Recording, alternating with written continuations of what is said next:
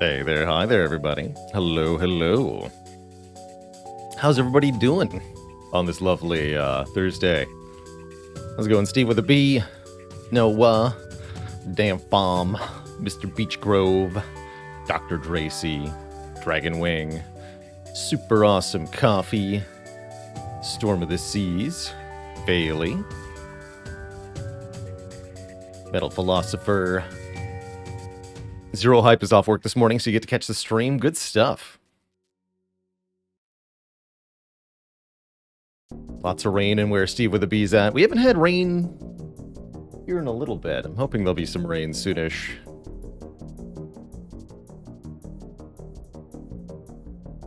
Good morning, Scotrition. Nitrous Oxide. Balding Bigfoot. Hat Walker. Hey there, hey there. Yesterday, we only ended up mastering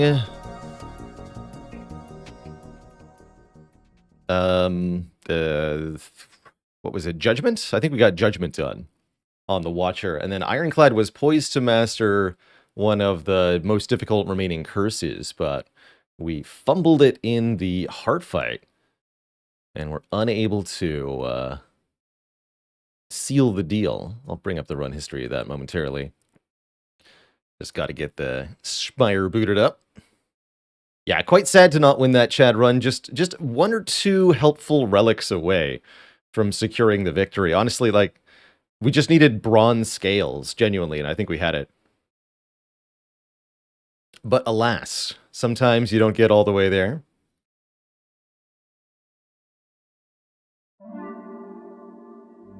Yeah, or if Shockwave hadn't been at the bottom. I think there may have been, in hindsight, ways to play that heart fight to win.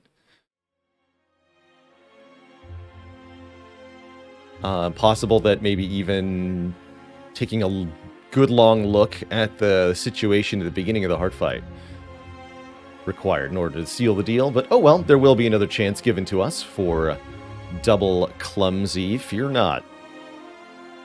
You're not. It's not nearly as difficult as lining up double Necronomicers, that's for sure.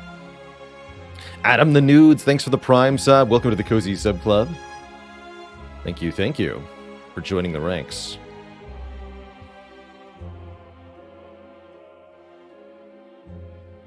Lisa ready to relax with some Bela Lord and Spire. Good stuff. Let's see. OBS doesn't want to capture Spire quite yet. Please pay attention, OBS. There we go. Excellent.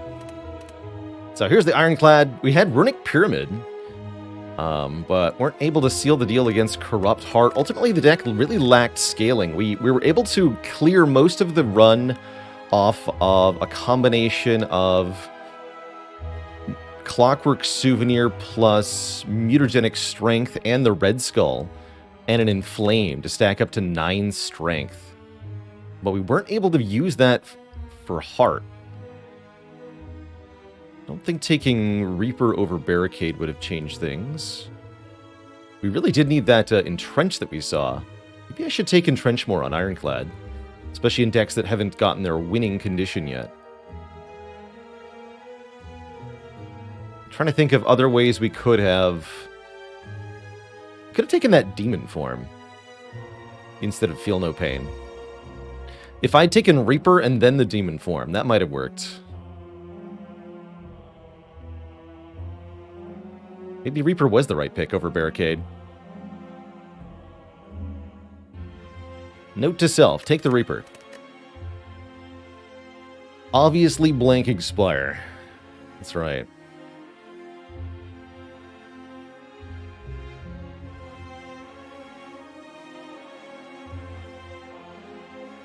I have on occasion, Storm of the Seas, used the Twitch app in just audio-only mode as a sort of like audiobook while driving. Just listen to the audio of somebody's stream.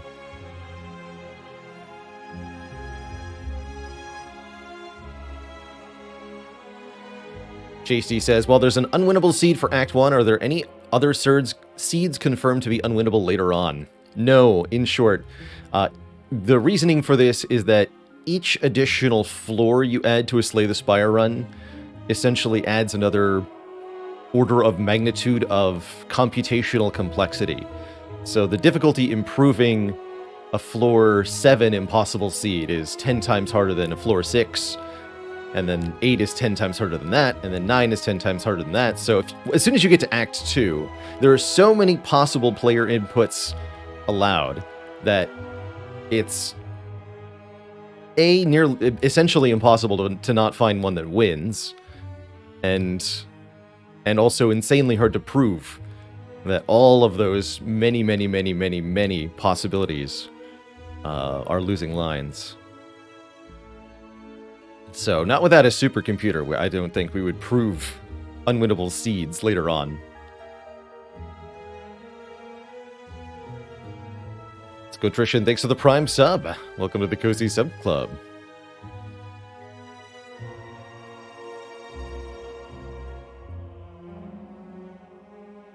Slink says, how close is Entrenched to another block card's value? Seems like if upgraded, it's really not much needed to equal another defend. It's true, but there are some complicating factors with things like Entrench. Often you really need Entrench to be drawn with 2 other block cards to be good. There exists the risk that you can draw Entrench with no other block cards, and that is a real liability for a deck. And there are situations where you're penalized in your ability to make block, which also then penalizes the Entrench. Anything that makes Frail is going to make the Entrench worse. The Heart makes Entrench worse by penalizing you with Beat of Death. You play the block card, then you lose 2 block. Then you play Entrench. Then you lose 2 more blocks. You get your block -2 times 2 with -2 again. It's quite a tax. But it's really nice with Barricade, and it can be very situationally good in either Runic Pyramid decks or small Exhaust-centric decks on Clad, where you can reliably draw it alongside a couple other block cards. Or, of course, if you find Calipers, that can enable it too. Ishmamara notes can be good with the boat thingies if you have ways to get block that don't involve playing other cards. That's kind of cool.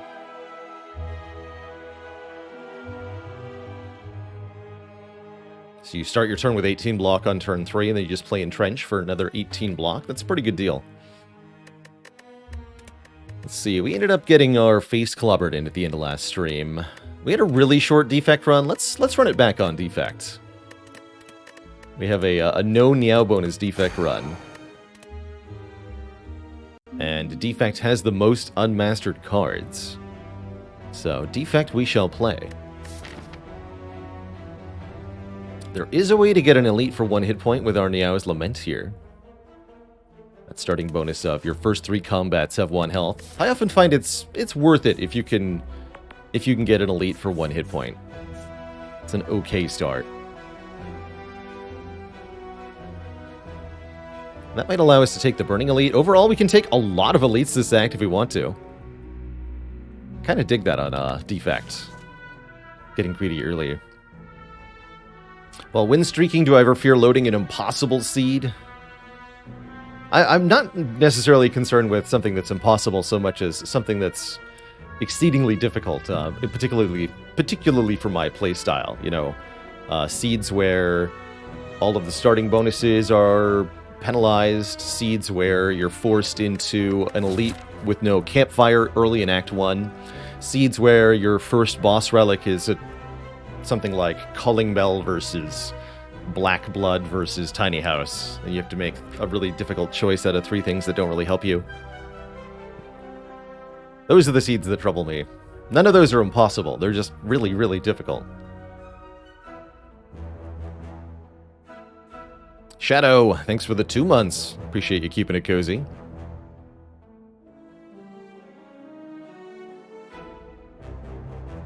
Yeah, win streaks around 10 do not make me nervous anymore. I'm kind of unfazed. I think getting back close to 20 would probably make me nervous again. But it took a while to get there. It's definitely a very stressful experience. The like collective psychic energy from the crowd. Everybody's really emotionally invested in the run. Everybody wants you to succeed. There's lots of play suggestions going around. And it can be quite difficult to differentiate the helpful from the unhelpful in that regard. And there's this like really big pressure to get a big win streak and break a record.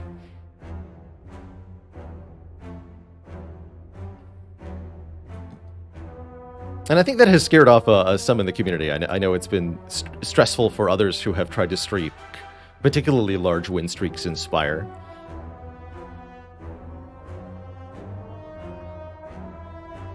Lesser-known channel Kuro achieved a very large win streak on the Silent a while back, tying and then beating by one Zeknar's Silent record. And then immediately upon achieving this feat, just disappeared off Twitch entirely because the potential for disappointment, I guess, was too high. Very stressful. Totally fair, honestly. How's it going? Anchorman comes in peace from YouTube. Love the videos. You've helped me get a lot of ascensions with my insight. You're heckin' welcome. And go fuck yourself, San Diego. Hashtag YOLO Swag City. How difficult do you think an A20 run would be that started with all relics? Every single one of them? He'll read whatever is on the teleprompter. Every single relic. I'm trying to think of the bad relics that might possibly impede this. I feel like we tried this a long, long time ago. Way back in early Spire, and the answer is the silly nonsense really, really outweighs the negatives, although there are some serious negatives with, for example, having all of the boss relics.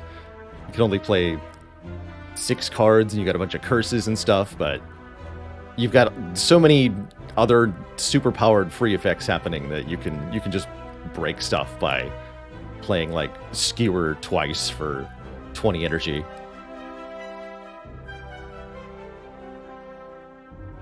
And anything that would try to hurt you is blocked by your various defensive relics.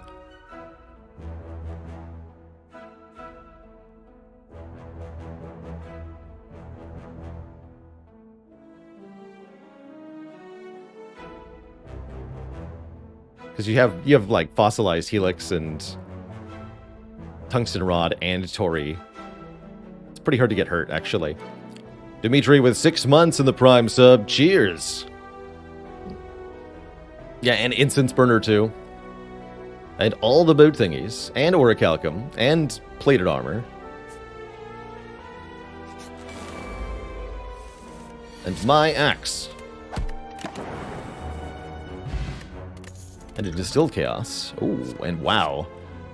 Floor 1, do you genetic algorithm or do you self-repair?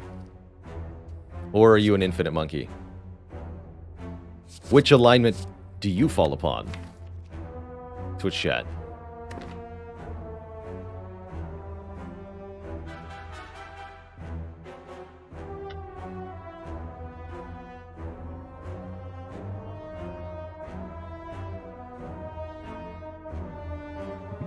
Do you choose Blank, Blanc, or the Great Infinite Void? No, it says, I feel like I underrate Recycle a lot. It's a pretty dang powerful card, but it really needs good card draw to be very strong. To take it on floor 1 is... I wouldn't call it the correct pick. It's a deliberate step in the direction of trying to build something quite specific. So you're trying to force an archetype, so to speak, by taking an early Recycle. And hoping that it works out by finding cool-headed compile driver hologram really quickly.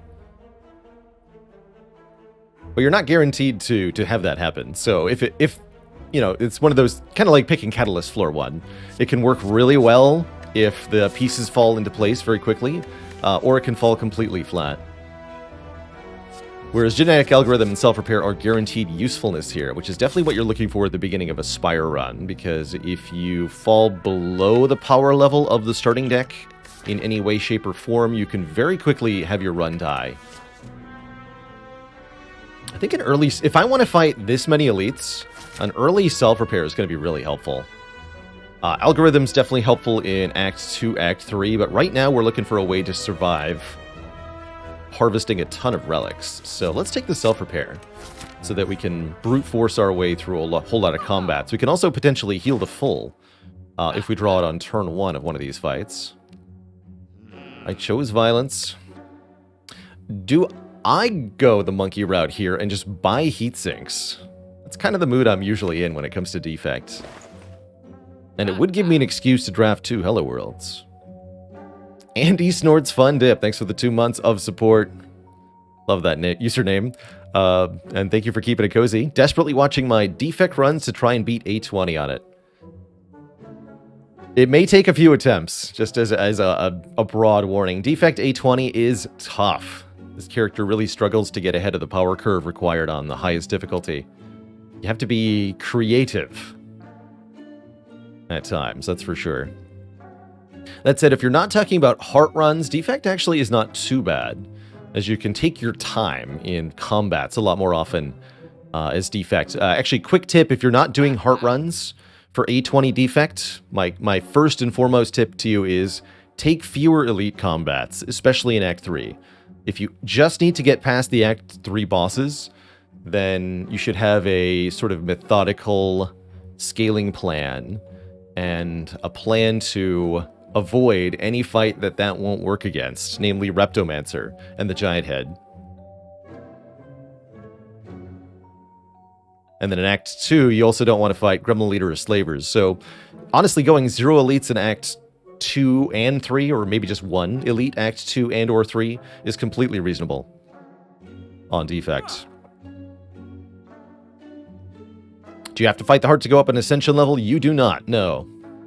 And in fact, you climb an Ascension level even if you fail, if you challenge the heart. As long as you get to Act 4, you've already ascended. I'm going to buy heat sinks. Let's do it. Wait, I can buy the leap too? That's not good enough. I'm not going to buy a leap. I'd buy a charge battery, but I won't buy a leap. I will eat a donut. It is delicious. Oh, we got it. The self-repair. Easy full health. See, why would I buy a leap when I could just take a charge battery for free? That said, do I want rebound here? No, because rebound with powers is not a thing. Take a charge battery. The repairing. Eat sinks monkey mode, go! How's it going, Asuki? Thanks for 4 months.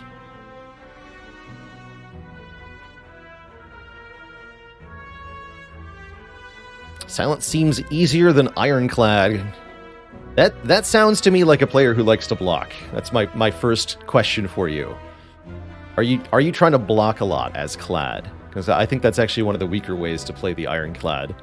One of the more effective ways to play the Silent is trying to defense as best you can and then leaving the rest for offense. Whereas Ironclad, you really need to invest in your offense first and foremost, and then defense is kind of an afterthought. That's the Clad way. Just punch him. So in practice, that means drafting 2-cost attacks, upgrading them with priority, stuff like Carnage and Uppercut in Act 1, using them to bonk the elites of Act 1. And essentially have a plan to kill everyone you meet in 3 turns.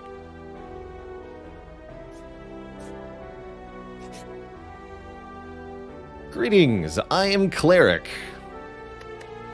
You know what, Cleric? I don't appreciate your attitude. Get out of here.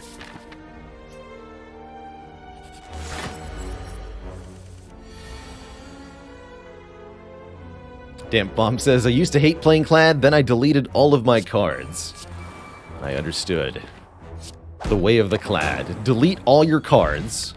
Win fight. Okay, we have a preponderance of healing.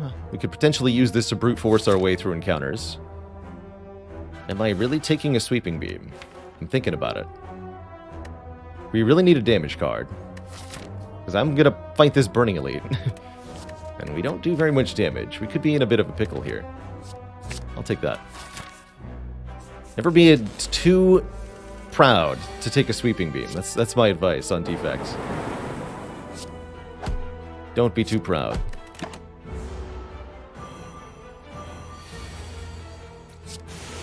When it works, it works.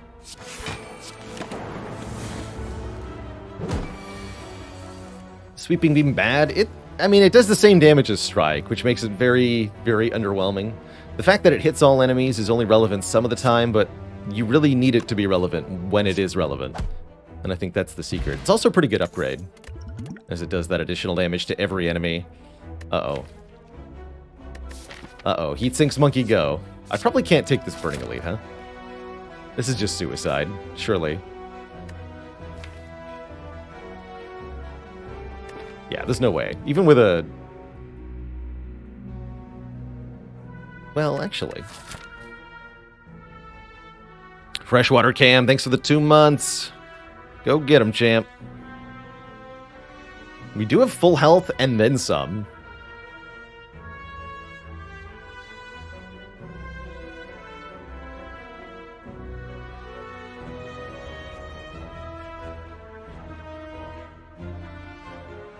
Kind of worried about the elite afterwards, though. If I want to take on 2 more elites, I don't think I can do this.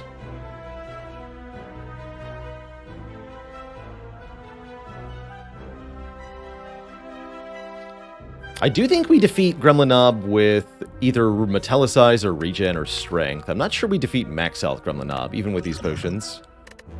Yeah, we're looking at Starter Deck Plus here. I think what I'm going to do is avoid the Burning Elite, and we're going to go for 2 others. I really need another relic and a damage card here. Let's go here. Let's go here. I think that is probably wise. We've officially devolved to the point that we're playing heatsinks against a red slaver. It's a concerning state of affairs already. Don't forget the additional energy. There we go.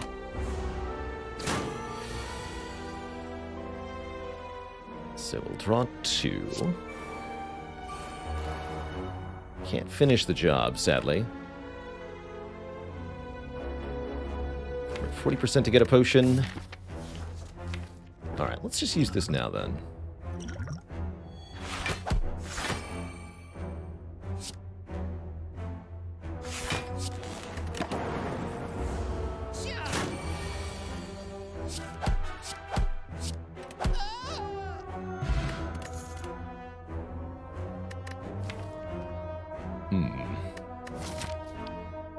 Technically, that's an attack card. It's not what I was hoping for. It might... Rarely do I actually feel like I have to take the claw, but this actually is such a situation. And it's kind of obscenely good, actually, if we get the Heatsinks engine online properly. And even the Sweeping Beam says draw a card. Normally I would be clicking Equilibrium in this situation, but we're so far behind on damage that I'm going to do it. Even more block. Alright, actually quite good at going into the next elite here. Let's keep taking card rewards for the moment. Give me my potion back, please.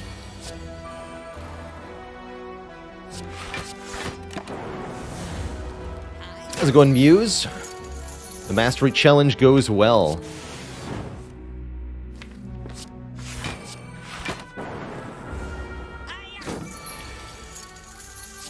Getting really close to the finish line here.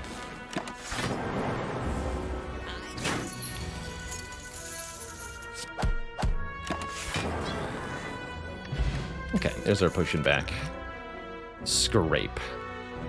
Not only is it unmastered, but it draws claw.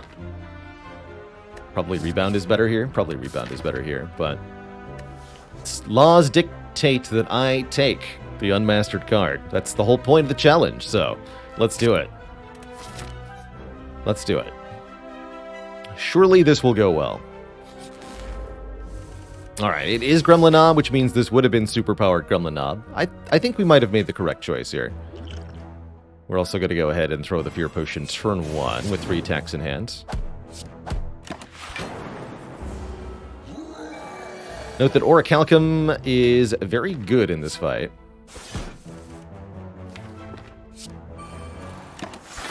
As it provides free block each turn without us having to enrage the Gremlinob here. Do I dual cast? I'm gonna go with yes, we do.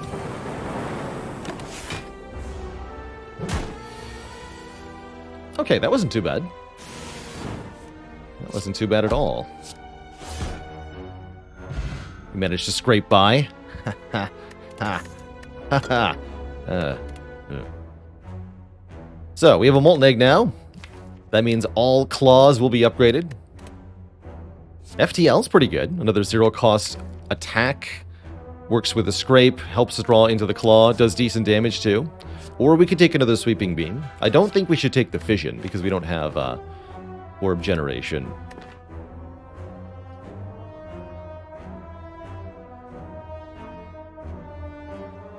But yeah, I think FTL is quite good here. With the free upgrade, especially. I'm hoping we can find a ninja relic. Would like to go to the shop. I think we're going to go event elite shop now.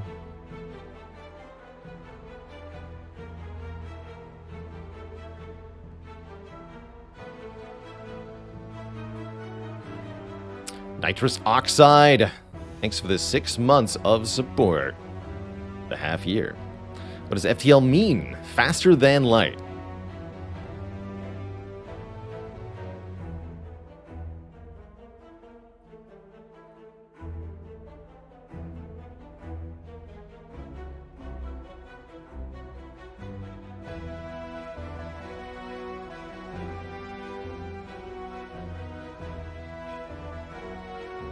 And a dad joke for the crowd, courtesy of Mathematical Wolf. How do you... Here's one I've just come up with off the top of my head, I suppose. How do you pick up a mathematician in a bar? Ask them, what's your cosine?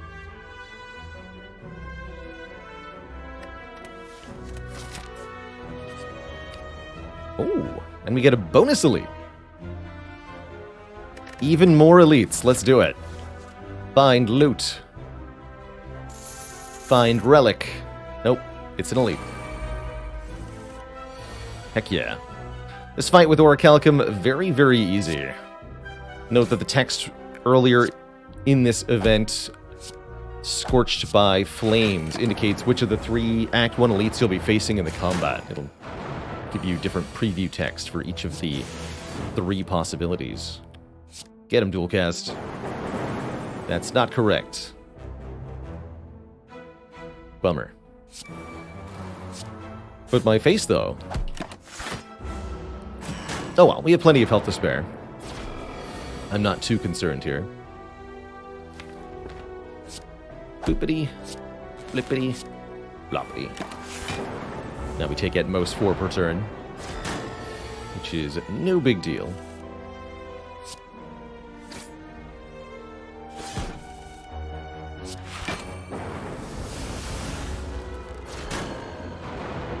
Powelax with the 14 months. Waffle Gang, rise up.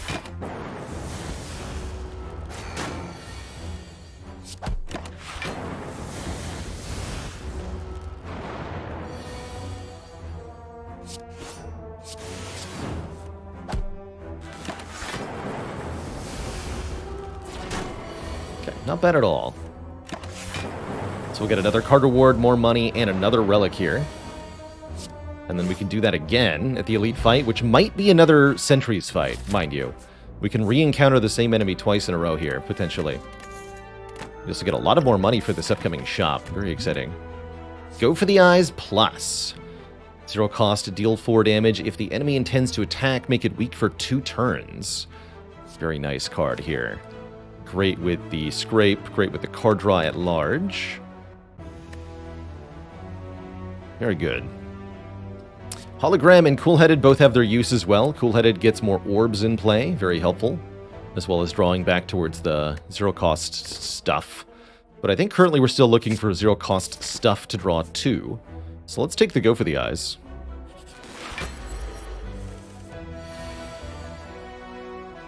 Claw. I'd like to play the powers before we waken up this Lagavulin. Sleepy egg. One more turn. Probably a fight where I'll try to use the speed potion. Okay, I'm reasonably happy. Well... Am I, though? This is turn 3, so we start.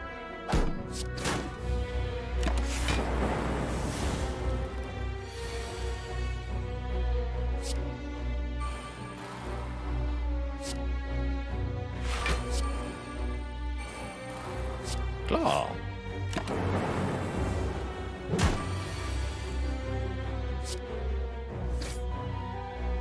Okay, speed push and blocks for 8 this turn. That's pretty good. Actually, let's find out if this draws Go for the Eyes first. Okay, yeah, still blocks for 8. That's worth it. I don't think we're going to get much better use than that.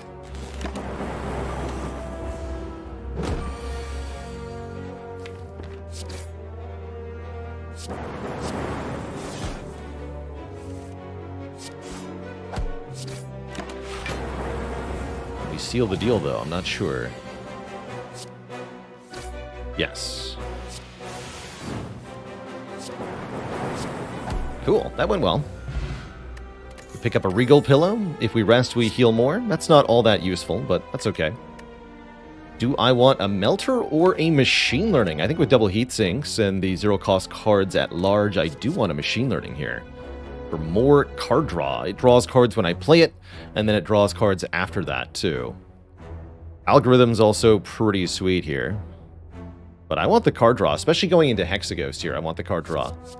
You know, in retrospect, that Recycle over Self-Repair would have been really nice for this deck. Can you imagine a Recycle Plus?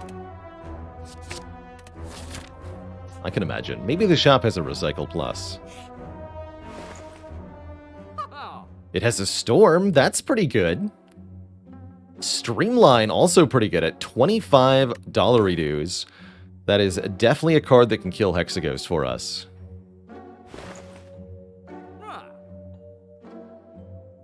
I also really like Nunchaku as a relic here. This deck plays a lot of attack cards.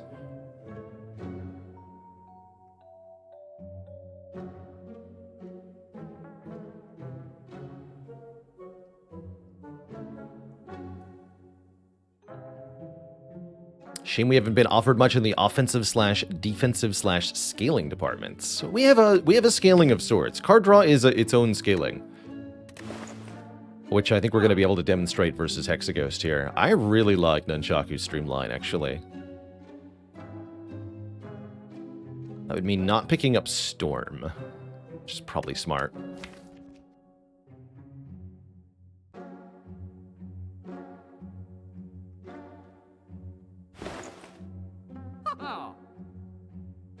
Abacus with Recycle could have been a thing, too. That's pretty spicy. Shame we don't have a Beam Cell yet.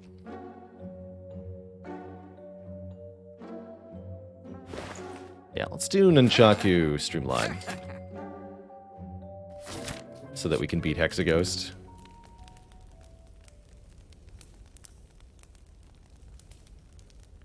And we should upgrade maybe Zap or Dualcast to make them zero cost, or maybe Sweeping Beam here. Upgrade Sweeping Beam for Act 2. I think we're okay against Hexaghost now. At least I hope so. The Claw.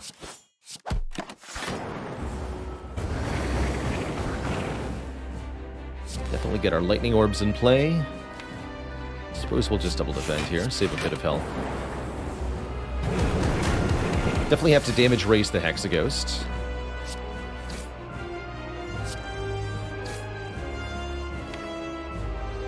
I want to play both of these, so let's just play Strike here.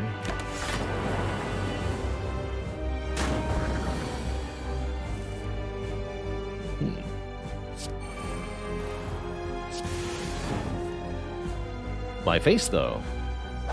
Thank goodness for Orichalcum, at least. Ouch.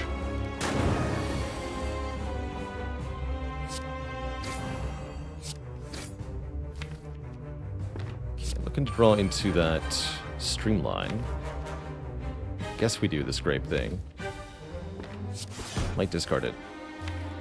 Thankfully we did not. Good.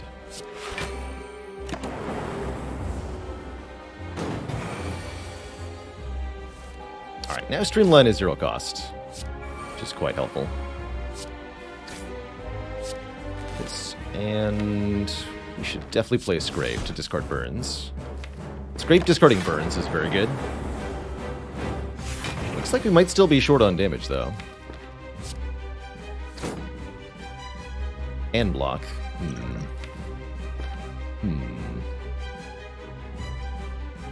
How do we fix this? Don't think we do. Can Duke Pot the charged battery? I don't feel like that's helping the fight, though. It's not going to get us through the Inferno turn.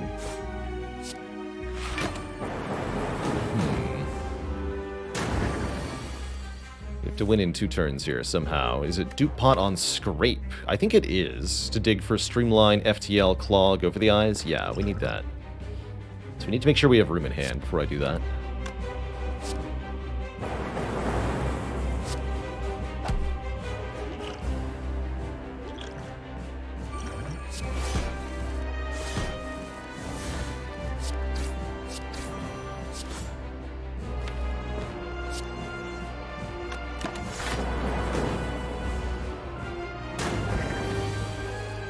And look at that, we actually did it.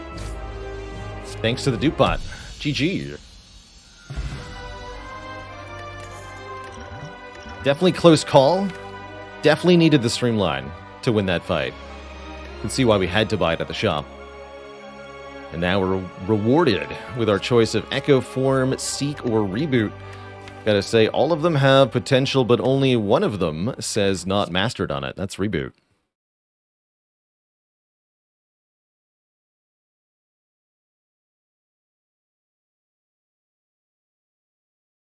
Does Duke Pot reduce the cost of Streamline an additional time, says QTP Wolf. Yes. Actually, maybe we should have duped Streamline the first time we saw it. As a different route through that fight. It's good thinking, actually. I like that.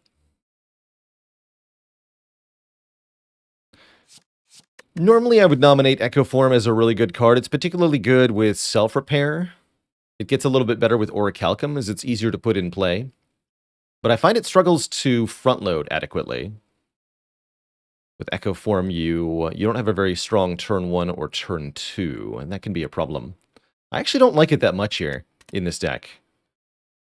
I think Seek is broadly better. I'm going to pick the Reboot here for the Mastery Challenge. See how that goes. Ooh, and we're going to get some more cards, too. Or Nuclear Battery, which is genuinely pretty good in a deck that doesn't have very much orb generation. Nuclear Battery could be as good as or better than an Energy Relic.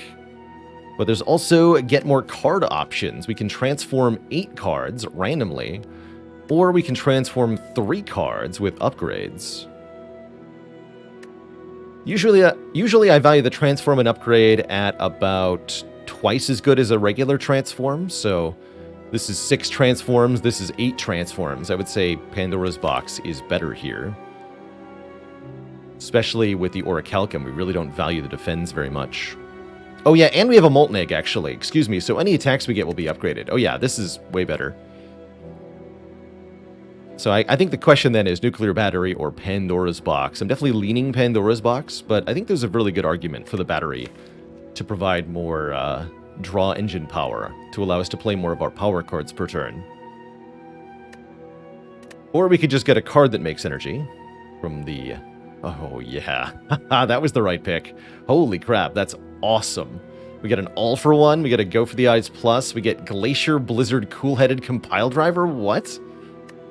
Amazing set of cards. Looks like I drafted these myself. That Blizzard's a bit out of place.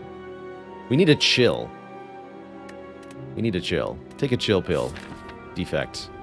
That's an amazing Pandora's Box. Rarely do you see a P-Box where every card feels good, but that is pretty close. Do I blunder into the Burning Elite? Kind of all the other paths are bad. Yikes. What a weird act layout. Huh. I think we start here. And then we might be going this way, which is spooky. Not that the other path isn't spooky, right? Like, these are my other choices. There's no way around an early Elite here in Act 2. Terrifying.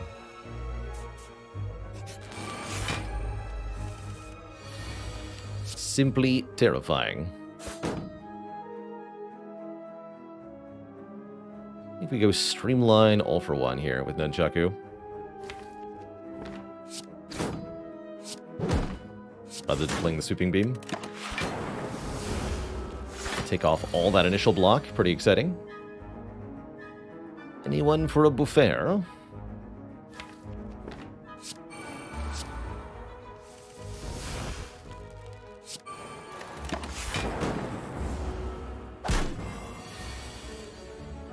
Melter! I forgot we had you.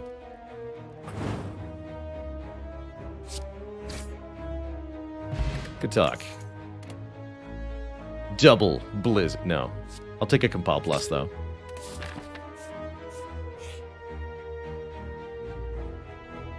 Lose 43 max HP? You crazy? That's all of my hit points.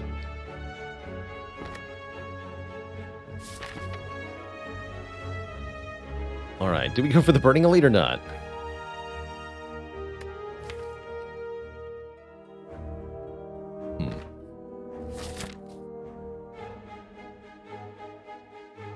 I think yes. Again, owing to the terribleness of the other options anyway. Let's do it. Immediately find Forgotten Altar. Okay, well, a Regal Pillow is here. Give me some max health. The sleep. And I get an upgrade anyway. Best of both worlds. Excellent. Upgrade this immediately. Please. Bird Nerds. I was thinking about Liquid Bronze for Book of Stabbing. Bird Nerds are a compelling reason to use it early, though.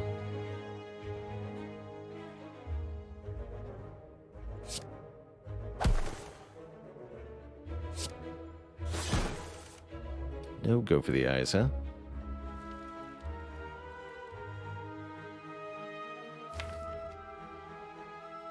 I don't think this fight will be that bad. I'm going to keep this for Book of Stabbing. I think it's very important that we can deal additional damage to an empowered Book of Stabbing if we encounter it.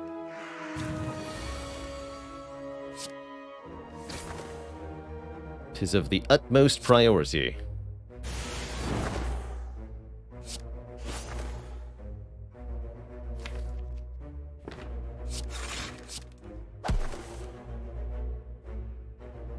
Can always heal. Might as well make you weak forever.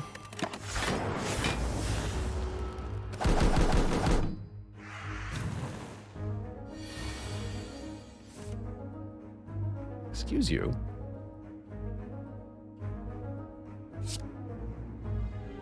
I'll kill you first.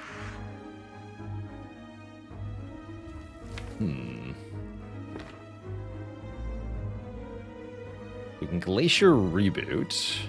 Let's do that.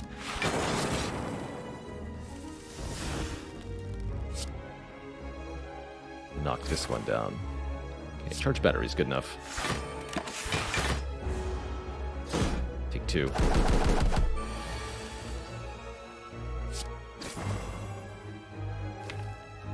So we would additionally prefer to, if possible, set up the Nunchaku for the elite fight.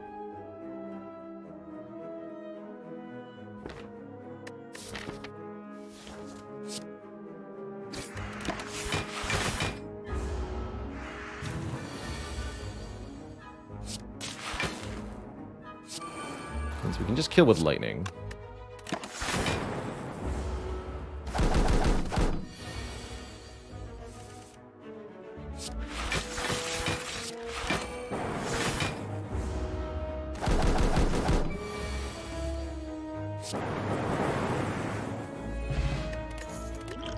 This potion probably won't be very helpful. However, another Go for the Eyes Plus or a Doom and Gloom are both very valid options. We already have two Go for the Eyes. Let's take the Doom and Gloom. We need some area damage going into the next fight. And we're going to sleep for 27 plus 15 health. That's a 42 hit point heal, taking us to 85. If that can't be a Burning Elite, I don't know what can. Ooh, we got turn 1 Doom and Gloom against the jerks, let's call them.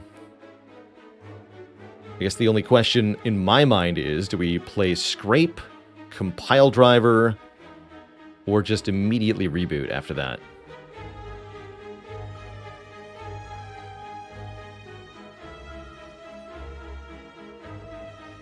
Scrape looks at more cards. Compile Driver could keep the cards, although what 1-cost cards do I want to keep anyway? No, we want to play Scrape. I guess I want Sweeping Beam, and that's about it. So I'm thinking Doom and Gloom Scrape. Could also go Doom and Gloom Streamline, thanks to Nunchaku here.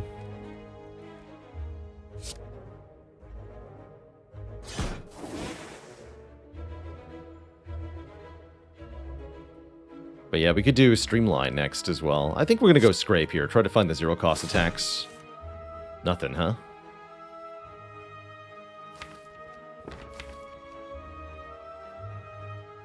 Alright, let's reboot now. Let's reboot now. Sweeping Beam. Okay, not too bad.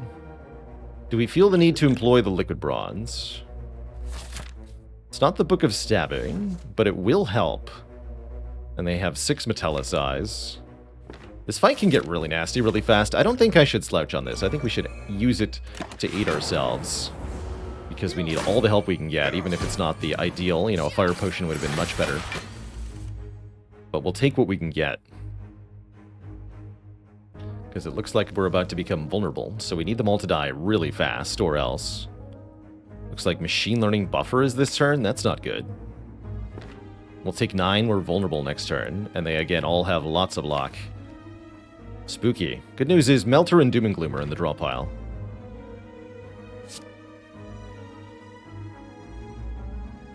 Here goes.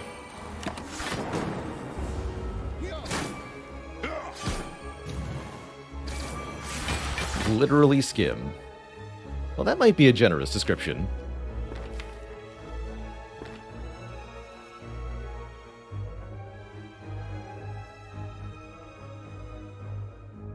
Okay, Melter is a perfect kill. That is generous. We can kill 2 of them. That's pretty good. Let's see. We can do 3 plus 5 plus 4 plus 4, so 16 plus 14 is 30. That does not kill this guy, but does kill the front one. If I go for the Eye's Claw, all for 1. Go for the Eye's Claw. The other option is what? Scrape, try to draw something else, but then we don't get to all for 1. There's no point in doing that. So yeah, just do this. Note that this would not kill if it weren't for the Thorns Potion. So definitely getting use out of that potion investment here.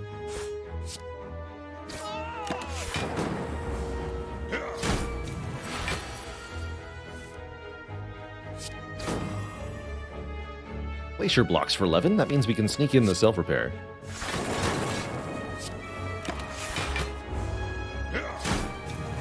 And I see we've got Nunchaku on 9, so if I can do this without playing an attack, I'd prefer to. Looks like I can't. C'est la vie.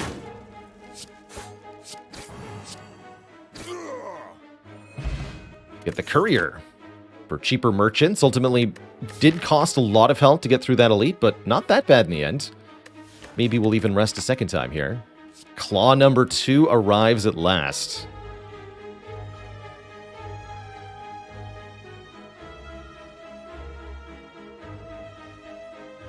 Oh, could I have done self-repair dual cast on a previous turn? I didn't see a way to do that, but maybe there was.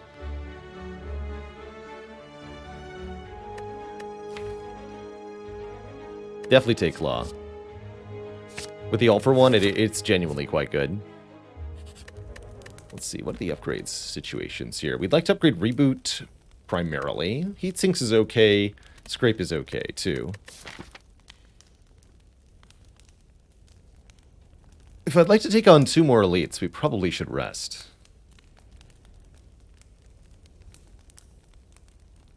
Let's rest. Go to full HP here. Even fuller HP. You know, I like it. Stacking max health is good. I'm going to take this strawberry. And I think we want to do an event before an elite? Surely we do. It's a fight. And you know what fights are? Fights are card rewards. That's what.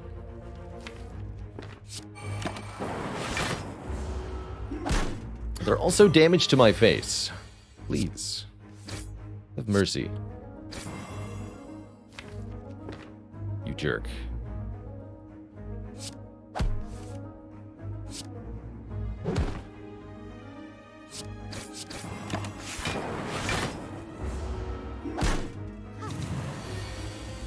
Blocking heart definitely can be solved via max health.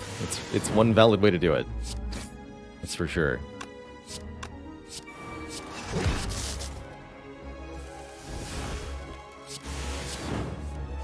Get him.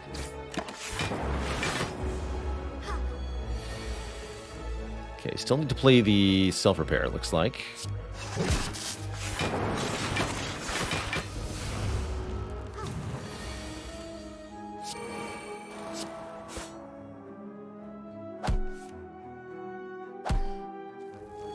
Good.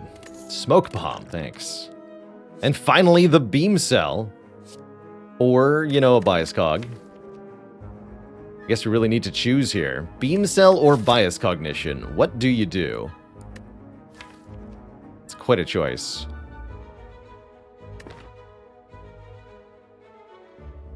Only one of them is green, I suppose.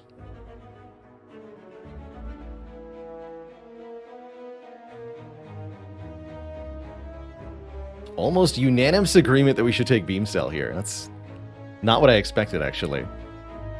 Next floor is another beam. Good, I'll take that one too.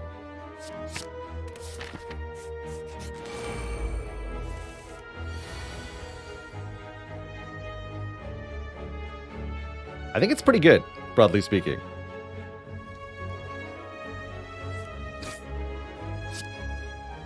Any beamers? Beam. Don't let your beams be memes, twist shut.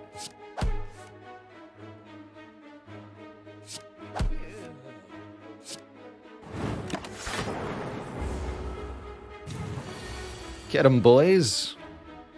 Boys? Hello, boys. Let's see. 2 claws in the draw pile. Do it. Yeah. Good. I think Doom and Gloom in the draw pile for the resummon does seem vaguely acceptable. Let's just play Streamline here.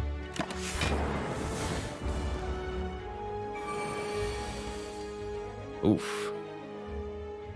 That's not how that's supposed to go.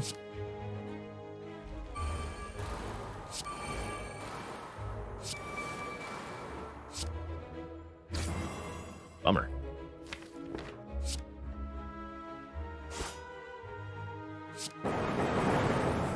Yeah, bummer. Well, that's what healing is. Hit points are for. You got plenty to spare. No problem. No problem. What's the way to do this? Do Doom and Gloom Streamline or Streamline All for One? I think Doom and Gloom Streamline is better.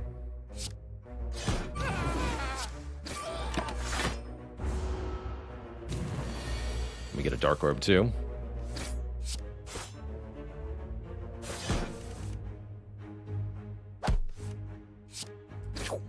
Not too bad. Get Omamori, negating the next 2 curses we would obtain. And a double energy plus if we want one. It is unmastered. I'm not sure it helps, though. Sunder's not good. I guess I'll take a double energy. We need to upgrade our card draw, though. Maybe we'll take an extra upgrade instead of the next elite. Maybe. Let's go here first. There's some card draw for you.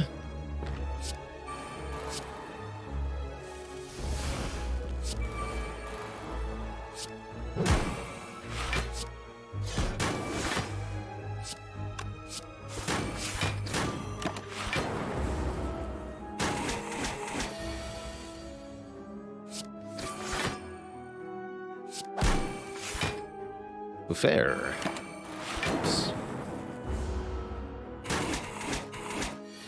Good blocking.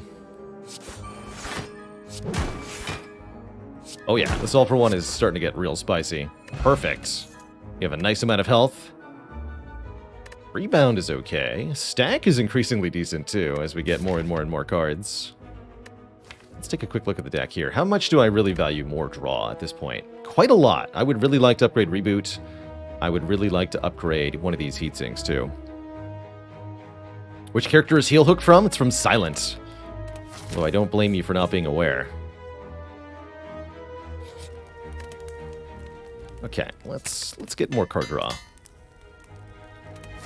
Please and thank you. Who's ready to get melted? Get destroyed, friend. Alright, Buffer will allow us to safely self-repair in this fight, for sure.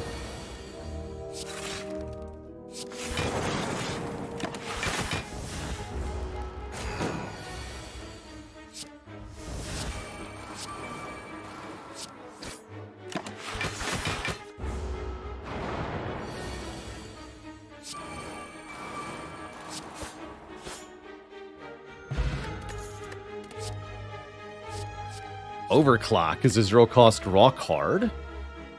Although I might prefer a Force Field Plus. It is actually really cool. After playing 4 powers, that is a zero-cost 16 block card. Really like Force Field here. Clam Bandit with 8 months in the Prime sub. Welcome to the Cozy Sub Club. And then again, we keep wanting more card draw. Let's get the Cool-Headed upgraded.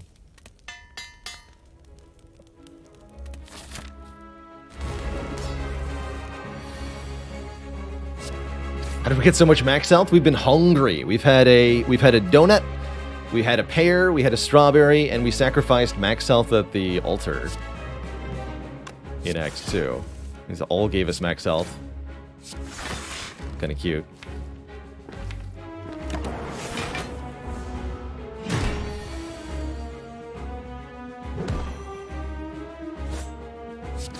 So we should be able to beat Champ pretty easily by scaling our Claw, and / or scaling Blizzard, and / or scaling a Dark Orb. I guess all of these can beat Champ. We just do some combination thereof.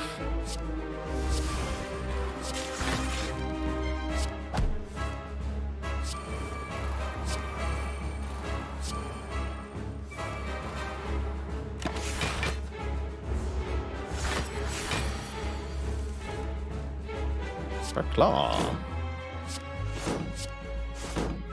We would ideally like the Compulsive Draw 3, which would mean necessarily playing Zap. So I don't think that's going to happen.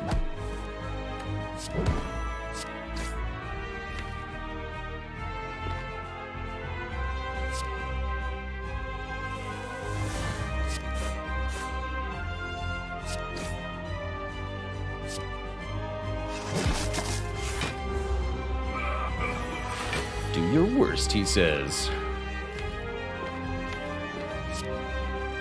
You got it, bud. My pleasure.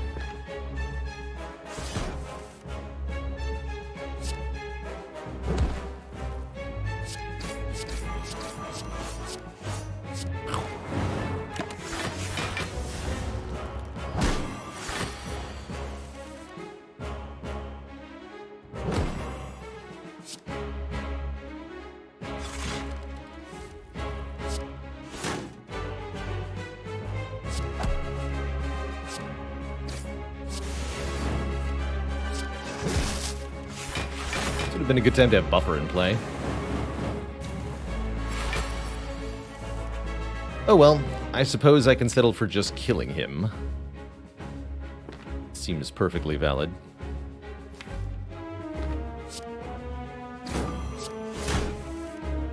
What? Scammed. Do we still kill? Let's see, we get Claw, FTL... Force Field, go for the eyes out of the discard pile. I think that might still be enough.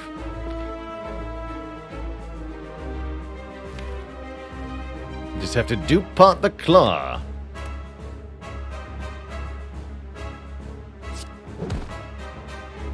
FTL still draws one. That's the secret. GG. GG. What a scam. Meteor Strike Plus. Don't feel like I can use that. Vision seems okay, though. More than before. Well, actually, with Compadre Rivers, it's kind of bad. Maybe I skip here.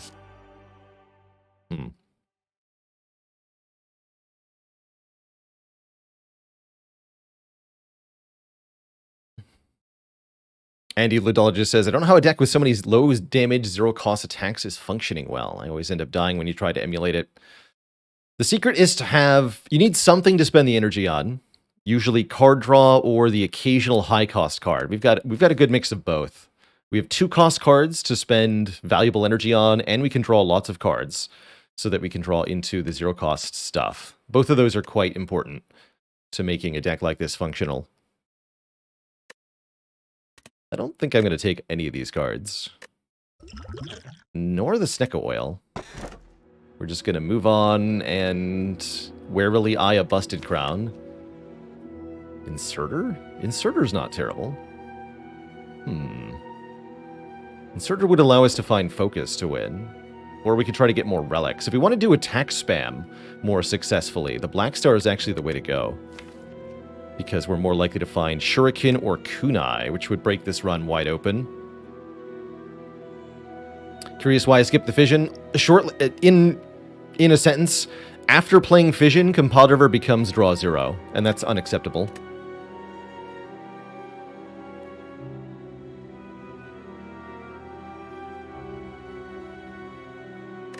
I'm gonna go Black Star here. I think we want to lean into the attack spam. And if we find a consume in the first 3 floors of this act, I will repent and admit that I was wrong. But we get 4 elites, so I'm pretty happy about that. Yeah, I'm pretty happy about that. Oh, we could get 999 gold? You're right. Although, the shop is first. We could accommodate more shops if we need to, right? Super duper yes. Cool. So yeah, we should go through the events here. I don't think I'm going to try to force it. We want to have the guaranteed shop. We've got courier too. Oh yeah, definitely give me the 999 gold. I don't think that's worth trying to force. It's a fun thought though, right? If it's the 3rd event, be salty about it.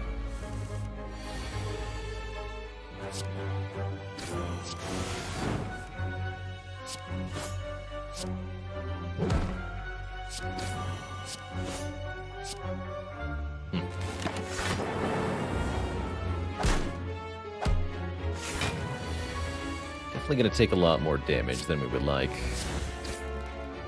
'Tis inevitable. Can I kill you? I doubt it. Should focus on killing the front one. There's no way, right? Yeah.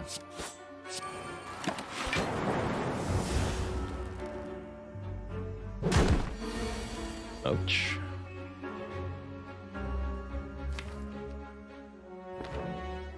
And self-repairs in the discard pile. Fair enough.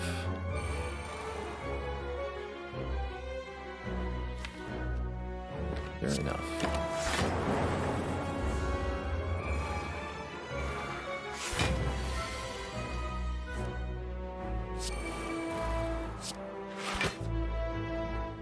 Now they're all trying to kill me. Good for them.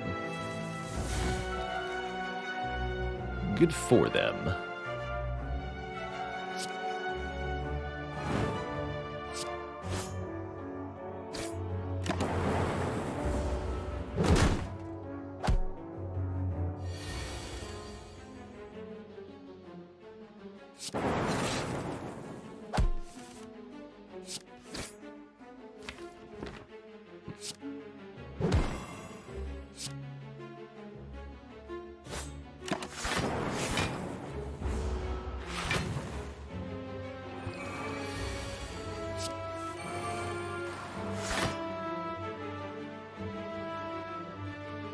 Three whole damage.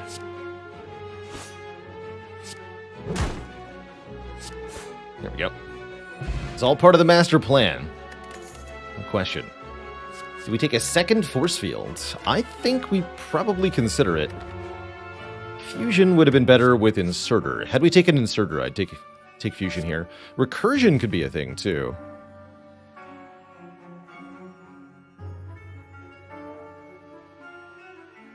Yeah, we used to have an IA emote. I think you can still see it through the channel point reward interface somewhere. Like the become a channel cutie thing.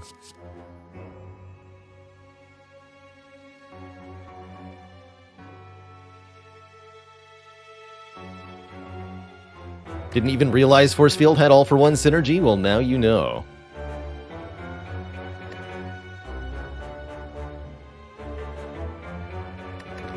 I'll take it.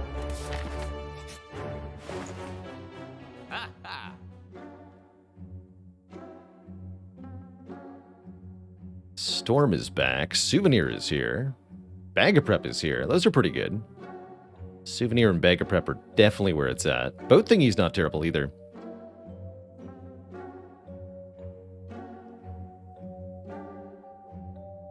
Let's start with 2 cards turn 1 and Artifact turn 1. And I can still buy Storm and a card remove. That's pretty sweet. Do I actually want Storm? Not without Bias Cog.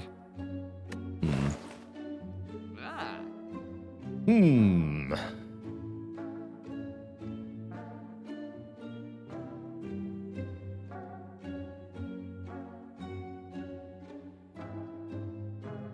a dad joke for the crowd, courtesy of Lashinus. Did you hear about the farmer who joined the Army Corps? He ended up getting a field promotion.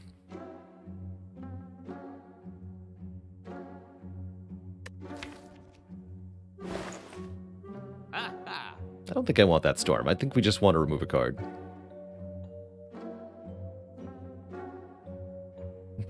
He's promoted to Colonel. I like that. What would we even remove, actually? This is a P-Box deck. Blizzard is questionable at the moment. I could yeah, let's lose Blizzard. Sorry, Blizzard.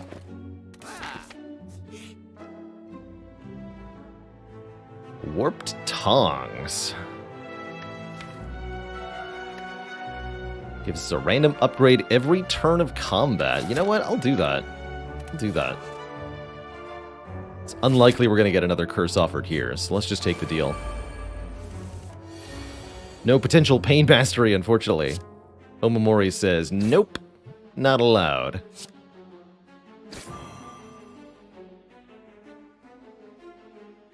Spiker says, don't play Doom and Gloom. There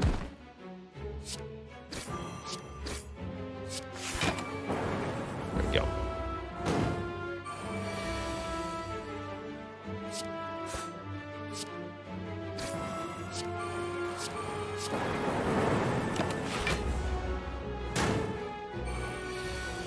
Not my buffer.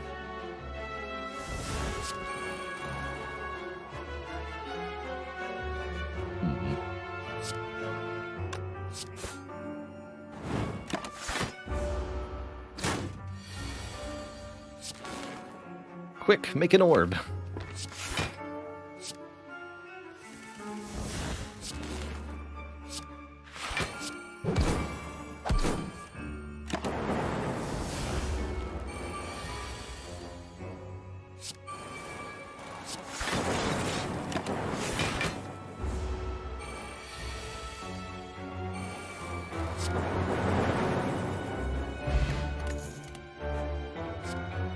Ooh, Recycle's here. I think Recycle is the missing piece of the puzzle that we want here. We have the card draw. I'll take it. Heatsinks Plus also exceedingly tempting, trust me. But that Recycle is essential, I think, to making this deck work in the late game. That's going to allow us to exhaust cards as we play, essentially enabling us to burn the deck down to just something like Streamlined Force Field that we play over and over again. Should be most welcomed.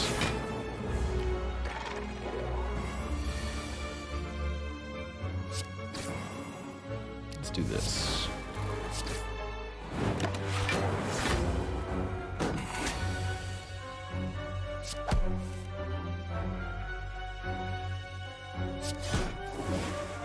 I don't want the energy this turn, so let's not plague over the eyes here.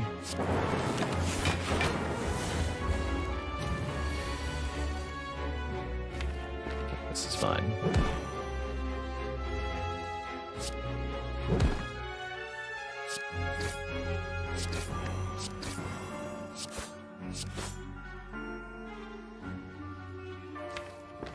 Go heat sinks, machine learning, force field, dual cast, reboot. Got so close to full blocking that. Buffer takes the hit, thankfully.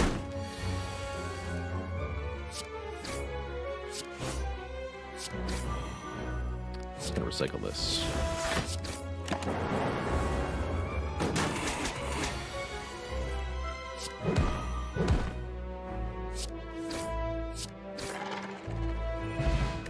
Okay. Hologram is powerful. Hologram is very powerful. Flex Potion with Souvenir can do some stuff, notably versus Shield and Spear. I'm going to discard the Capacity Potion and pick that up. How does it go in Nielzio? Thanks for 14 months and the good luck stream wishes. Do I buffer now?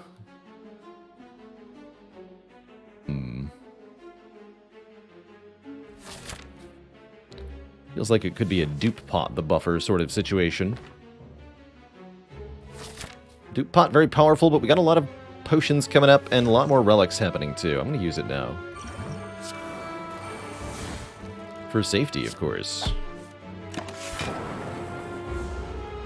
Need to make sure if we get hit for 45 on this turn, we don't get completely destroyed. Because that would be unacceptable. Yeah, there's the 45 that we needed a buffer for. This would be very bad. Too bad.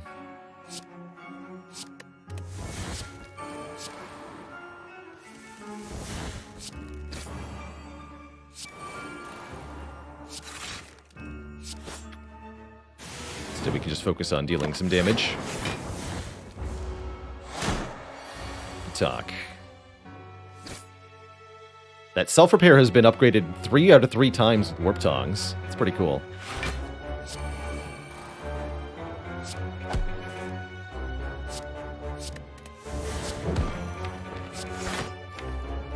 Alright, scale some stuff.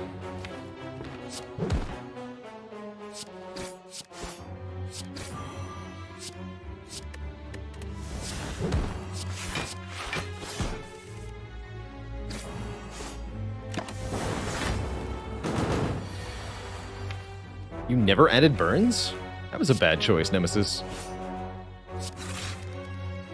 How very foolish.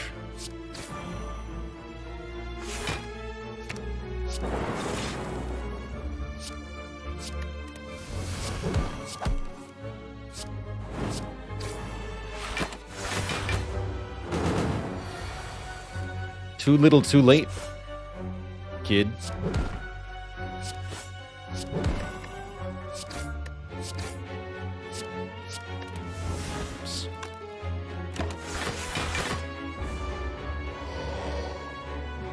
Cyber Magics, thanks for the tier 1 sub. Welcome to the Cozy Sub Club. Mabank with Courier, that's not bad. And an Ancient Potion as well as Claw number 3. Or a Turbo.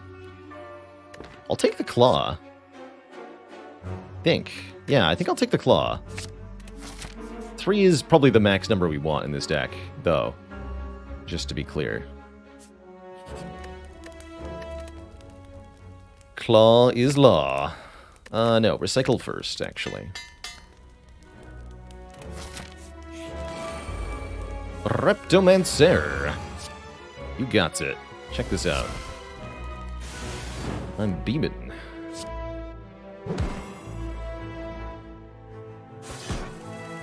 Ooh, Doom and Gloom, even better. I was going to hollow Sweeping Beam, but why do that when I can hollow this? Excellent. I guess because then I could play Glacier. It's a half-decent reason. But only half. Getting Buffer out of the discard pile, I suppose, might have been a decent idea, too.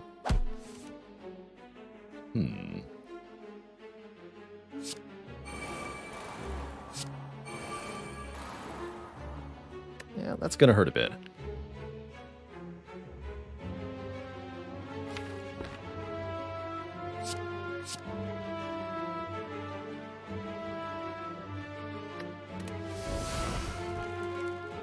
Can at least kill one dagger. Wondering if we want to use the potion. We waste 5 healing, though? I don't think so. I don't think so. Yeah, we do kill one of the daggers here for sure.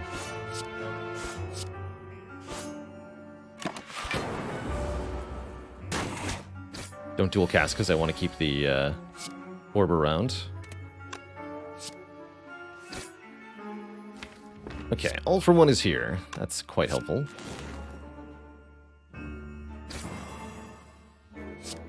Let's go self-repair. Force Field, All for One.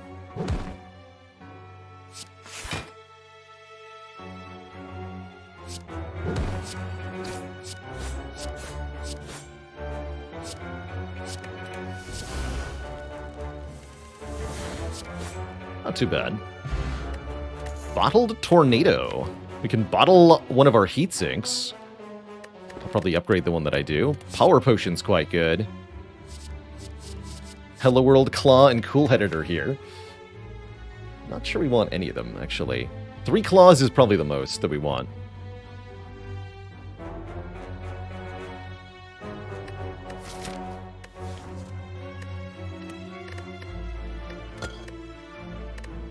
Definitely bottle heat sinks. Bottle buffers something too. Could this be the Hello World Mastery? I don't think we should try to take Hello World here.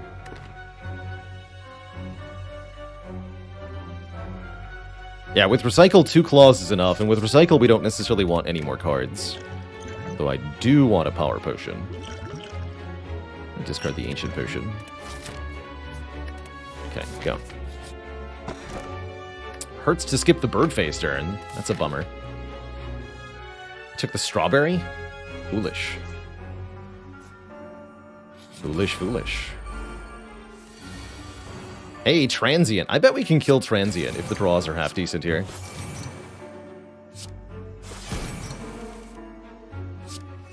Looks like they are so far.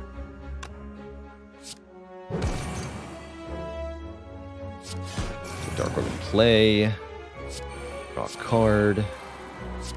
Recycle this.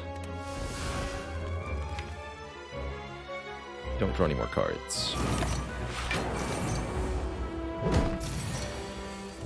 Oh, I was going to say, do we get the random hologram upgrade to really seal the deal? The answer is yes, we do. Excellent.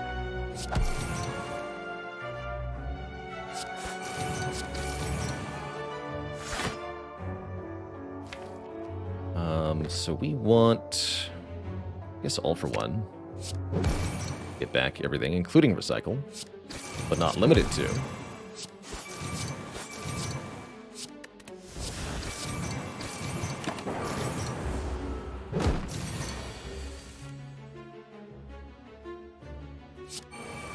Buy myself a bit of time with Buffer. Get the Frost Orb down. 3 turns left.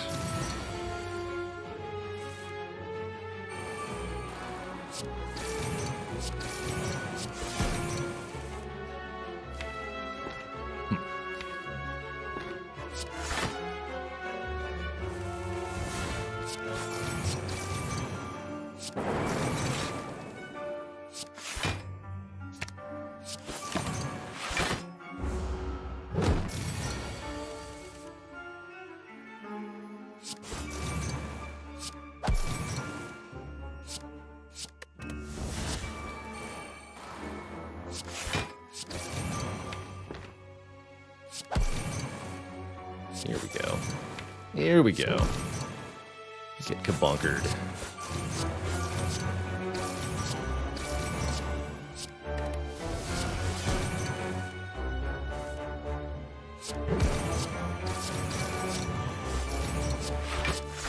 $300 damage on that turn?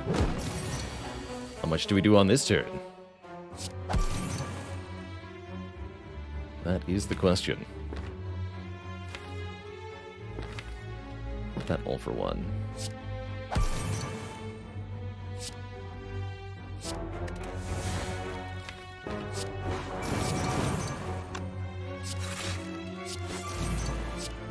Literal bottom card, huh? That's okay, I can work around that. In fact, that's exactly what I want. Check this out. Boop. 10 cards, suddenly. OP. Get destroyed, friend.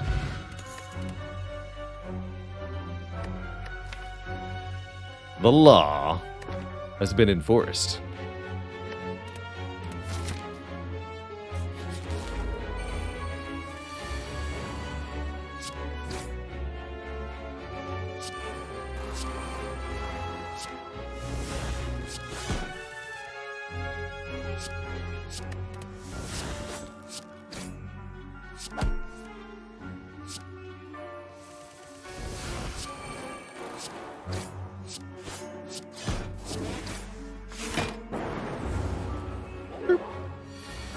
No debuff for you.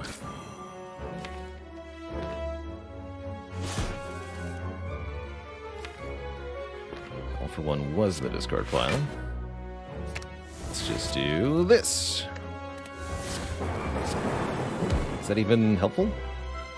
Deeply unclear, actually. It was. There's a Duke Pot again, and the second reboot. Okay, here we go. All we have to do is win, and we have a candidate card for the Mastery Challenge. Excellent. Most excellent.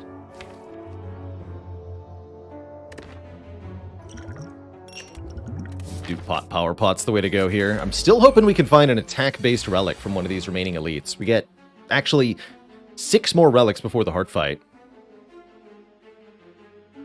Did you know you can recycle Force Field for +4 energy? I'm gonna do that here. Don't care if that's wrong.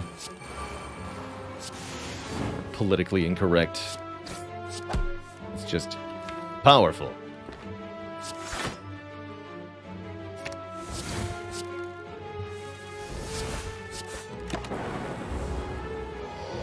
Recycling Force Field is wrong. I don't want to be right. Maybe I just don't want to be right at all.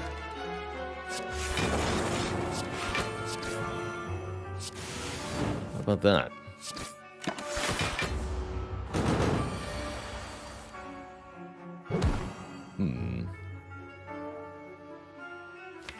But my buffer. I can go Doom Compile, but that's not guaranteed to do much. I'm going to go Compile. Alright, that worked out.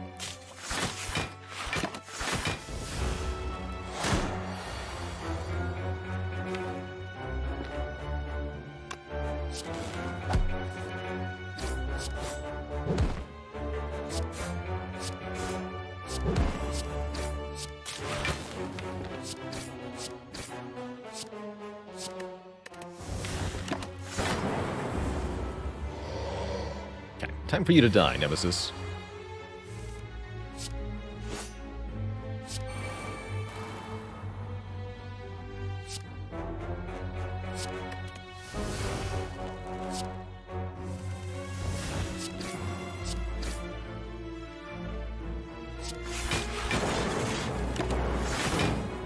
So close. Your intangibility won't stop me.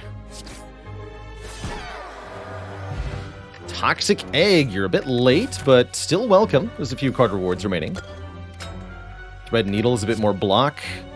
We can get another hologram, a beam cell, or a reinforced body. I think another hologram is enormous here. Even though it's adding another card, it's a card that can fetch, recycle, or all for one. Both of which are very strong.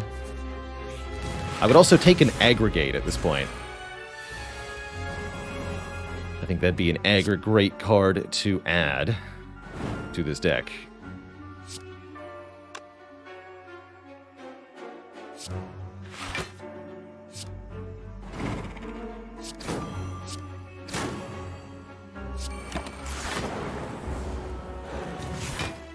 Could also find Orrery. Or just buy cards in the shop, period. What is this turn? Ow. Goodness, we have Orichalcum. It's a miserable draw. That's more like it.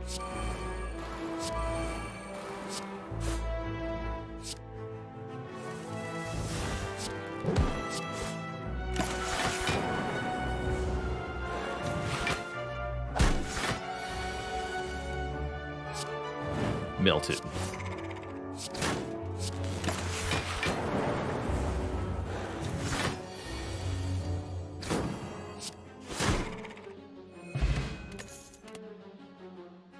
No more claws. You could maybe take a stack, but I think the force fields get the job done much better. Same with Steam Barrier. Shop might be a little tempting, but we definitely want to leverage the Black Star, get one more bonus relic here, and it's going to be Giant Head. An enemy we can perhaps set our deck up most against. Show off what this baby can do.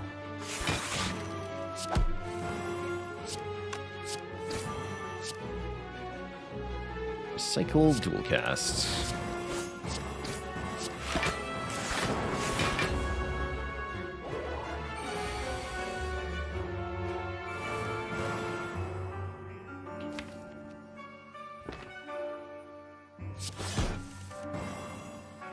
Okay. Cell, claw, claw. Hologram, recycle. Recycle Doom and Gloom. All for one. Recycle the FTL. Cell. Go for the eyes. Claw, claw, claw. Reboot. Cell. Go for the eyes. Machine Learning. Double energy. Claw. Reboot again. Draw more cards. Claw, claw, and if it survived, we could then do all for one, claw, claw again. Good time. Get Gremlin Horn. When an enemy dies, gain an energy, draw a card. Good in the boss fight we're going into, actually. Another power potion. Equilibrium. Let's get in here. And an upgrade on Zap and Charge Battery. Less things for the Warp Tongs to hit is fine by me. I like where this run is headed. Twitch chat.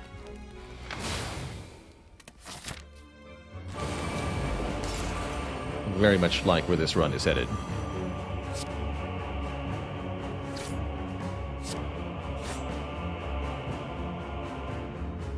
Right, all for one right away. I think we Equilibrium the all for one. Don't plan on playing most of the powers, although we're going to play a few.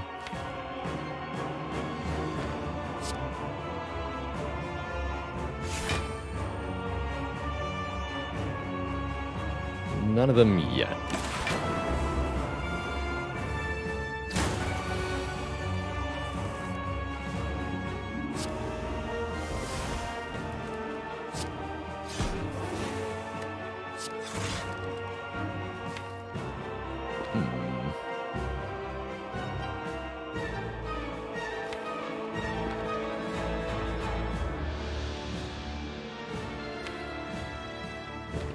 Wherefore art thou recycle?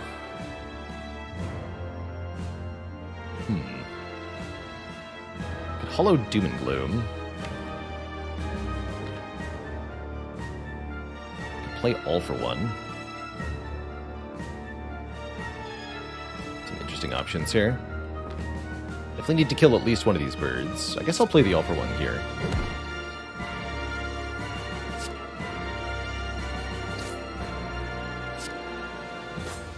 This.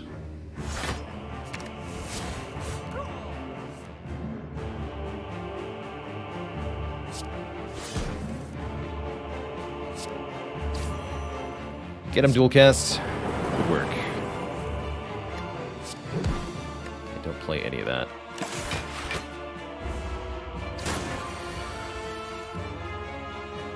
Okay, machine learning probably does need to be played, even though it really improves the enemy's attack power, question mark? Gonna speed this up a lot. It's too much damage this turn, though. Let's not. Let's try to avoid suffering here. Our suffering. Here we go. Cycle Glacier. Alright, I'll do it. Okay, full blocked, full blocked.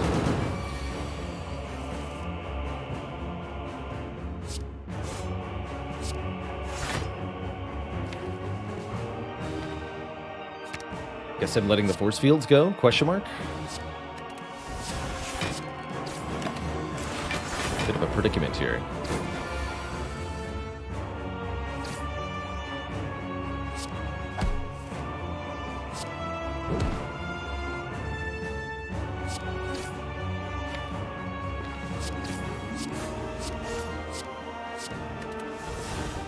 I think we do play this machine learning.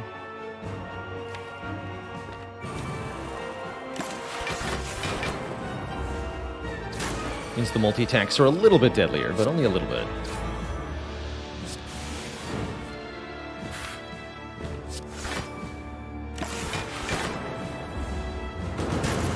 Plated armor.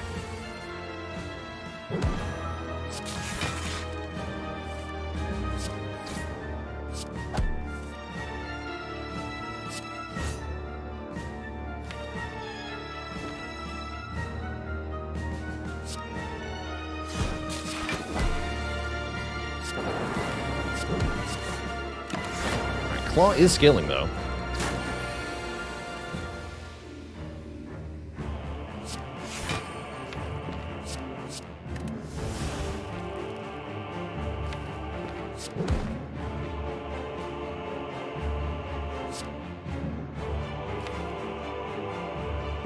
Can play power after getting a kill. We're likely to draw buffer next turn. No, let's just wait one more turn here.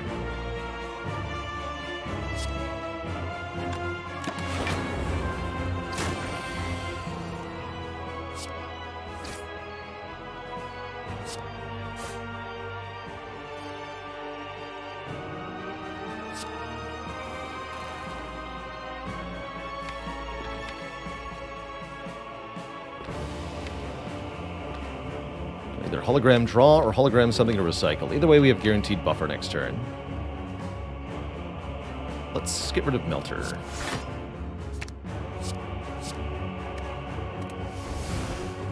Charge battery here.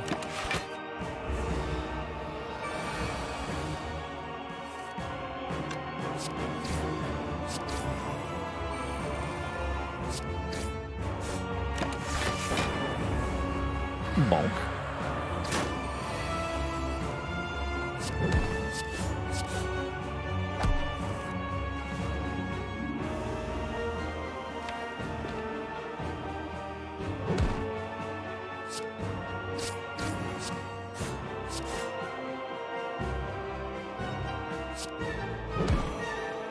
Damage, though.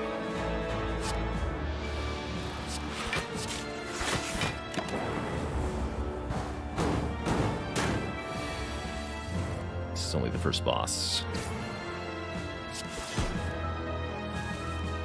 GG. Okay, plenty of health to get through the next one with. And we can play our powers much more freely against Time Eater here. Although our card plays are limited, that shouldn't really be a problem. Really not that worried about Time Eater here. Really good turn one draw. Really good turn one draw. Let's just not play anything else.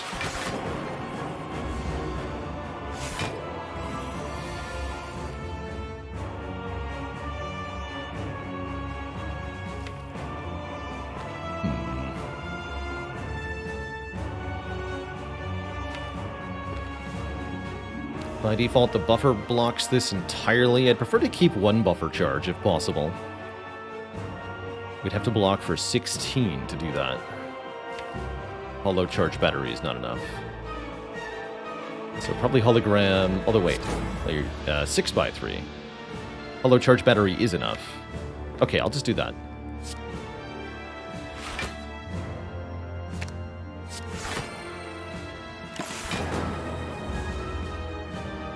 We have 4 cards for next turn. Yeah, I wanted buffer for this. Although we can actually just double force field. Let's do that. Scale Claw. Scale Claw.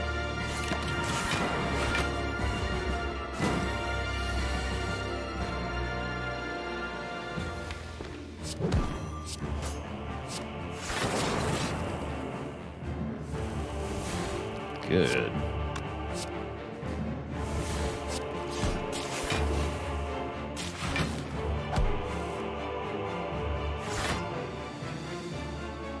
Three cards next turn.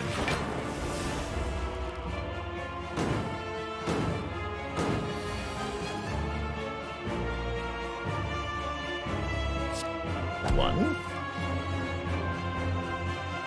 2. 3 or 3? Go with 3. Don't care much about that self-repair, actually.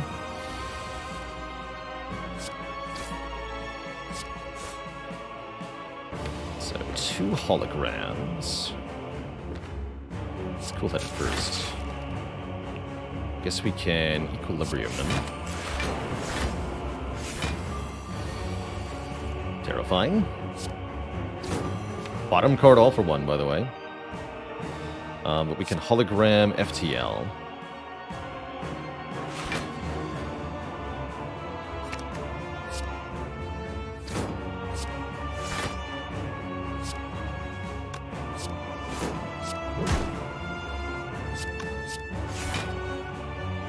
It's not too bad.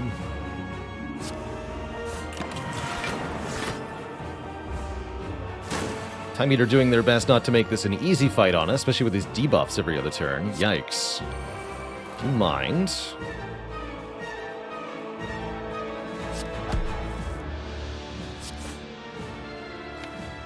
Repeat, do you mind?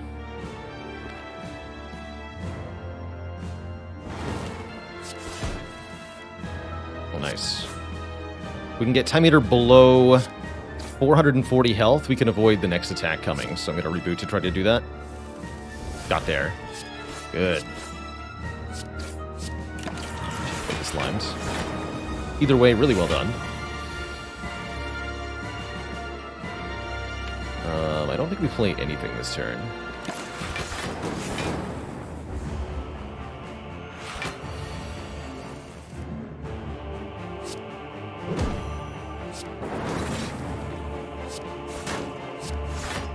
Definitely a lot of garbage in the deck, that's for sure.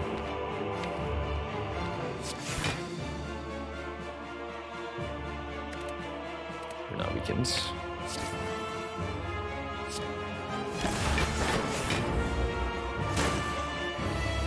Please stop filling my deck with trash.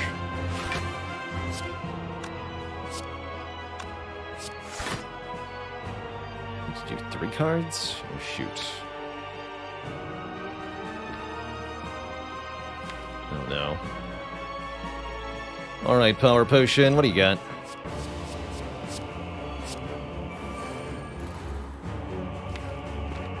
Yeah.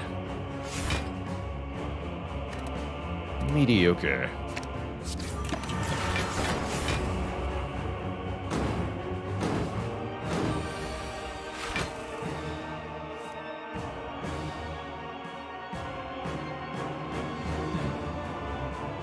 It's even worse.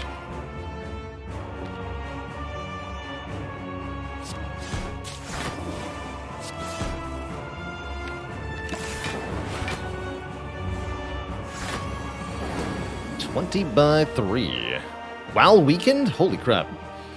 That number's too big, man. You're gonna kill me here.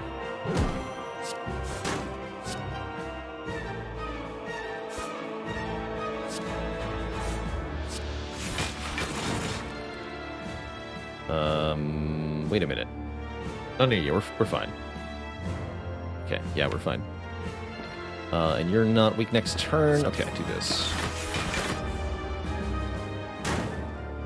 Ow. Ow. Right, 2 turns to kill the Time Eater. Let's go.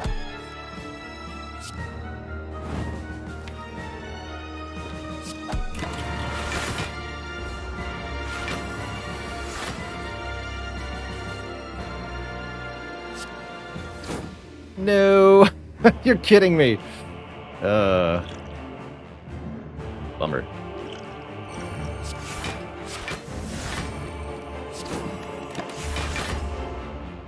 Womp womp. Indeed. Didn't get past Time Eater. So it goes.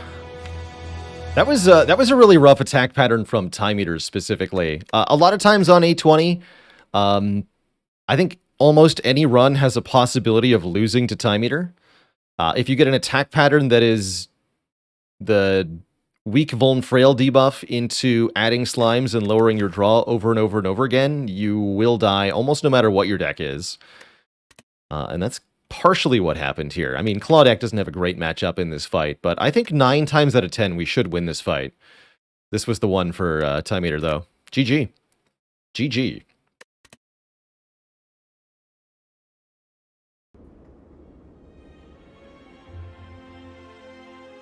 So it goes. Honestly, I don't think we had great odds going into Act 4.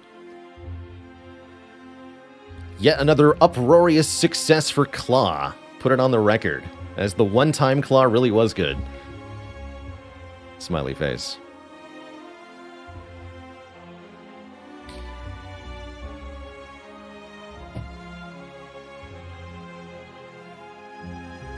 So little block in there, though. I mean, we had Glacier and 2 Force Field Plus.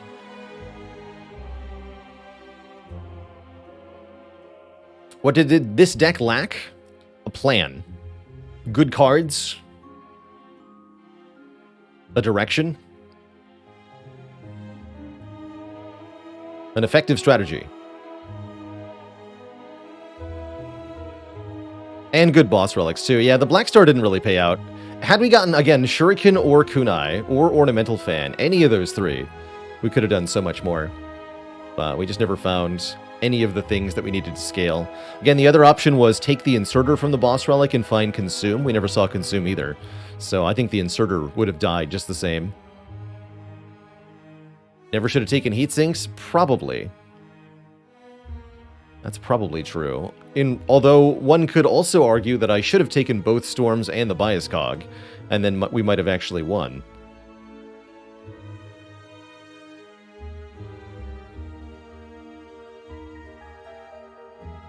Thoughts on skipping the 3rd Claw? I should have skipped the 1st Claw, Nitrous Oxide. Don't be ridiculous.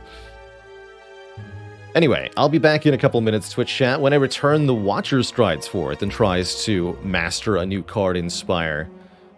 Will we get any successes today? Let's find out. Be right back.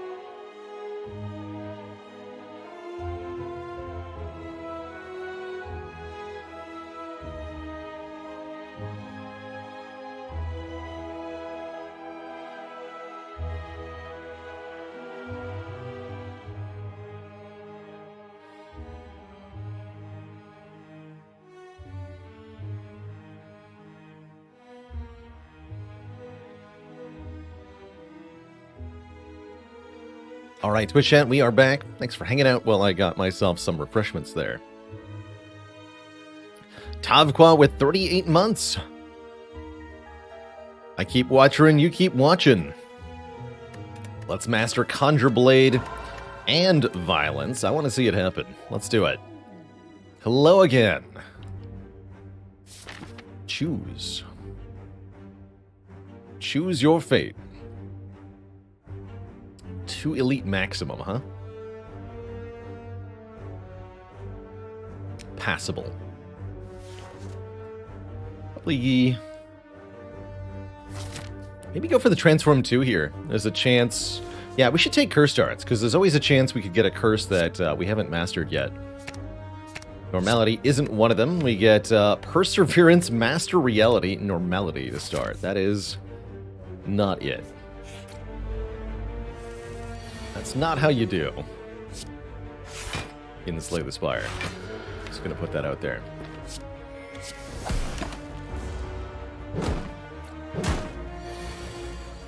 These are not the cards.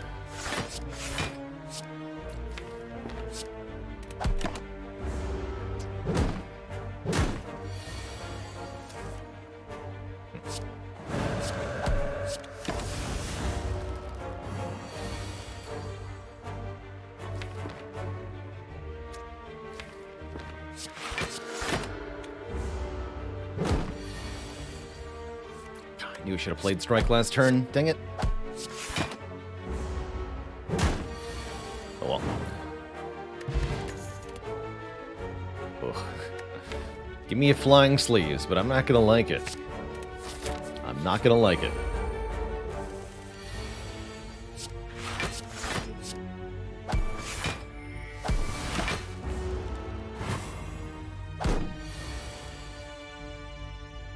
I don't like it.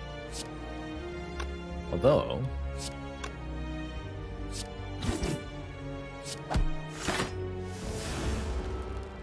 not too bad.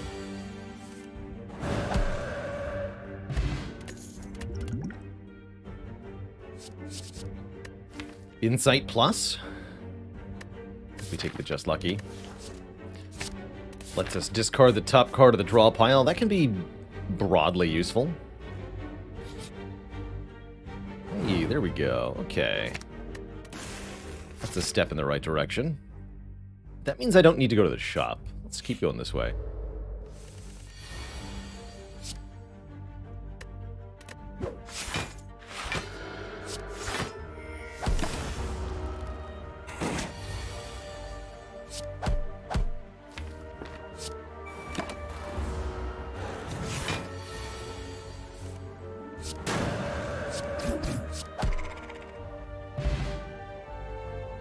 Is there any reason I sometimes play X-Cost cards with 0 energy?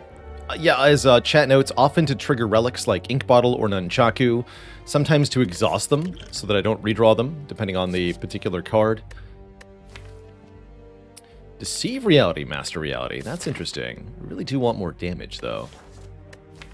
I really don't like Flurry of Blows, though, so I'll take the Deceive. It's good with Dex Potion in particular.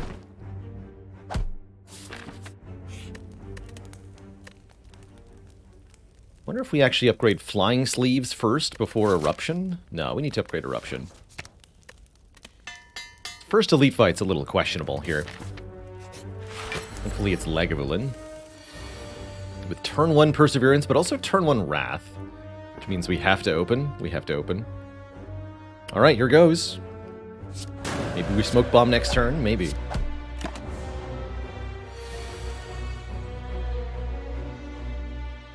It's definitely not the draw we wanted, but I think it'll do.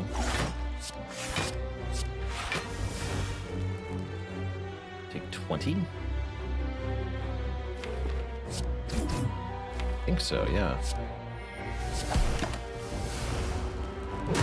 Lagavulin is not easy as Watcher. Never. Never easy.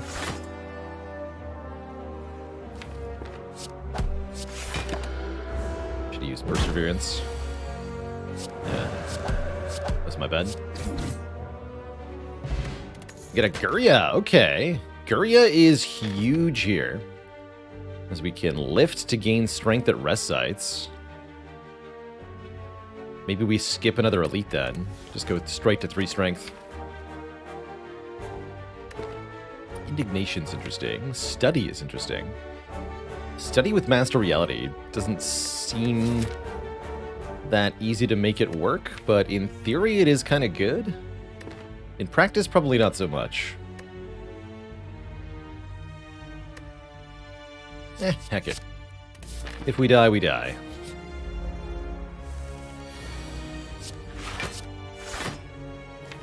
I'm gonna play the study here. Give me the card draw. Be the card draw.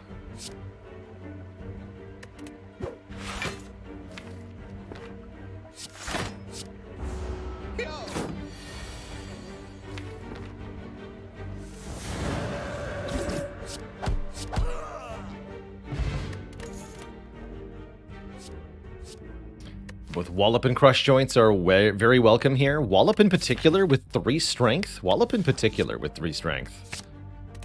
It's damage and block at the same time. You love it. Lizard Tail. If we would die, heal to half HP once.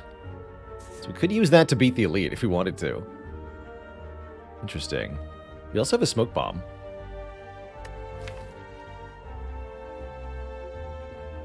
It's either Gremlinob or Sentries. It's going to be pretty hard to beat either of those without taking damage. With the current deck. Very, very difficult. Not impossible. But seems mostly like a waste of a floor. Or a Lizard Tail. Let's not. I'm here to lift.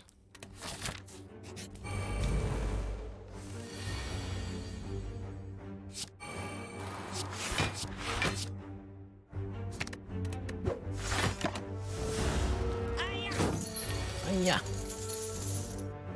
Safety. Plus.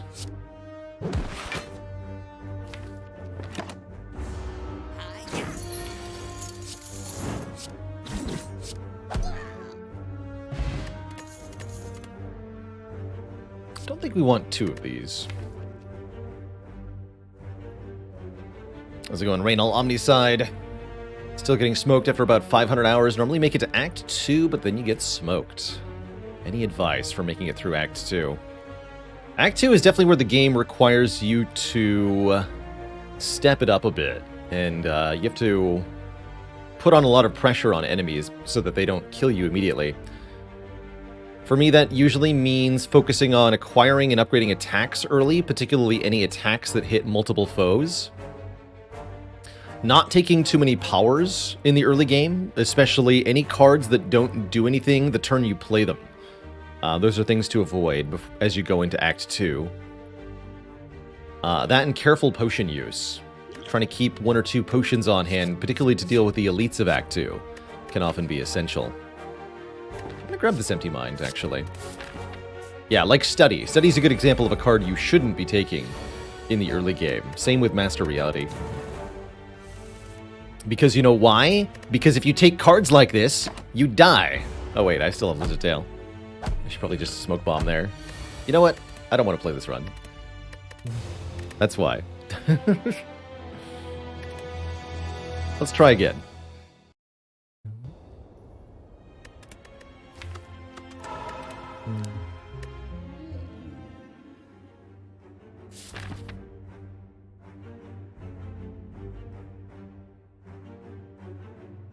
Let's try again. Okay, this looks more promising, actually, already.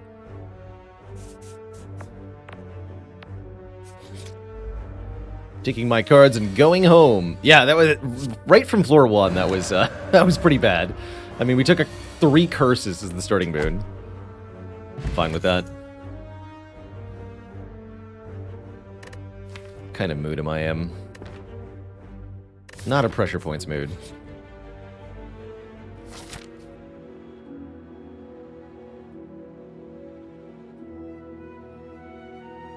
Shops are not in the right spot? Alright.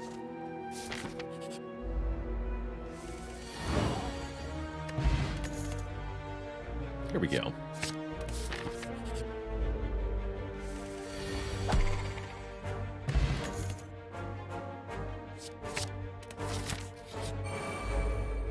Perfectly acceptable.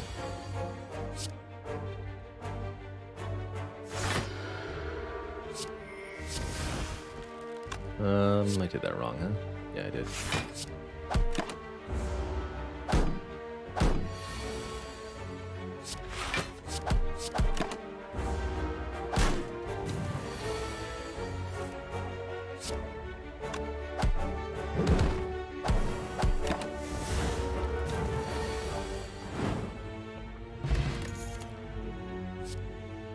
Bonjour, Blade. In the immortal words of great streamer, I have to. I'll take it. See how it goes for us. You gots to.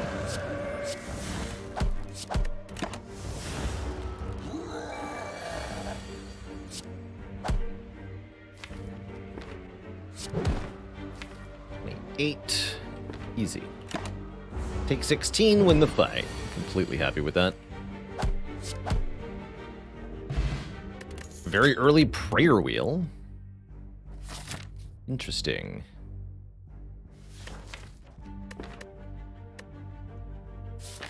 Third eye's okay. Huh.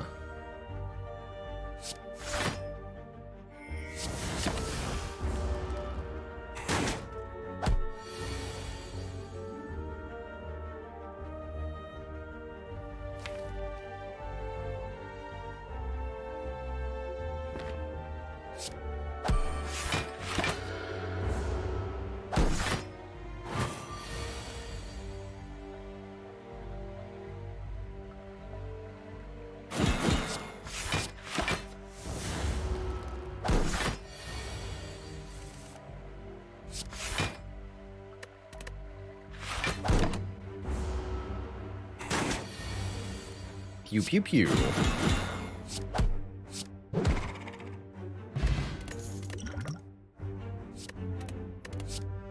Could have had so many pressure points. It's too early for Mental Fortress.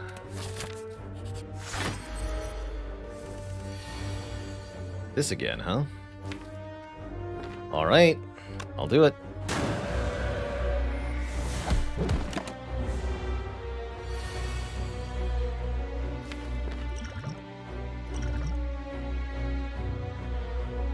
Meditate is really good. Means I don't even need to play the Vigilance.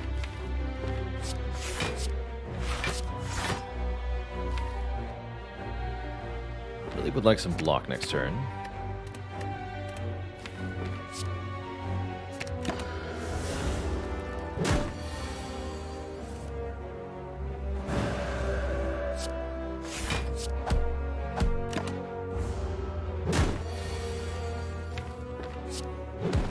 Or I could just die.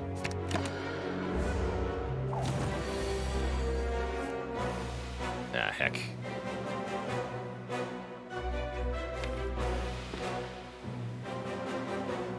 Seven, 8, doesn't kill. We can last for one more turn, but we can never win this fight now.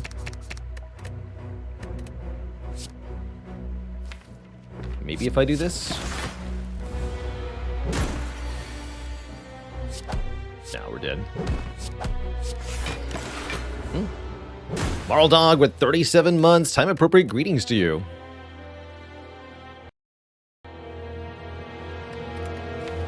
One more go.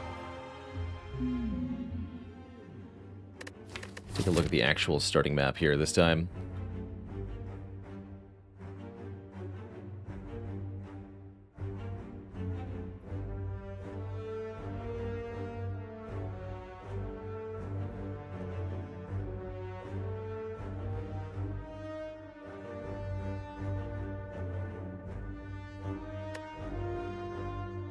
Yeah, we can maybe get the Burning Elite for 1 hit point. Let's try it. See that on the left side there. Worth a shot. Okay, real cards offered. Floor 1. Always welcome.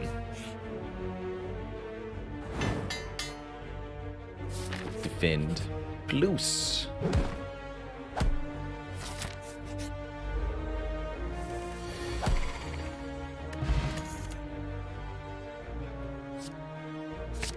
I wonder if I should be taking Crescendo more often in the early game. Hey, we actually got it too. 1 hit point, Burning Elite, get. I'll take a Prostrate. Really enjoy doing divinity things on Watcher. Super don't want Collect.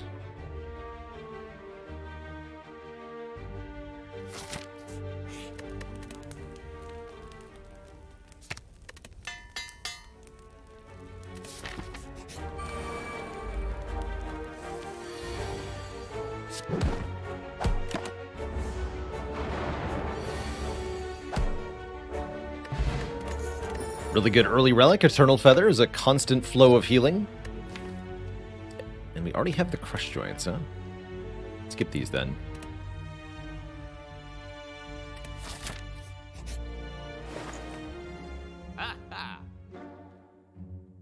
Wheel Kick looks good.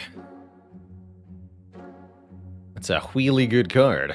And I can remove a Defend too, which Watcher always wants to do. I like that. Okay, this looks like a much stronger start to a run at large. Guess we're going to another shop. I want another elite. I hadn't considered that.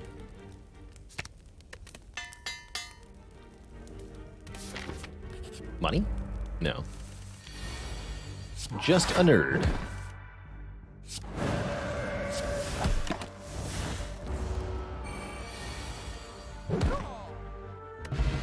A bird nerd.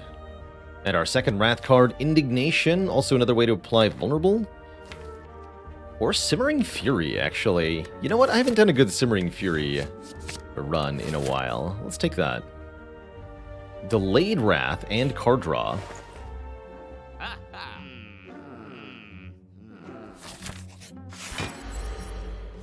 Useful in a variety of situations, not the least this one against Lagavulin. We can enter Wrath without waking up. It's pretty sweet.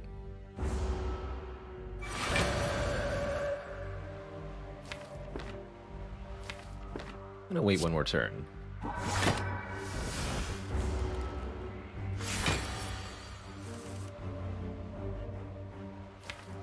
I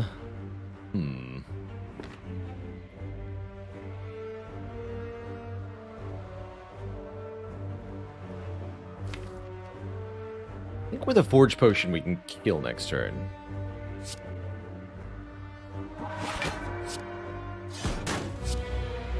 Let's go Vigilance, Simmering Fury again. Oh, but we didn't draw Crush Joints, huh? Shoot. Quick math. Is it still enough? We have 7 energy. We can do 2 plus 5. Yes. So we do 40, 60. And these are going to be 27 a pop? Oh yeah, that's plenty. That's plenty. Let me just verify we don't kill anyway without using the potion. We can just go Miracle, Crush Joints, Eruption, Strike, Strike, Strike. Or 2 strikes, rather. So that's 16 plus 27, 18, 18.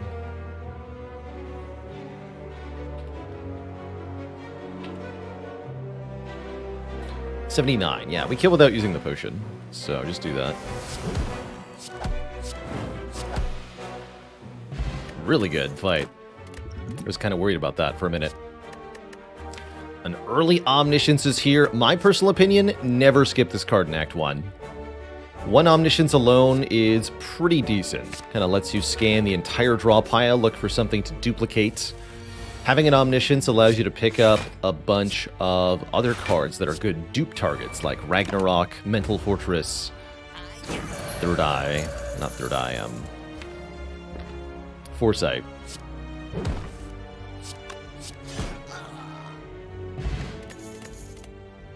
Or, of course, other Omnisciences. And you're pretty likely to find one from one of your 2 bosses.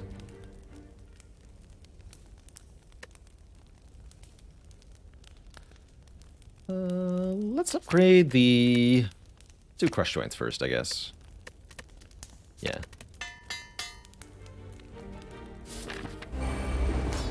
David says one of my favorite runs was 4 omniscience, 4 pressure points. That's a good time. That's definitely a good time. Let's go Miracle, Crush Joint. Wheel Kick actually transforms, huh? For you, then.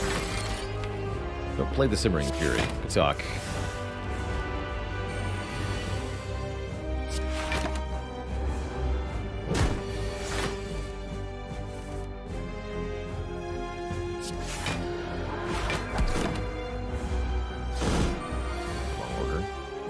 God. This whole deck is out of order.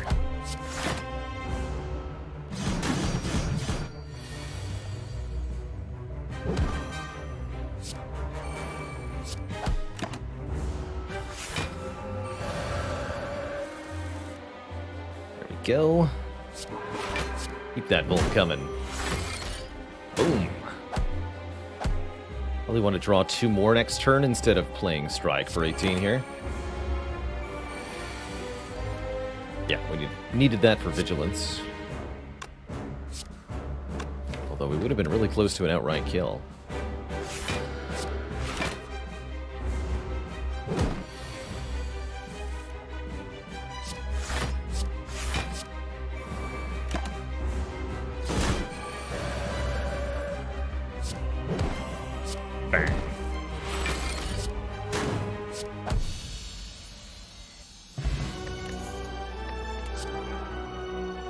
Conjure Blade is back.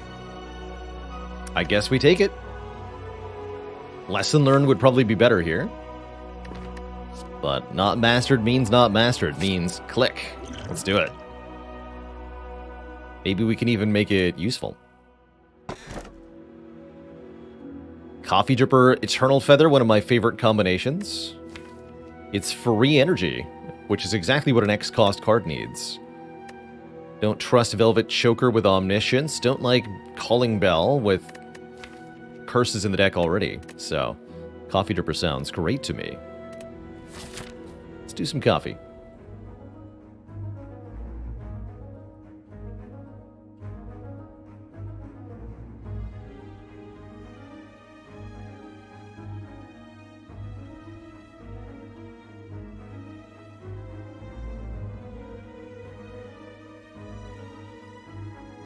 Let's do some coffee.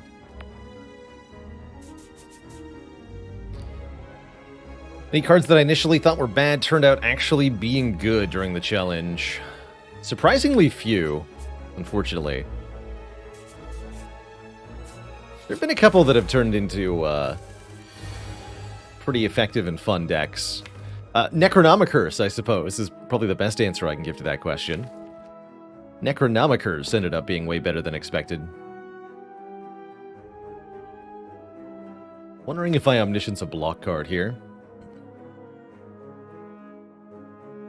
This fight's going to be really bad for us. I think I just need to Wheel Kick immediately.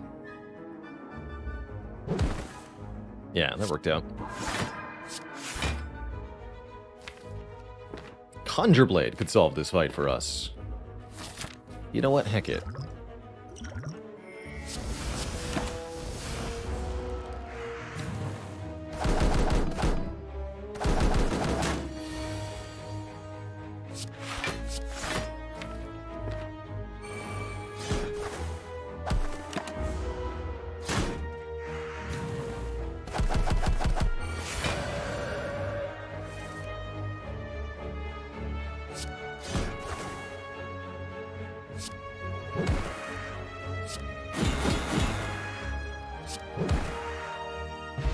Good times.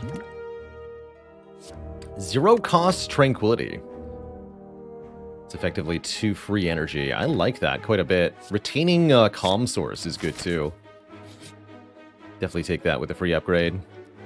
How do we feel about Ritual Dagger? Permanently scales upon killing an enemy. Pretty early into the run to be offered Ritual Dagger. It's definitely good on Watcher.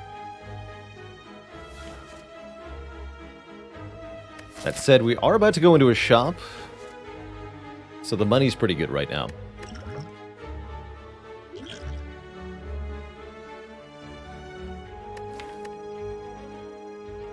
I don't know, it kind of competes with Conjure Blade.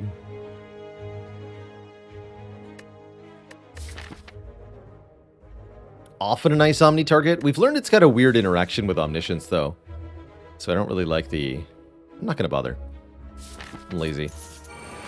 Too much work to level it up. That's how I feel at the moment. No thanks. I can just win, you know?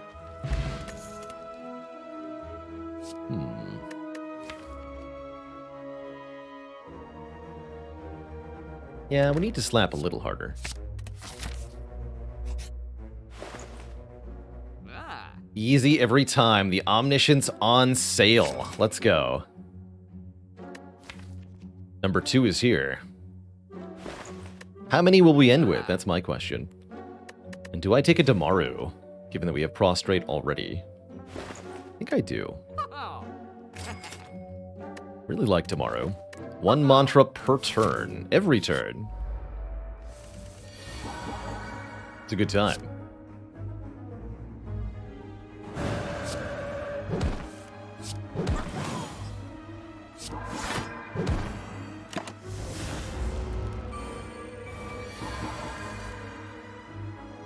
Of course, they would get drawn together.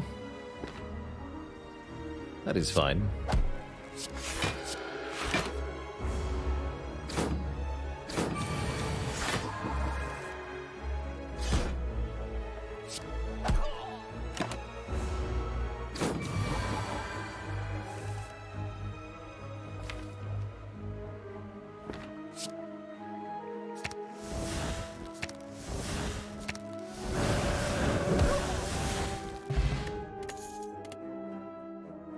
Cut through fate. Deal damage, scry 2, draw a card. Always a classic.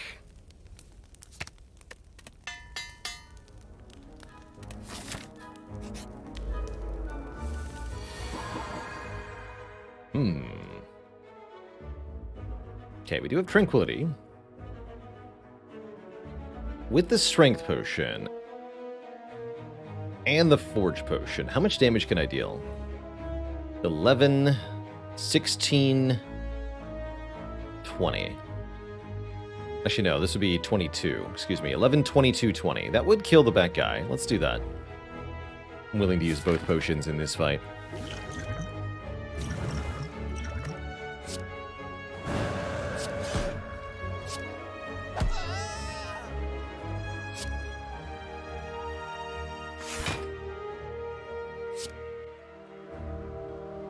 Let's go. Miracle, Conjure Blade, Tranquility as well.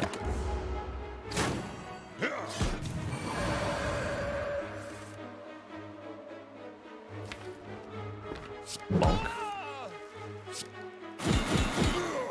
Expunged. Okay, this feels good. We're on the right track, and we have a Bloody Idol if we want one. Heal 5 whenever we pick up money. It's also completely valid to take the max health here. Continue to gain bonus money from Golden Idol. And let the healing come from the Coffee Dripper. We're actually doing well enough at this point that we might just want to sacrifice here.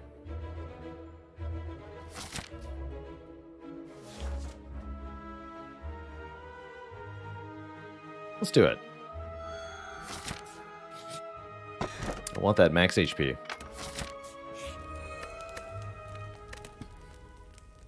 And I don't want an Unceasing Top.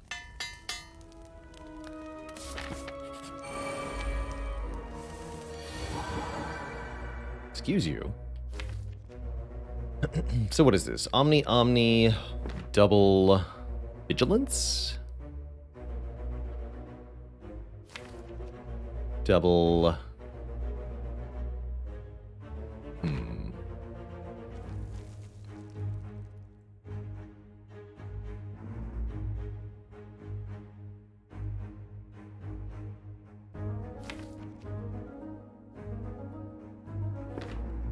I do this? So 7 plus 18. 25. You just full block.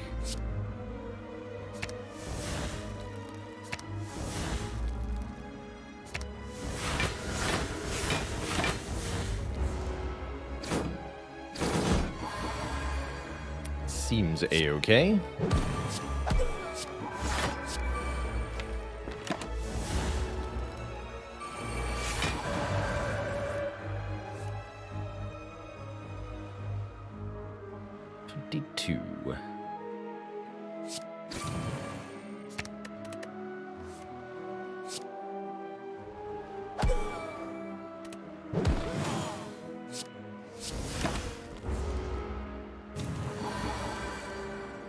Get 'em, boys.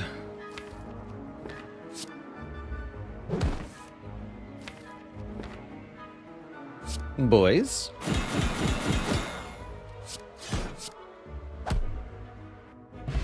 Easy peasy. More unupgraded nonsense. No thank you. Give me some events. Like the merchant. The merchant's an event. Hello, merchant. Do we want a mental fortress now? Kind of. I think we just want a card remove, though. Card remove looks good. Keep it slim. It's time to spin the wheel. Got any relics? He does. 2 for 2 on asking for a relic and getting one. I like it. We get... Never mind. How does he do it? That's not a relic. I repeat, that does not count.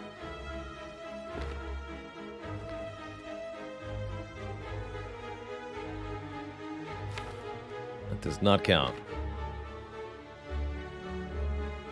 Technically better than being stabbed. Is true.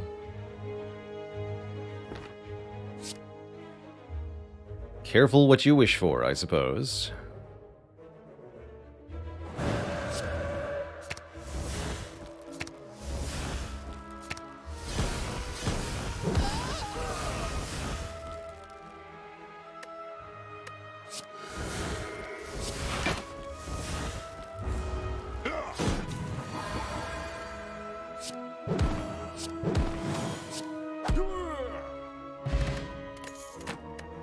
Turnip. And Vault. Take an extra turn. I love turns. That's one more mantra, too.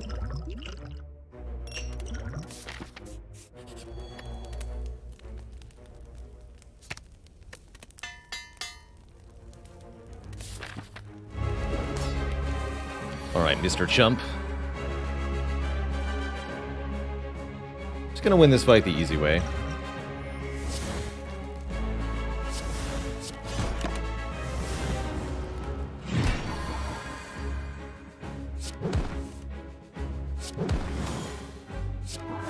Apparently getting destroyed in the first 2 rounds. That's the easy way. Who knew? Alright, you're dead now, though. Like right now. Behold. 27 times 8. What's that you say? Not enough? Observe.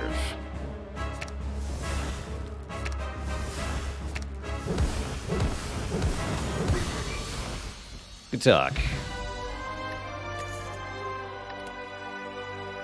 Now we can take lesson learned. Sure.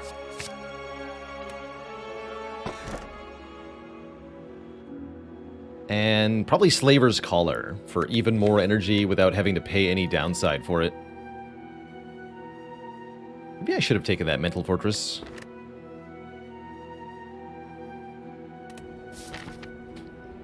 Don't think the boss enjoyed the talk as much as I did. I sure enjoyed it. Definitely did. Most definitely. Let's see, rest sites are plentiful enough. It'll do. Yeah, it'll do. Give me 999 gold today, please. Double spikers.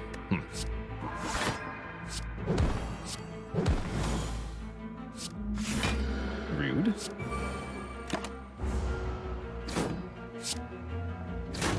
Does omniscience into lesson learned on 2 different enemies work? It does, yes. Yes, it does. Difficult to line up, though, that's for sure.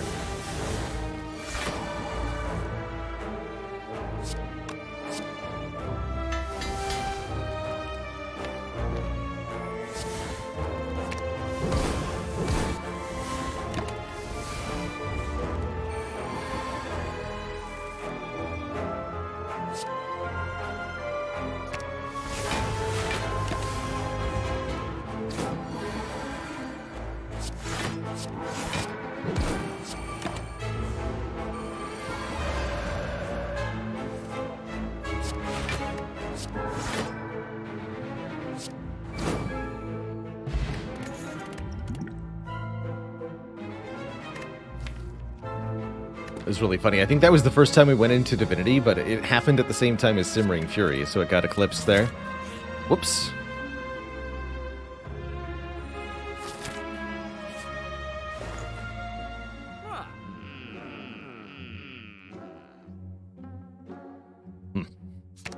No, not that one.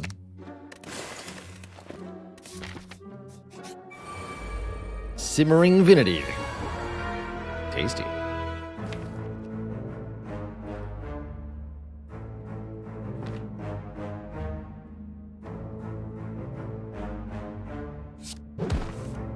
Why y'all gotta be like that, though?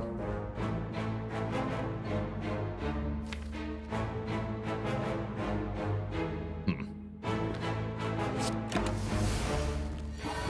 don't know why I thought my hand would get better, but here we are.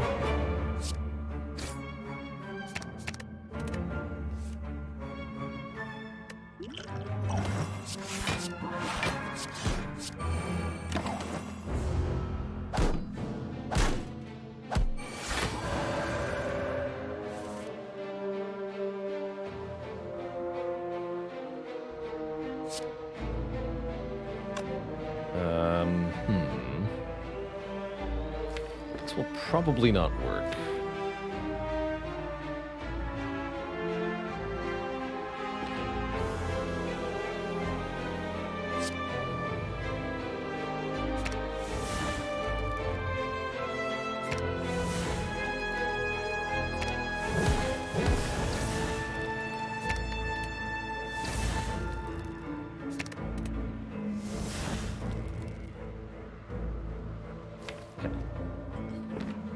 Need you to perish next turn. That'll do.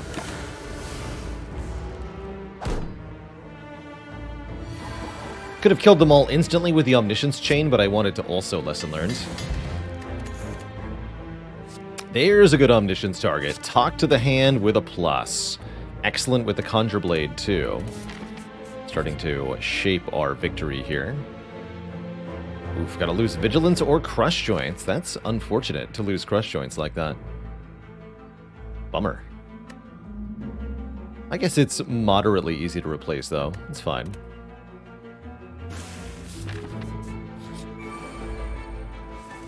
Only moderately, however.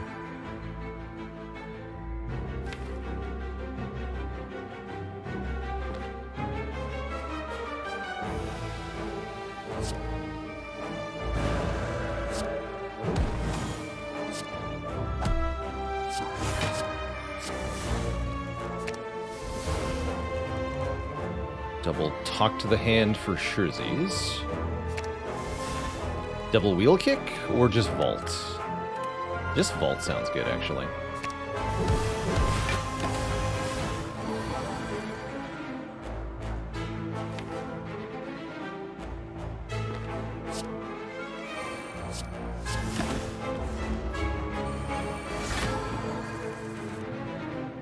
Prepare your butt.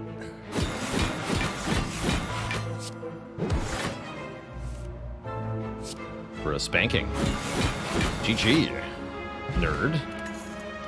Cloak Clasp is significant additional block each turn, and guess what? I have 2 Conjure Blades. Is this the run? Will we make it all the way? The answer is definitely maybe. Who even needs a lesson learned, am I right? Okay, Fairy in a Bottle and Watcher puts us in good position already here. We have to slow down and think about this at least a bit, though. So we're not exactly that good at blocking sometimes. Thank goodness for Cloak Clasp.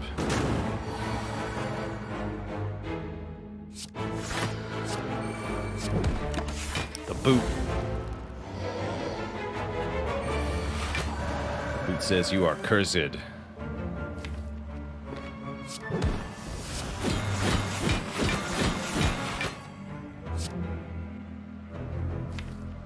Forget lesson learned.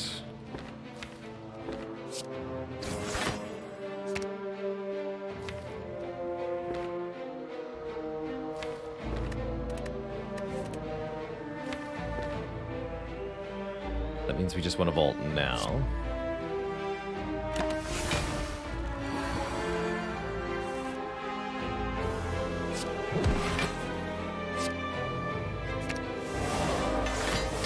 There we go. Question card's a bit late. Don't think we want another Simmering Fury.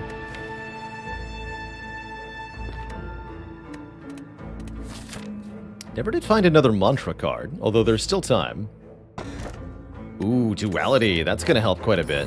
Whenever we play an attack card, gain 1 temporary dexterity, powering up the Prostrate and the Defends. Not that many block cards currently, although we still have a few card rewards. And Question card. So there are hopes. There are hopes.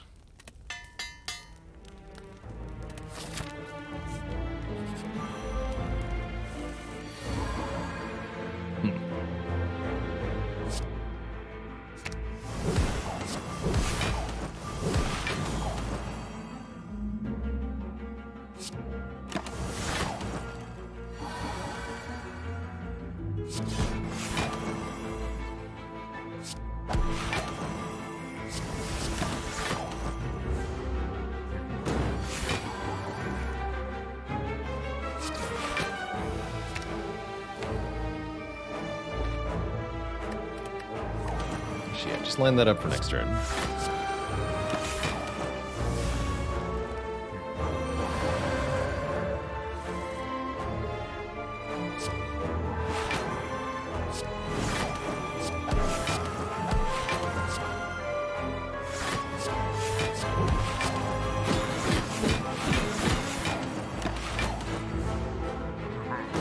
One.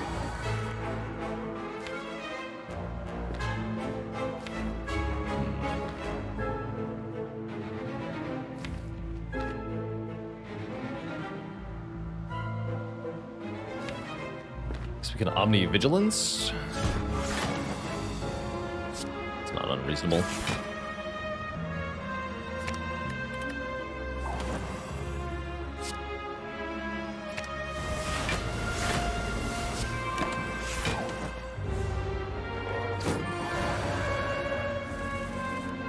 Perfect.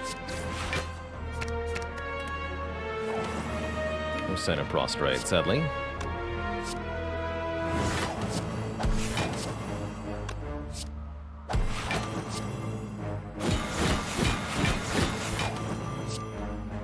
Not quite.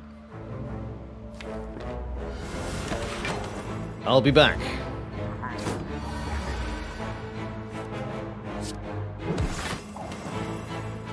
Never mind. Good fight. Incense Burner, that's huge. Every 6 turns we gain 1 intangible and another Prostrate with an upgrade. Now I think we have basically all the pieces that we need for the end game here. I think we're in great shape. Good potions, too. This is looking very promising. Very promising. Oh, yes. Most promising indeed.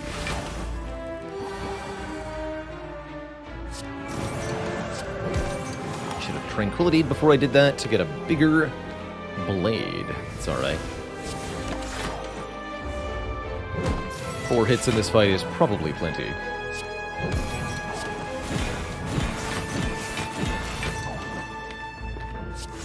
Next turn we can make an even bigger blade.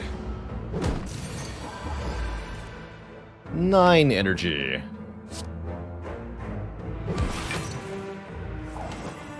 Good enough. Actually, let's go Simmering Fury, Tranquility, Conjure Blade. Yes.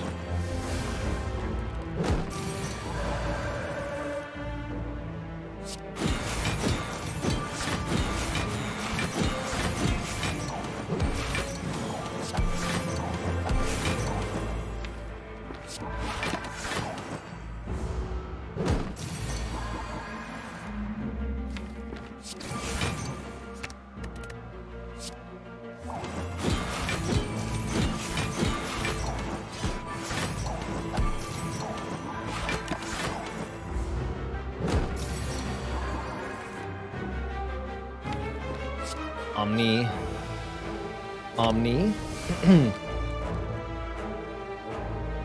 Double Prostrate, double Expunger. The power.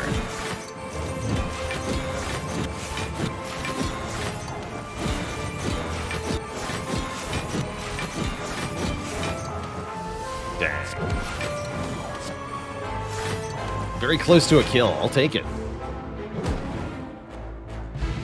Get a Liquid Memory is a very strong potion, and I'm probably going to take a Meditate, allowing us to become calm and put cards into our hand is very strong. As good as Liquid Memories is, I think the current potions are better for the hard fight.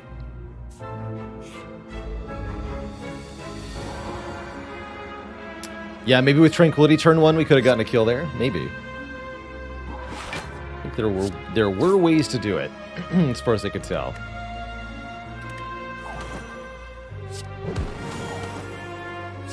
Let's do Tranquility, Simmering Fury, Strike, Vault.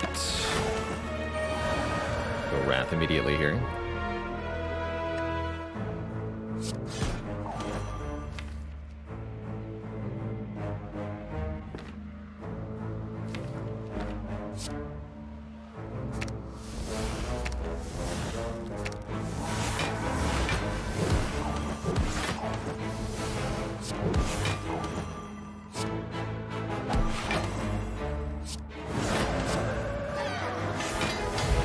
Good stuff.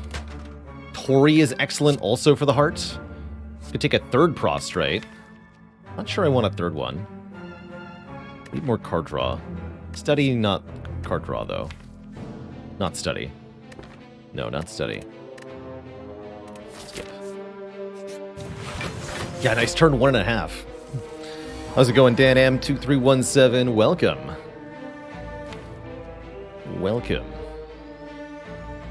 to my Slay the Spire stream. Go Omniscience, targeting Omniscience, targeting Prostrate, targeting Prostrate. Check this out. Divinity.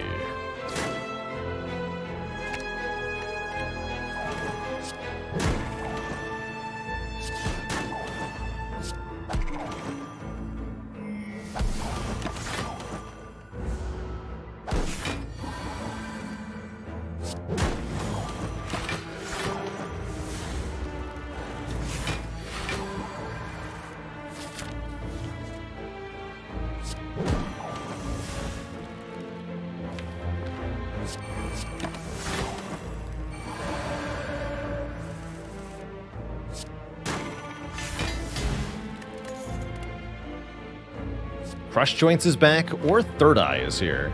I really like the Scry of Third Eye. Take the Scry. Also want more block cards with the Duality here. Okay. Time Eater returns. Perhaps just as problematic as before. I think in this fight we just need to make some reasonably large conjure blades. Everything else will follow. Okay, taking some damage if that's what needs to happen here.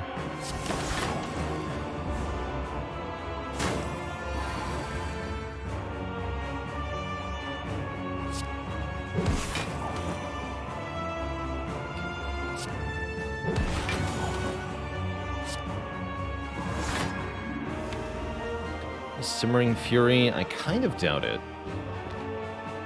Although, by Simmering Fury Vault, I have 4 cards left next turn. Well, let's do it.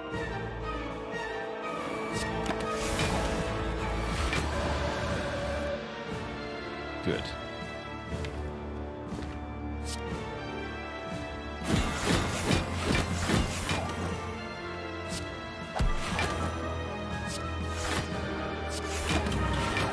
Divine next turn.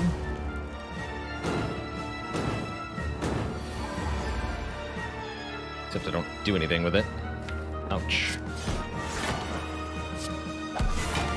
Shoot.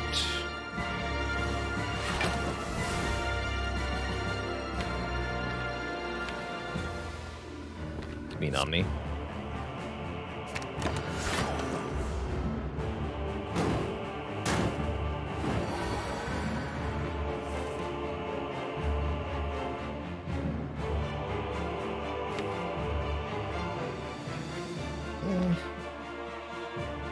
So many questions. So few answers.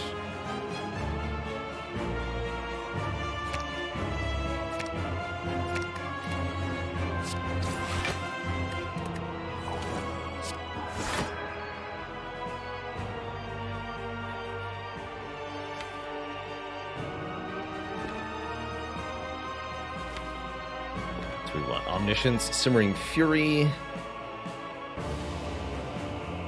Sounds right.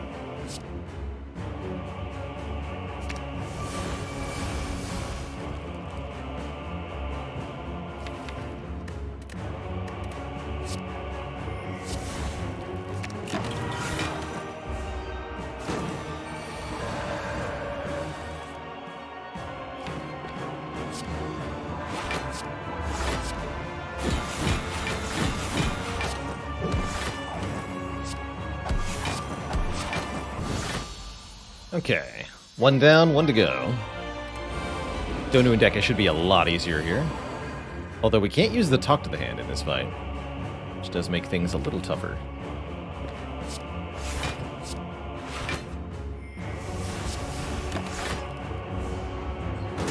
Just take 1 here. This turn looks a little tougher. The plan here. Double Simmering Fury. Oh wait, I can't double 2 things. We just have to double 1 thing. Probably just Vault then. Yeah, just Omni the Vault. Sounds okay. That'll get me 18 block immediately. Keep 1 Omniscience around.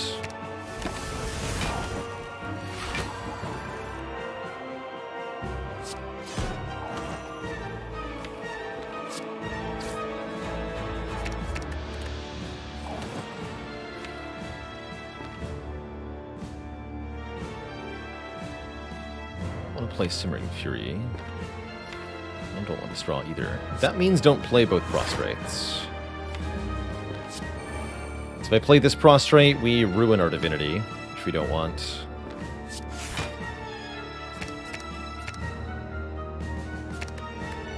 Here, just do all that. And I guess give me 3 energy for next turn.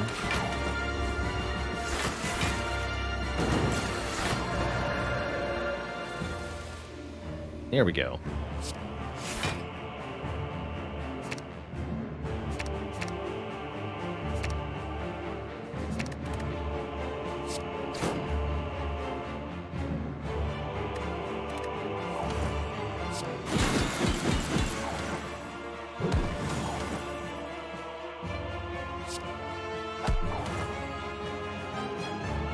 This is 15 by 2. We need both these block cards. Could have taken 1, actually.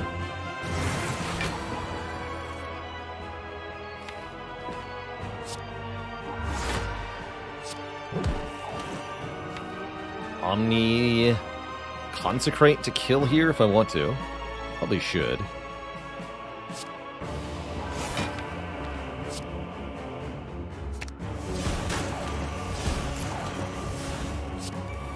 Then give me a Calm card. Okay, very important that we end this fight with Incense Burner on 4. If we don't do that, we are going to be in a World of Hurt versus Spire Spear and Spire Shield. We're also in a World of Hurt right now, it looks like. What gives, man? What giveth?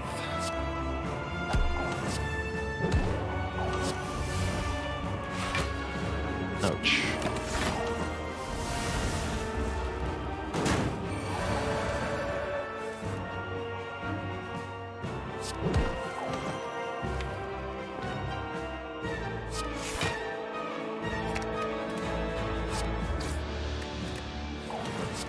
So again, want to preserve Incense Burner by any means necessary here.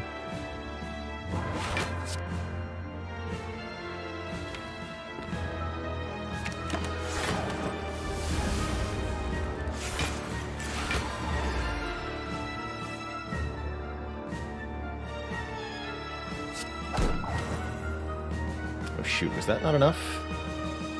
Uh-oh.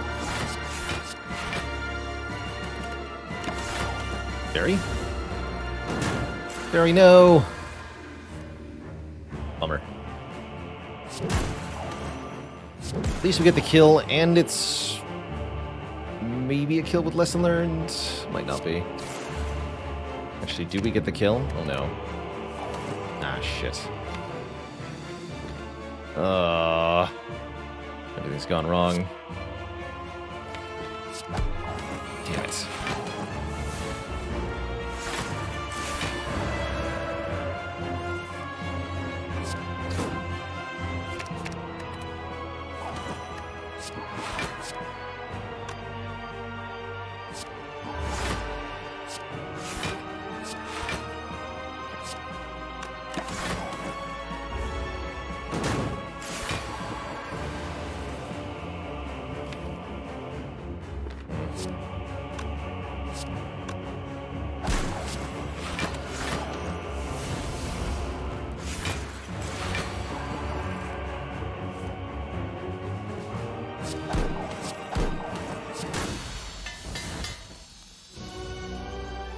Crap.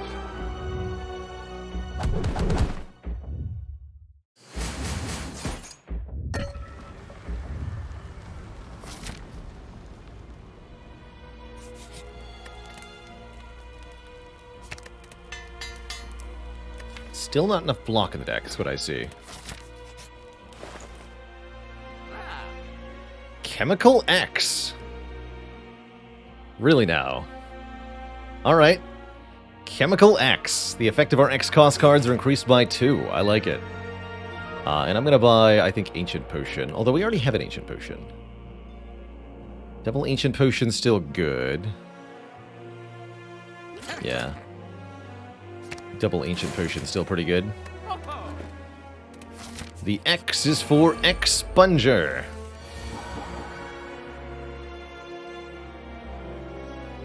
Excuse you all.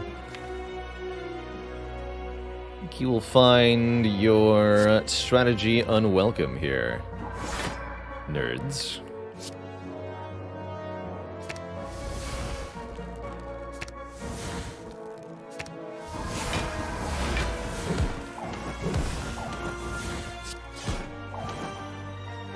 Okay.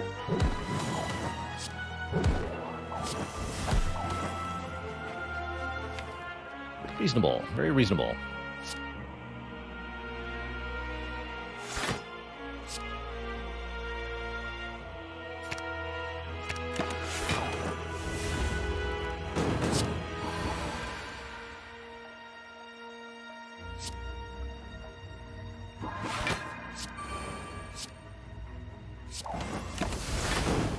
It was actually all just Incense Burner set up for the heart, obviously. That's what I was planning the whole time. Easy. Easy peasy. Let's see, 14, 18. That's not enough, right?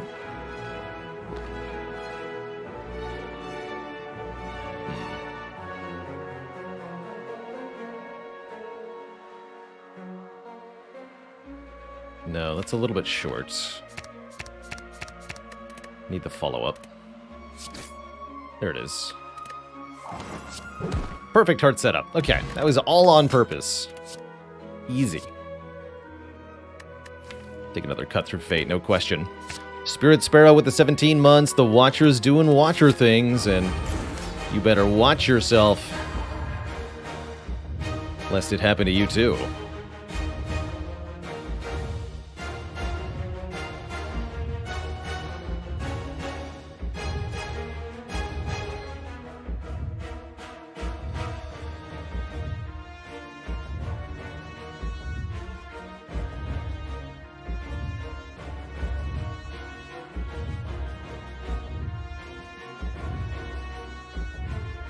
So I play 6 cards this turn,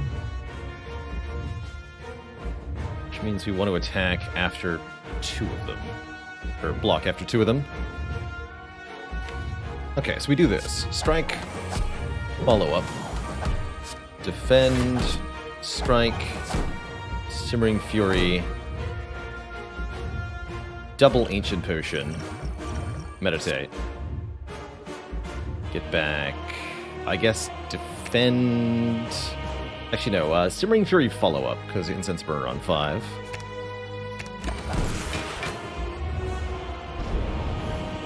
Not that we actually need to block Vuln that much with the Incense Burner in place. It's all good. What we do get is an exceptionally large Conjure Blade, although it's actually more important that we Omni the Talk to the Hand first.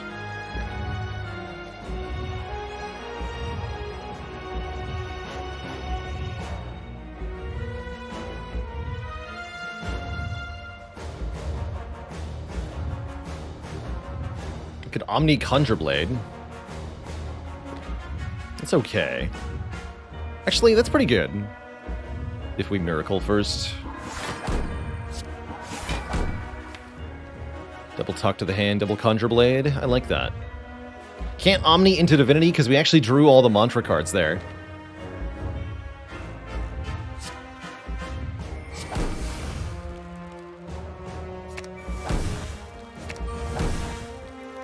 Oh, right, and these are +3 because of Chemical X. Yeah, that is the correct Omni target. So we get 2 deal 9 damage 8 times cards in the draw pile, which is awesome. We can make another one, too.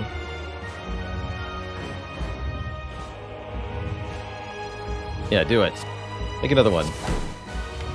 So we have triple Expunger. Look at that. That's awesome. I've never had that before.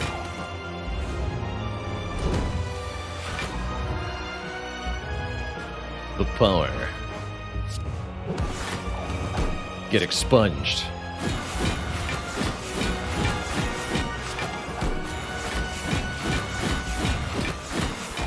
Give me 114 block. Let's go.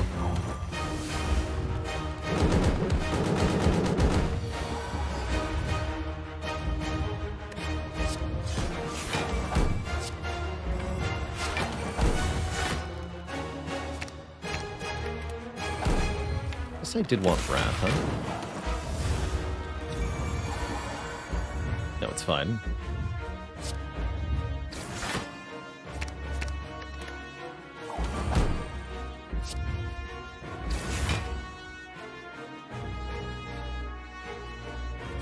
Meditate that vault.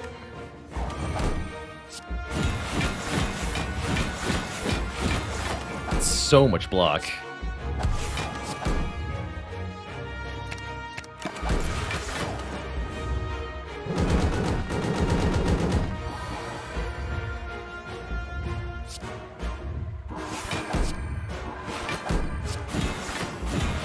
Actually, if I use the Vault, our Incense Burner is misaligned. I think we're actually fine.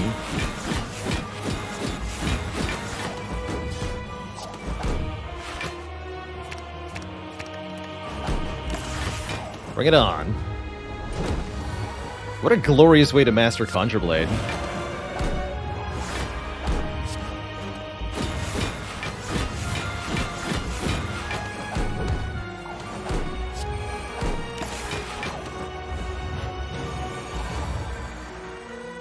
expunged.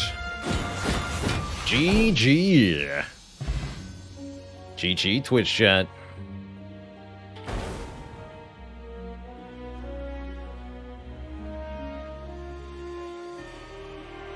We do get one after all. I'll take it. I will take it.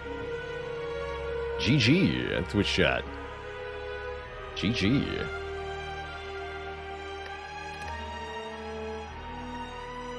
$31.89.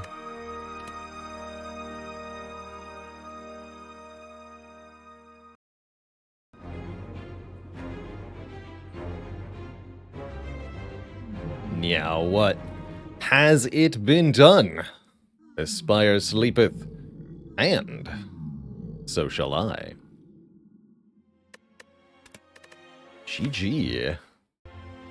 Well, last but not least, I believe that is the last of the Watcher cards to be mastered, and it was done in glorious style on this run. Double Conjure Blade powered with Chemical X. What a time. Is it possible to win the heart fight using just Conjure Blade for your damage source? We sure came close. Very, very cool. Very cool. So we still have to do Heal Hook, Double Energy, Hello World, Overclock, Scrape, Reboot, Enlightenment, Chrysalis, Master Strategy, Violence, Clumsy, Decay, Pain, and Shame. Not too many left. Not too many at all. Gonna have to do a whole lot of Defect runs that win, which we haven't had a lot of. The Saint with 33 months and the Prime sub, GG. So yeah. And yeah, the Conjure Blade being such a big part of the block plan was also really neat. Poor Tori got to do nothing. Well, almost nothing. Nurkit with 2 years, 24 months. Thank you for that incredible show of support.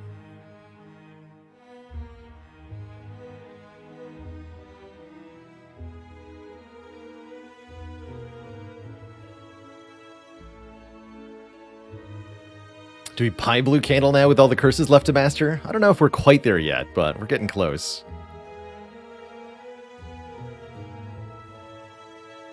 That's right, Vito. We got Necronomicurse mastered. It happened. It did happen. I think we'll be jumping into Ironclad next time we climb the Spire. Today I'm feeling like I want to jump into some Monster Train. Clear off some of those expert challenges that we've been working our way through. The Monster Train Mastery Challenge and the Spire Mastery Challenge feel like they have to conclude around the same time. So we got to catch up in that game. Dolly's Mirror? Yes. Let's see if I can filter for Necro runs. Find the run history real quick.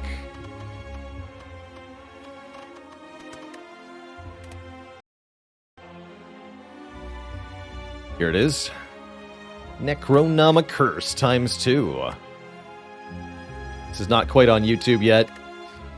We got really, really lucky. What happened was Cursed Tome obtained Necronomicon. Next floor, Dolly's Mirror duped the Necronomicurse. And then very shortly after that, we found the Blue Candle. And silliness ensued. Craziest run I've done in a long time. Very, very fun. We even got tripped on at the same time.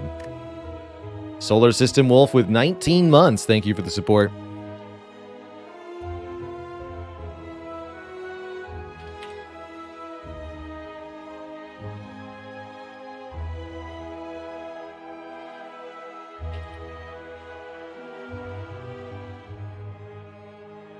Don't forget, by the way, if you haven't voted in this month's game vote, help me pick a game to play live on stream later this month. All right, Twitch chat, I am going to take a quick break, refill the leg, stretch the water. When I return, in 5 or so minutes, I'm going to be jumping into some Monster Train and trying to win the expert challenges of that game. Be right back, everybody. Don't go nowhere.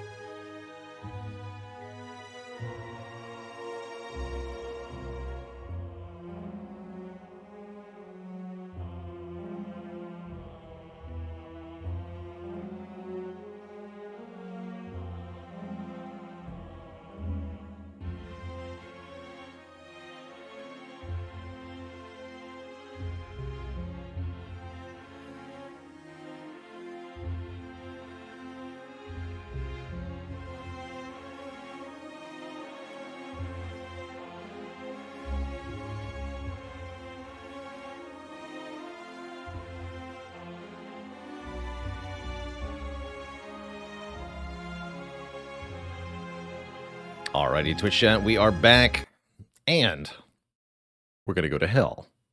Let's play some Monster Train. Let's do it.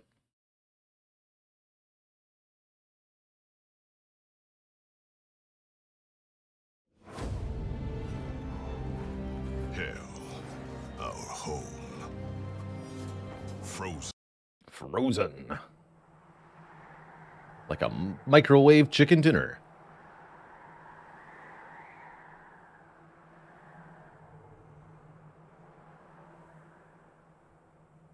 Welcome to hell, everybody.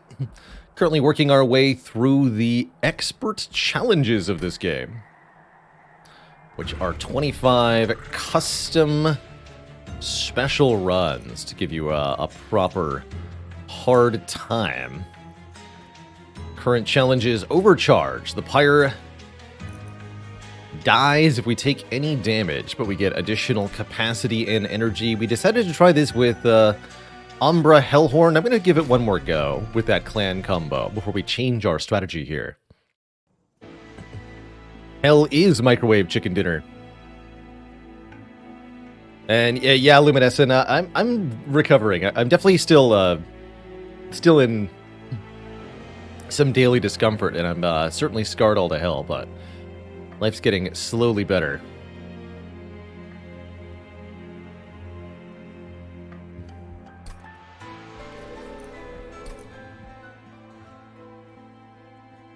Finally beat Covenant 25 with Tethys today. Nicely done. Only took 3 Eel Gorgons.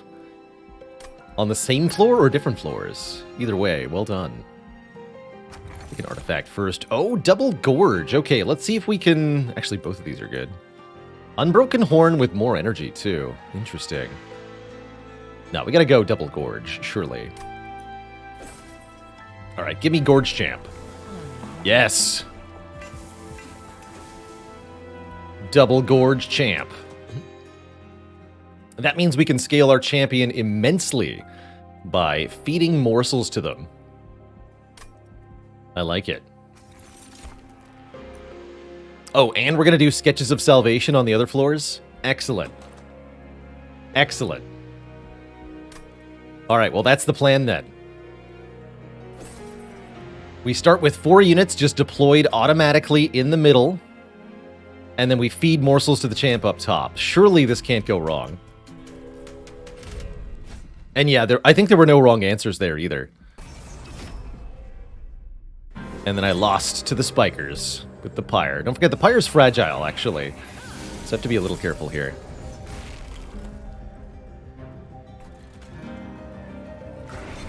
But I think overall life will be quite good. As part of this challenge, we get additional capacity and additional energy each turn.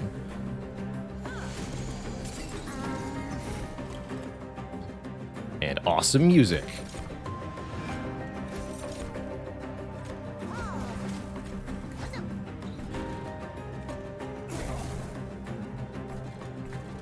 All right.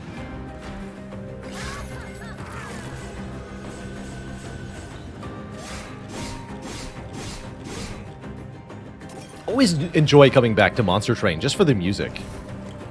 So delightful.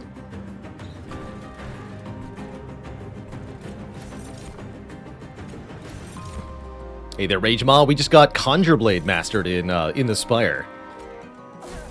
Another card crossed off the list.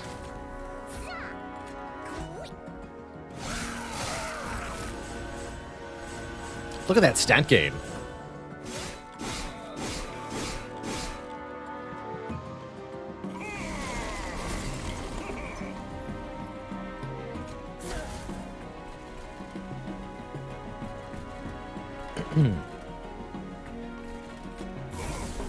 Could do a cave-in up top. Why not?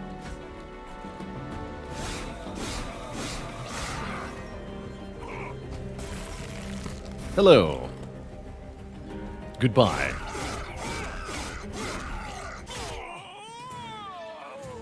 Our champ is going to beat most bosses easily one-on-one after being fed a reasonable number of morsels. We do, that said, want more ways to make morsels, so I think Antumbra Assault looks pretty good. Ascend is interesting too. We could ascend a unit to hang out with Penumbra.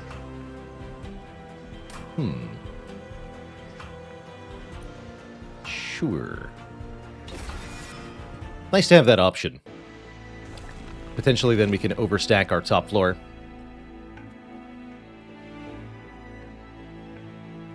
So I think primarily we want to get one really big, really powerful unit and then start duplicating it as soon as we can. I think that's our best bet here. So let's go Hellhorn Banner, Merchant of Steel.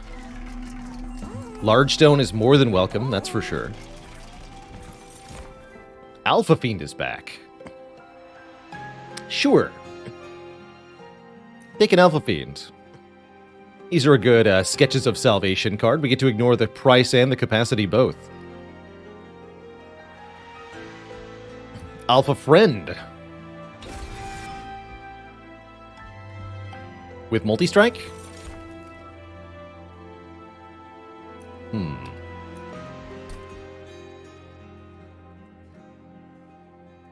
That's Curse Foul. So let's take the Sinner's Salve.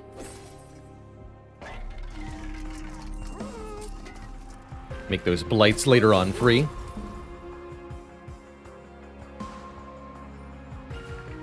Really important too because of the Fragile Pyre. We have to play them all. We're going to start duplicating this unit sooner rather than later, so I think we just upgrade it now with more health and attack power. And I'm thinking we go to the Hellvent next floor. We can dupe it and then infuse it into itself, or infuse it with whatever we find here in the unit raft and then start duping it, which is what I think I'd prefer to do. Hopefully we get a good infusion here. Oh, he's so big! Oh my goodness, 4 of those guys? Amazing. Simply amazing.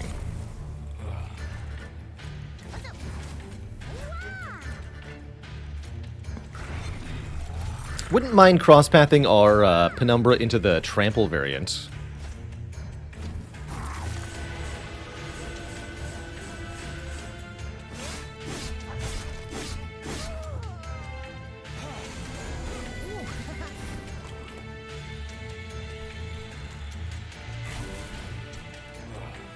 To the bottom.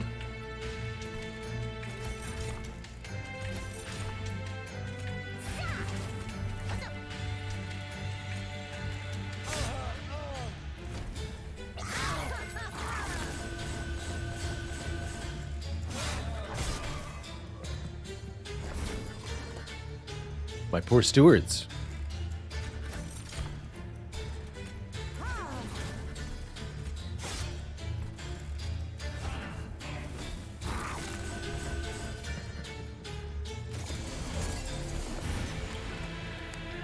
Alrighty.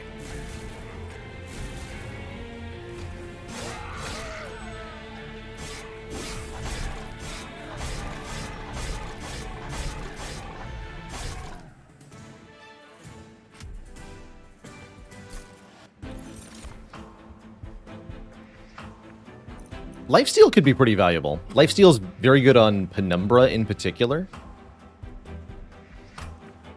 Mind Collapse not bad here, but I think adding some lifesteal could be really useful for keeping our units alive. These 3 cards you probably want to skip. Yeah, Alpha Fiend, even with 4 of them, not that impressive, sadly. But what if each of them gave all of the others 5 armor per turn? That sounds pretty good. That sounds quite good. Good enough to start duplicating. Although, let's see what's in the Concealed Caverns first. Let's look at the upgrades. 30 magic power intrinsic. Yeah, Alpha Fiend is a really good infusion, but not that good as a base unit, sadly. We can get the Hef's Consolation upgrade. Add another 10 attack power onto the Alpha Fiend. Or we can take the good old Wingmaker Hammer And having a spell card that can hit all units on a floor. Actually, good old Wingmaker is quite powerful, especially with 30 magic power infusion.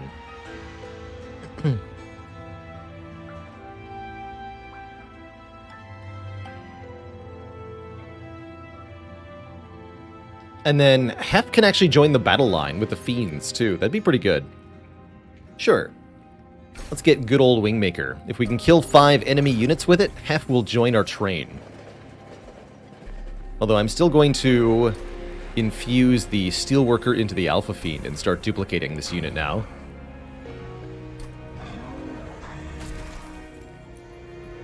It's going to put our shard count kind of high for the moment, but that's okay.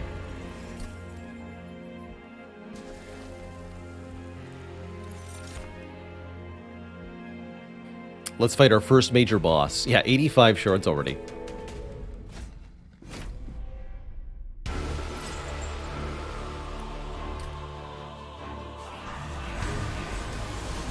Oh, we lucked out and even got both Fiends in play. Good stuff.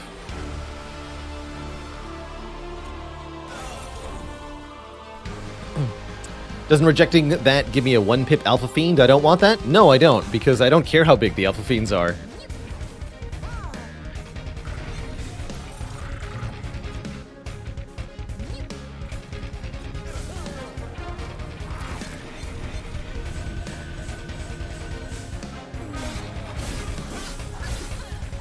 Buncher. That's all good. A lot of mechanics going on in any run of Monster Train. Can definitely be hard to keep track of them all. So, fear not. The only person who's supposed to keep up with all of the game mechanics going on screen all of the time is me. My job.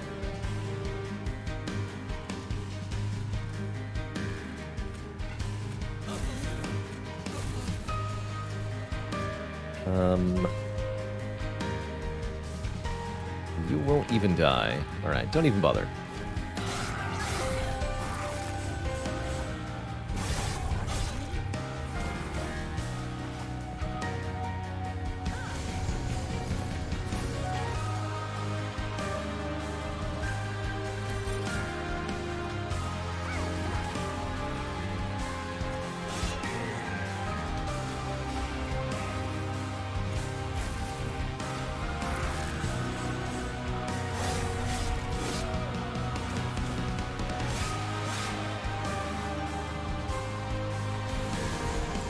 Good old Wingmaker? 4 kills, come on. Ah. Although... Wait, even better. Descend them. Descend them all.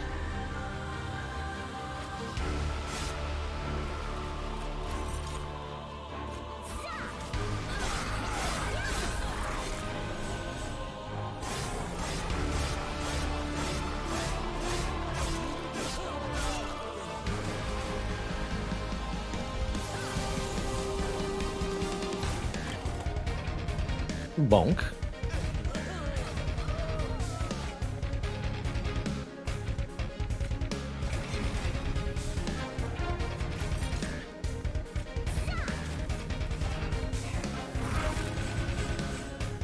Yeah, dog. Thanks for the Prime sub. Welcome to the Cozy Sub Club. Thank you.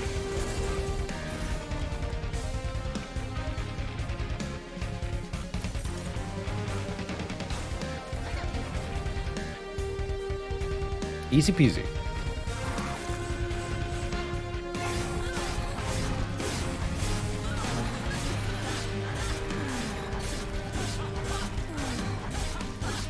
Yeah, Penumbra not doing much these days. Don't worry, Penumbra will get their chance to do stuff. These fiends aren't going to be able to do it on their own. At least I don't think so. Ooh. Add multi-strike, huh? I think Blazing Bolts is also pretty dang strong here. Attacking the front enemy unit, I think, 3 or 4 times when fully powered. But yeah, One Horn's Tome adding multi-strike to the rearmost Alpha Fiend is really strong. Let's take that. Since they're giving armor, the Fragile's not so bad. Morsel Maker is interesting. Problem is, with the Sketches of Salvation, we can't ever guarantee they go up top. I guess with the Hidden Passage we can, though. I still don't think that's worth it, though. Cute. But we no longer need additional basic units. We have the plan. 3 Alpha Fiends and Hef is the plan. Lots of card draw is also the plan. Accidentally killed your main unit. I've been there, Necrothal. Whoops. Big whoops. Okay, no Hellvent for a little while. That's okay. We should take the opportunity to remove the Train Stewards so that the sketches can work properly.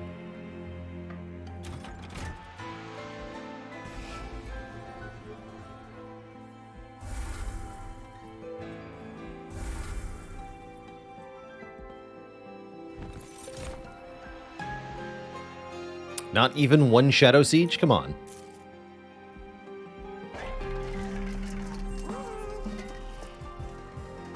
$20 magic power consumed. That's good on Entumbra Assault.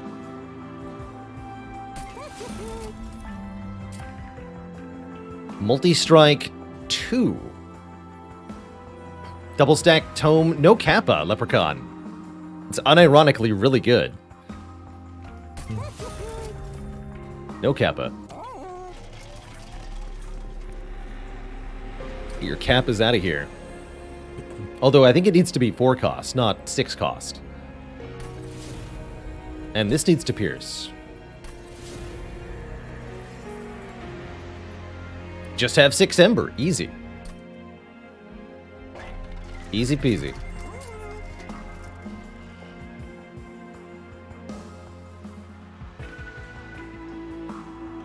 You're free.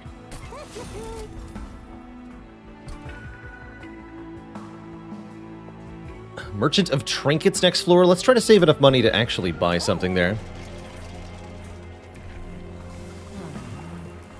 And there is the Trample. Do I actually want Trample? I think just having even bigger Gorge power is probably better. Although Trample is nice to make sure nothing gets through. Surely we already have that between good old Wingmaker and the Alpha Fiends, though.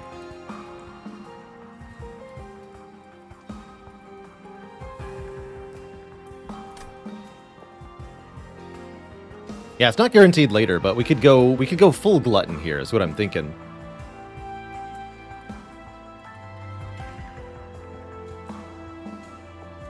How are we going to deal with top floor Divinity?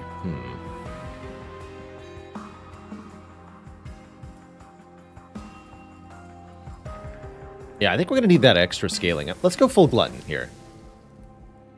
I think that's probably best.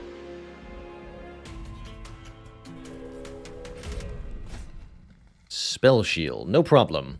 Good spells at piercing anyway.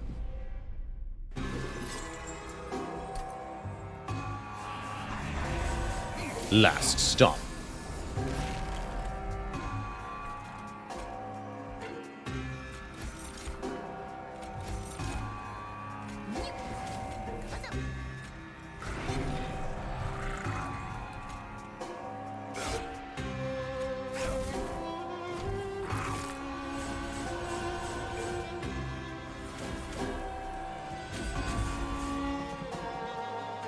Already this looks a little sketchy. Oh, One Horn's Tome is here. Cancel the sketchiness.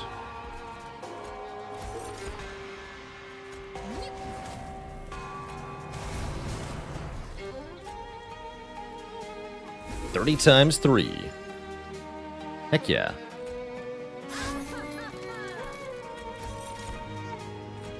The champ has it up top. 110 attack power.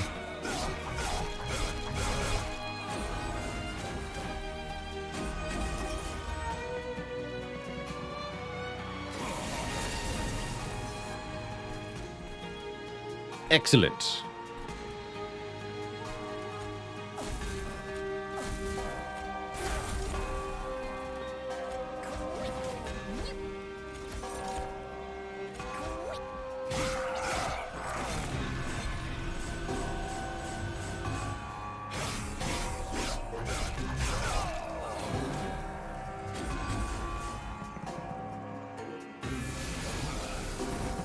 Ninja Oriel, aloha. Thanks for 5 months and the tier 1 sub. Bonk.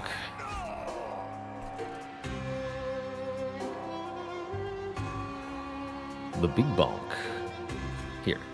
You die up top.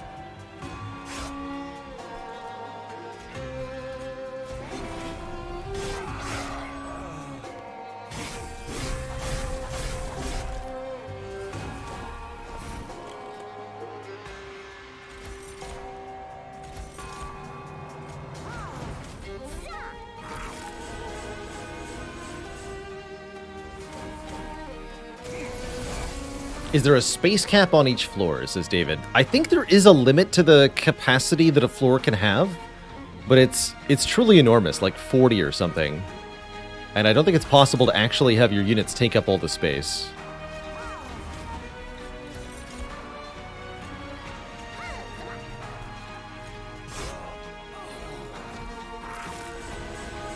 But yeah, a 7-unit max. And I think the max capacity is 6 pips for any one unit. So the maximum pips you could theoretically occupy is 6 times 7, 42. But I think you can actually get more than 42 pips on the floor.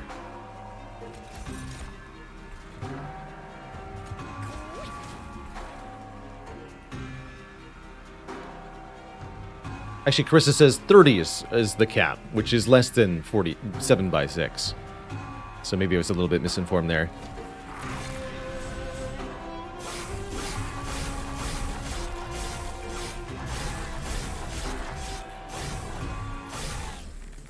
Get punched.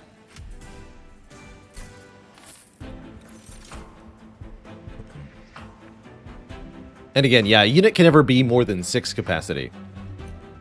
Cannibalize is a good way to get more morsels.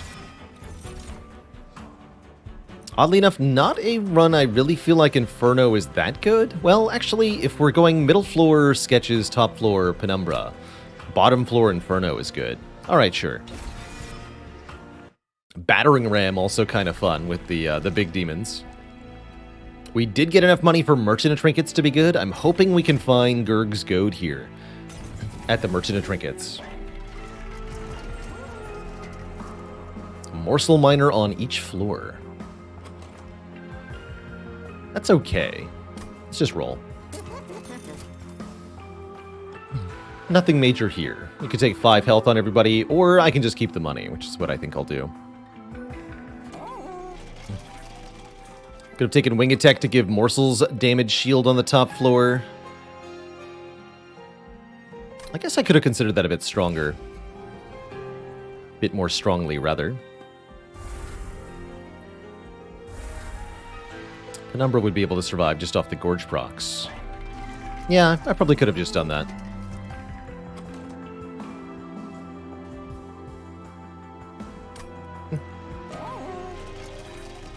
Yeah, essential is a strong word for this deck.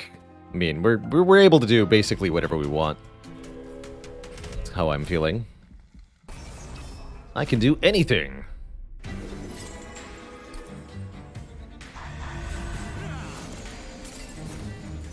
Wait, why didn't Hef join me? I totally killed enough things with a hammer. Let's kill some more. Why didn't Hef join me?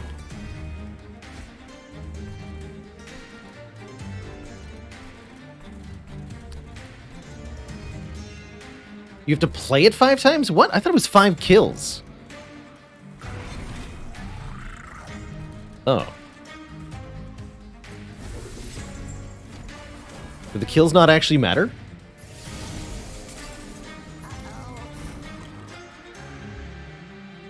Huh. Definitely not how I thought that worked.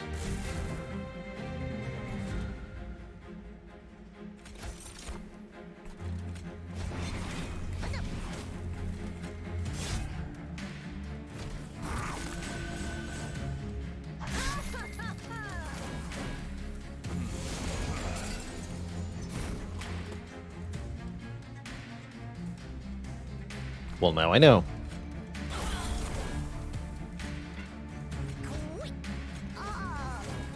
Whoops.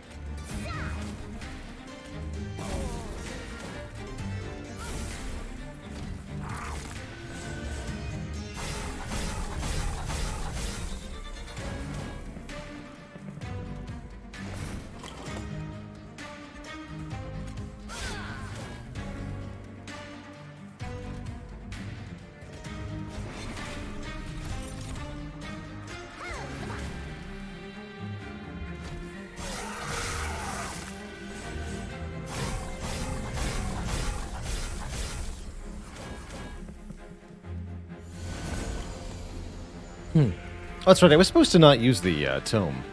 It's the stealth boss. Whoops.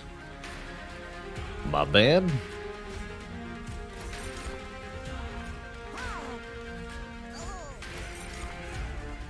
Here. Have some stalling.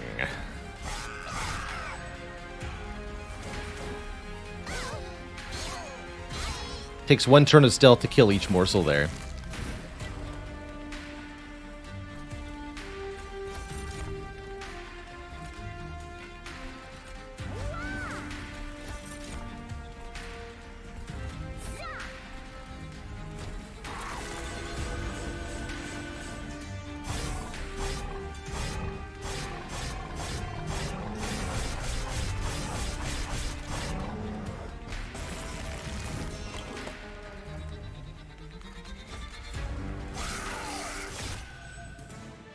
Okay, now I think Hef will show up. Oh man, Railhammer. Oh my. Grant +4 stacks of armor each time it is applied to friendly units. So now instead of 5 armor to the whole floor, each demon is providing 9 armor to the whole floor. And here's Grovel for more morsel generation, as well as damage shield generation. And Reinforce can double the amount of armor on a unit. Let's grab that with the hammer now.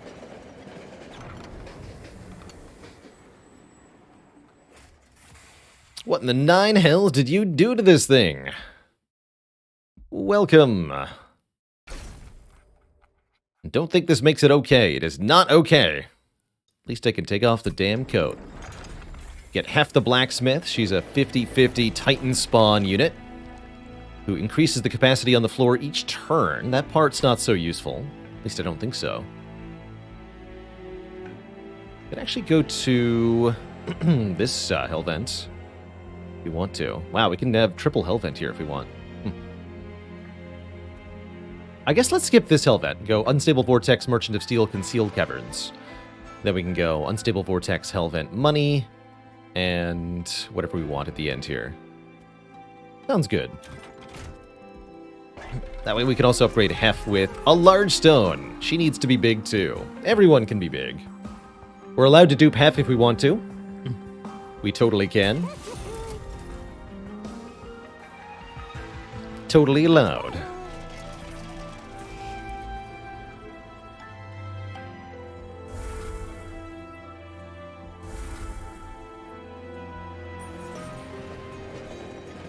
It's a big lady.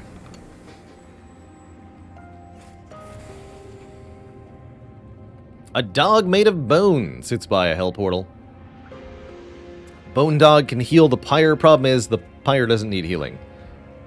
Here, why don't you take this fireball? For friendship. Can't take the dog along, but you decide to leave something behind to ease your stinging guilt. Fetch the ball. The fireball.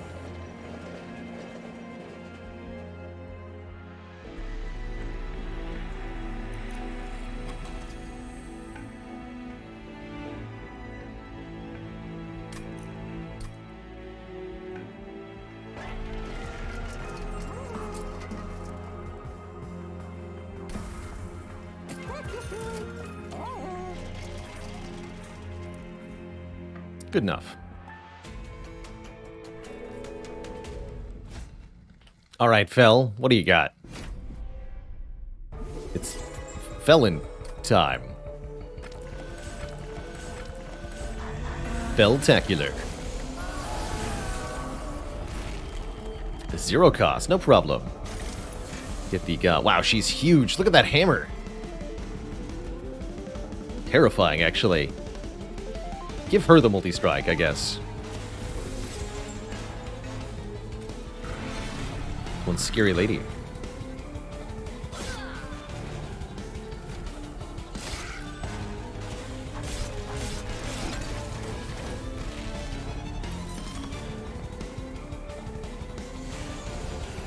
Lots of curse-adding enemies. We'd love to descend our own units to kill them on the bottom floor. We can also just kill them with the hammer. Bang. Easy.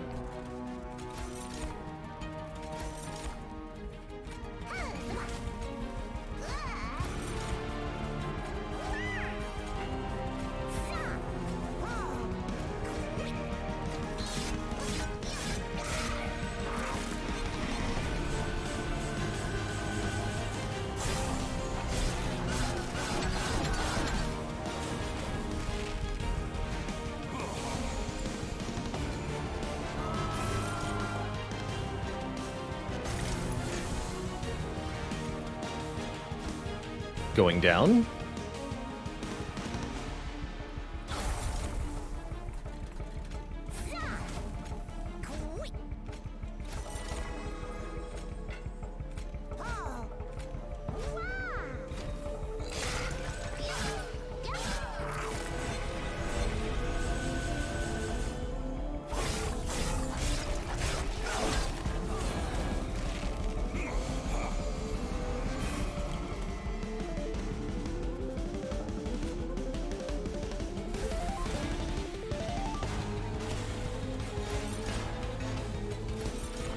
Nurse Gabe, thanks for 3 months of support.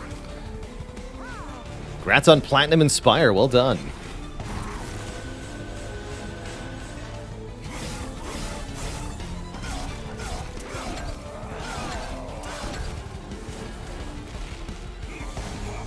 Trample multi-strike is pretty cool.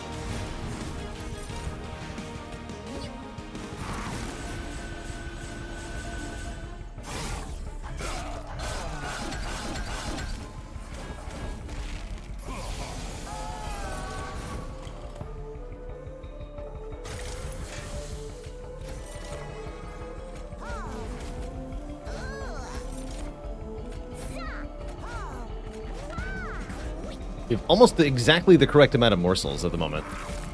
Often getting 4 per turn to our champ here, which is plenty of stats, as you can see.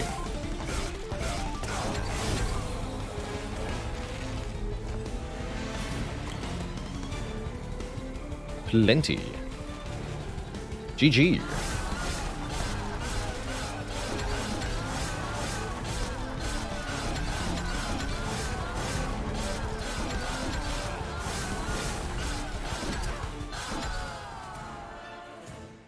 Got her. Another One-Horn's Tome, or we can get an Umbra Stone to apply Trample to something, or we can double armor again. These are all good, actually.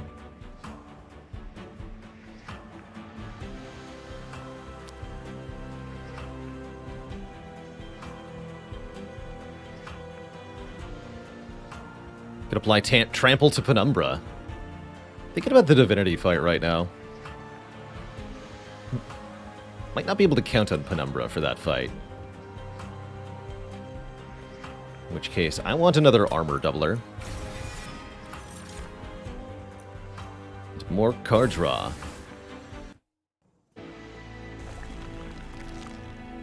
Oh, Trample on the Fiend is more scaling. That's true. Anytime overkill damage applies, it's a separate strike.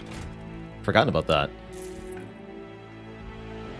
Gurg's Goad, come on, one time.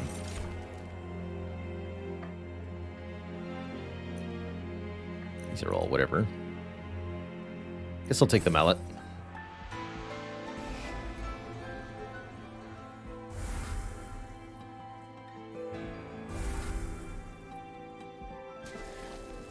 Duplicate. The Fiend. I think he's better than another, F. So, final tier of Glutton is plus 15, plus 6 per morsel. It's pretty juicy. That's pretty juicy. Spikes 5. Surely with the triple Steelworker Alpha Fiend, that's no problem.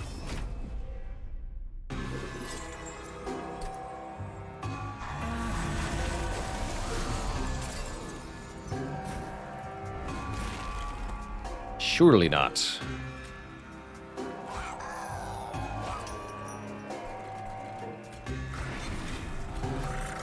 Oops.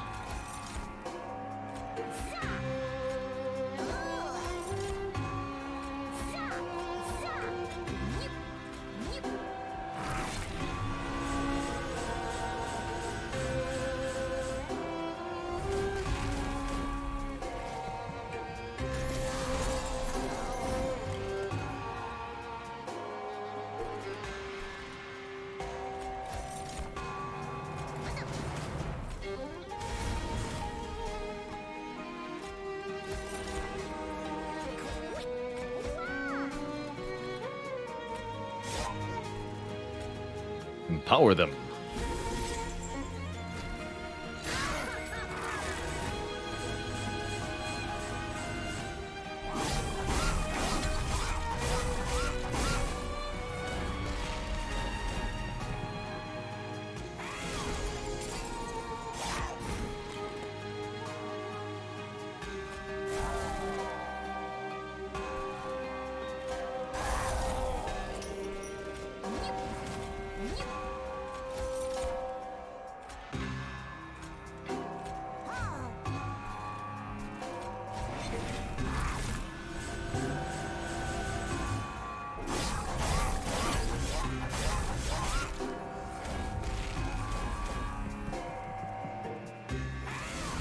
Oh. Ooh. Good job, Hammer, man. That's great.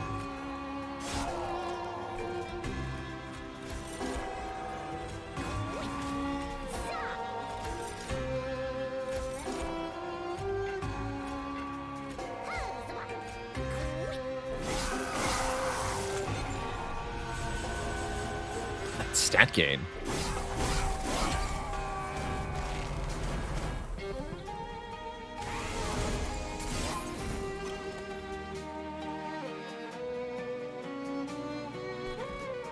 Have some armor.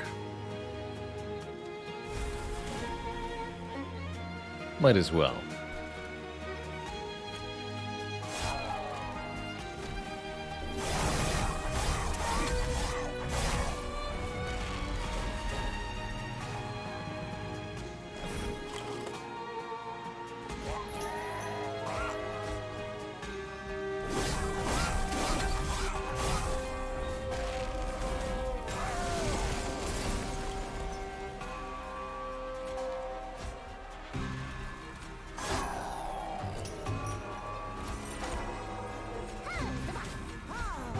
That's good enough.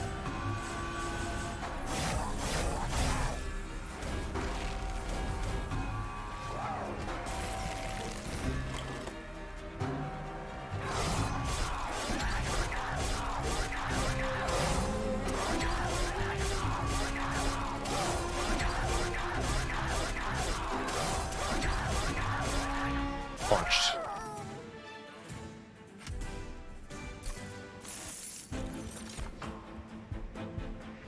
Way to apply damage shield sounds good. Wretch could be interesting to return eaten cards. Take Void Binding here. We could also maybe go double Cave In to solve our divinity problem. You know what? Let's actually try that approach. Like double Cave In here. And that means we want fewer cards. Yeah, all that effort feeding up Penumbra, and for what exactly? But why? Why did we feed the big thing? To what purpose did it serve?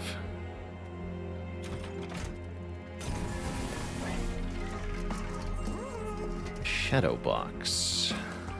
Can play 20 morsels. Sure. Friendly units have lifesteal 2. That's vaguely useful. As well. Didn't find Gurg's Goad, unfortunately, but that's alright. Can double stack Grovel for damage shield 2. That looks tempting.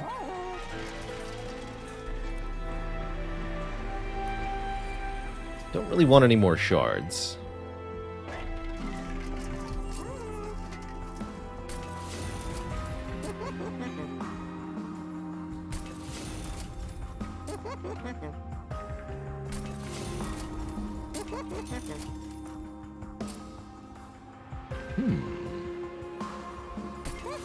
That sounds good.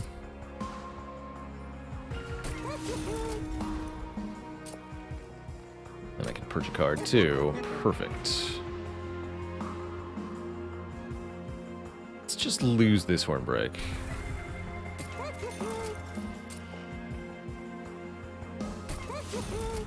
The Inferno do 110. Alright, this hopefully is enough. We want a third Cave-In, a second good old Wingmaker. That would be 15 shards to dupe. I don't want that. Let's Let's make another Grovel, I guess. Or another One Horn's Tome. That is 10 shards, though. Alright, I'll take another Grovel. Having more damage shield on demand seems pretty helpful.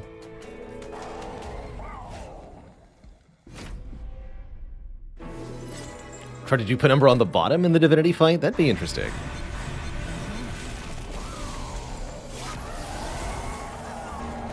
Hopefully these are all free. Forever.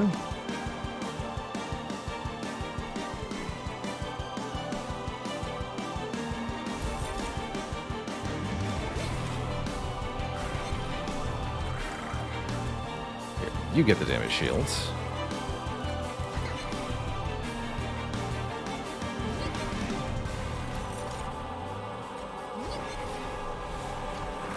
So in an ideal world, we Shadowbox on turn 5. Don't know how true that is.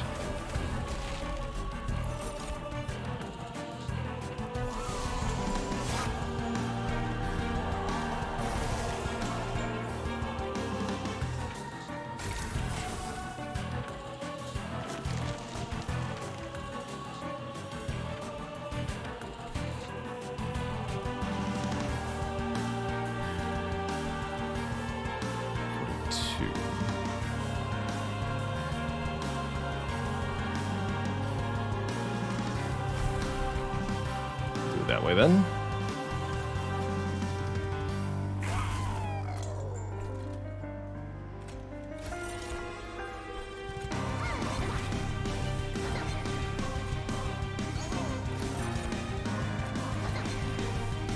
Although a lot of that is going to get to the next floor. Wait a minute, we have a problem here. I may need to One Horn's Tome our champ next turn. Maybe did need to ascend this Gilded Wing.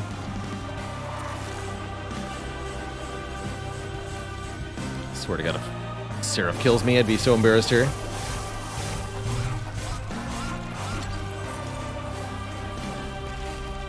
It's not that much health on the floor. It's just that there's 4 of them. Okay, we got Cave In. That'll have to do. If these units all get to the top, we actually lose. That would be, like I said, a very embarrassing way to die.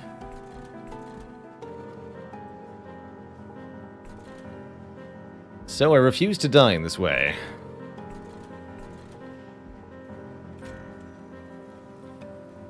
Down.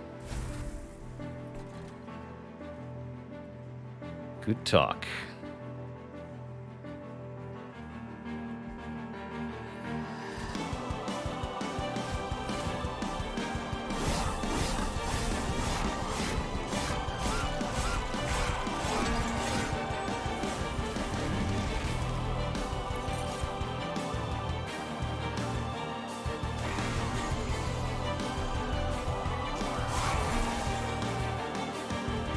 Perfect. This. I guess we One Horn's Tome the champion, just make them 268 times 3 in the back. Good old Wingmaker up top. I'm down for that. Champ is gaining armor and has damage shield. They're fine back there.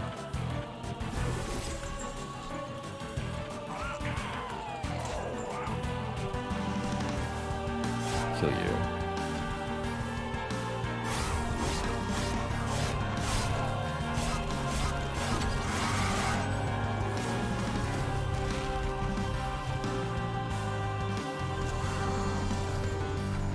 Damage shield procs before armor, yes.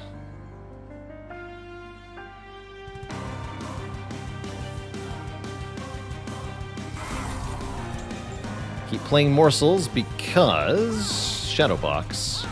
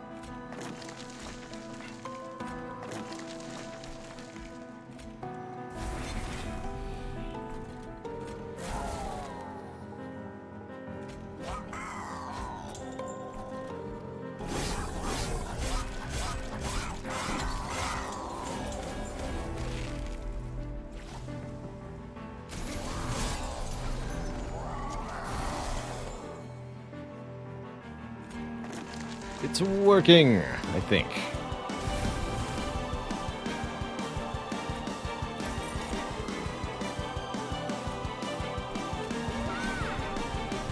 Shadow box right now if I want to, or we can set it up for next turn. Let's do next turn. Although I think Seraph enters alone, right? Actually, this turn is fine then.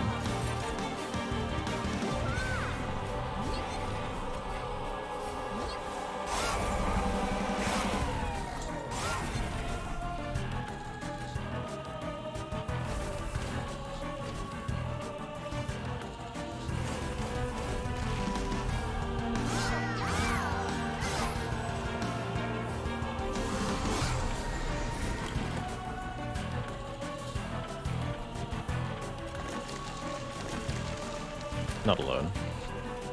It's not correct.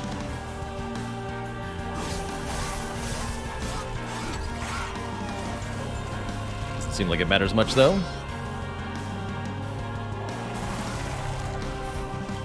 Even with 18 by 3 attack power, Seraph can only kill one of our units here.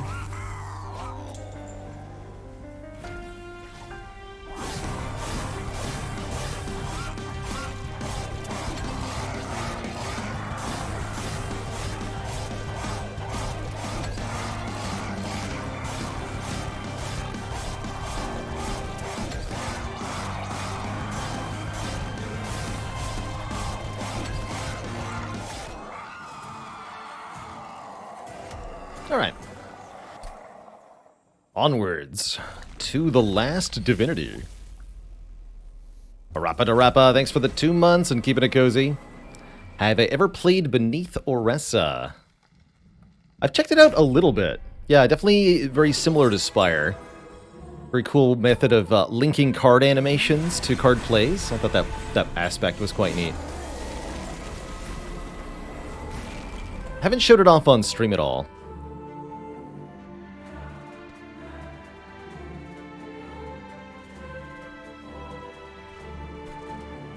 Okay. This sort of worked out. We can damage shield the morsels here to feed some stuff to Penumbra.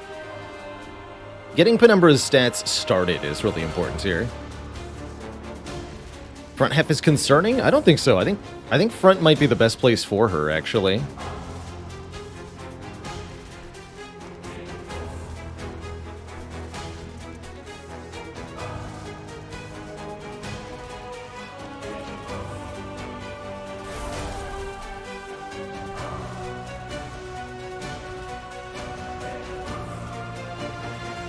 Play a lot of morsels this turn, too.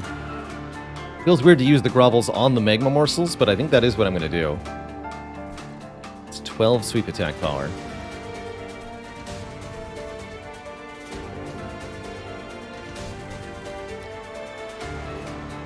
I'd say Monster Train is a mix of Slay the Spire and Tower Defense. Artemisia.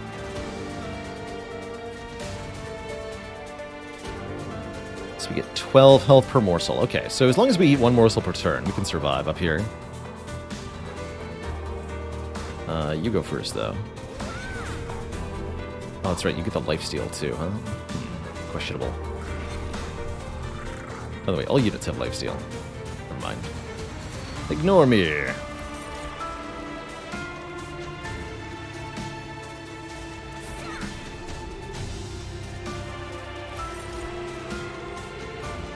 Feels so weird to do that.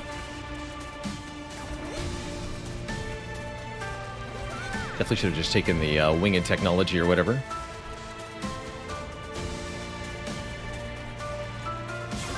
I can't play these because it would give damage shield to the guys below.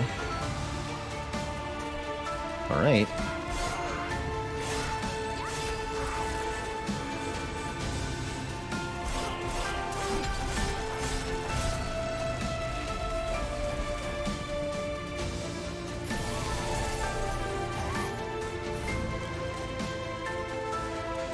Okay, there's one cave in.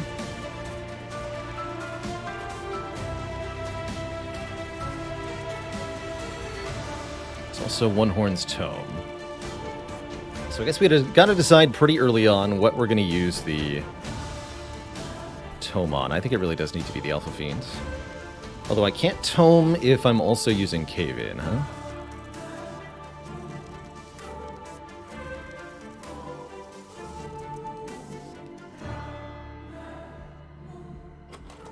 I guess that's fine. If we successfully do the double cave-in thing, this will be an easy fight. So yeah, let's just cave in here.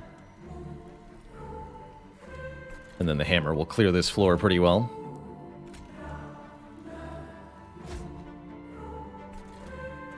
Bang.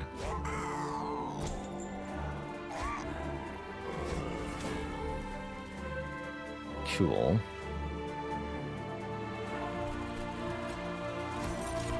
And I do still want to play these. How do I feel about Ember Drain 2? Probably I should keep half healthy here. Yeah, that's a good idea.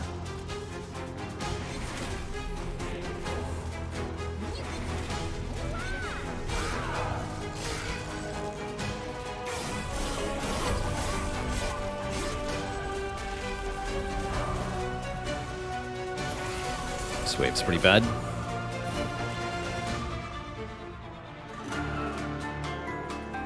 Okay, here we go, though.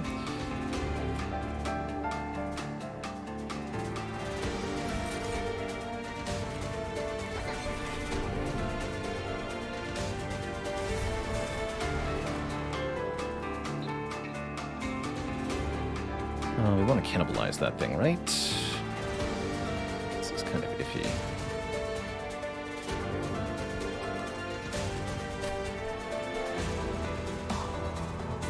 Inferno next turn.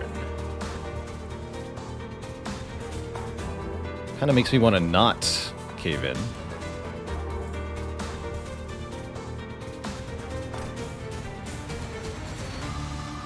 What we should do is ascend one of these things, actually.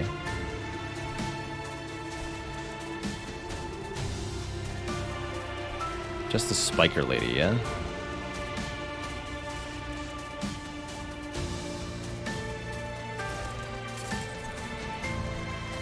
Yeah, then do this. Although now I don't want morsels that'll die to spikes, huh? Good. Okay, yeah, good.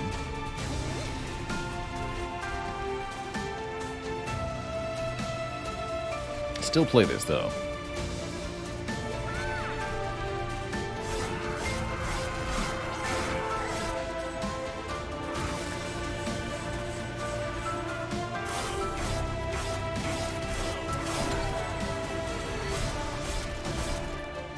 This wave's a bit of an issue.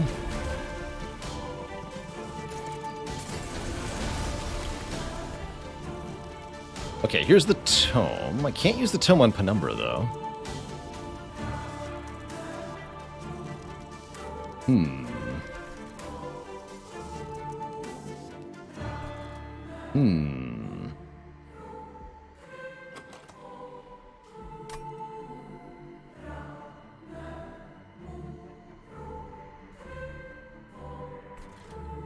I smell trouble.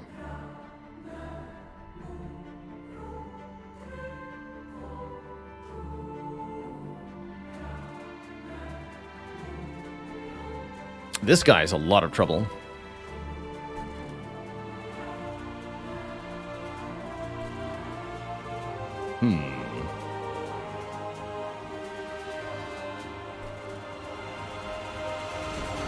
What do we do? Yeah, this is where Alpha Fiends just don't scale enough. And we failed to scale the champ, too. Not playing One Horn's Tome initially might have been a bad idea.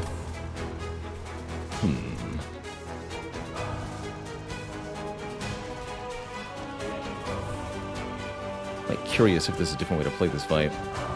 Yeah, we can use Hornbreak to kill either this enemy or this conduit reflector up top.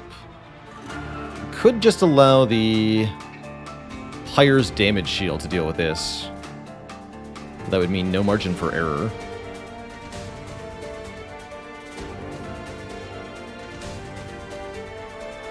And this is why I didn't want to necessarily descend Penumbra here.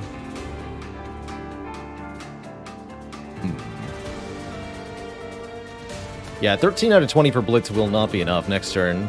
But we have another... We have 2 cave-ins in the draw pile, so we can buy ourselves time, I think. That's what we need to do, is buy ourselves time. I think we have to play the Tome.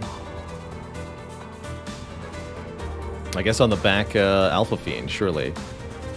It's the only play. Alright, so let's try this. It either works or it doesn't.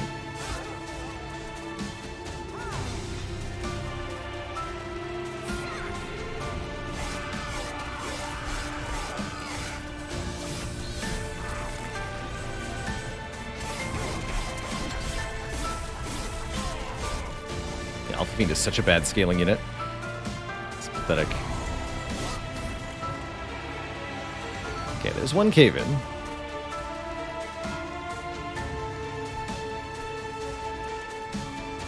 It's not really helping me, though, right? That just stacks everything into one floor. It's definitely not killing anything.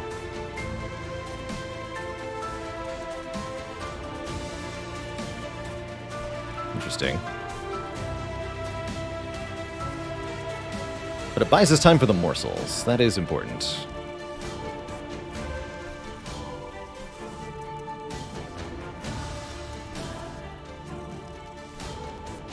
Yeah, that helps a lot, actually. Okay. Question is, what do we want to damage shield, then? I think you.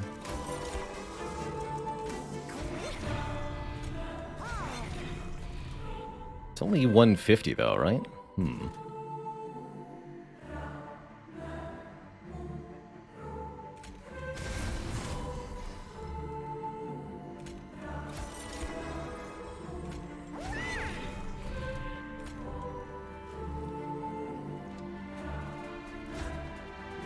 I think maybe I need to ascend the multi-striking Alpha Fiend to put work in on the higher floors here.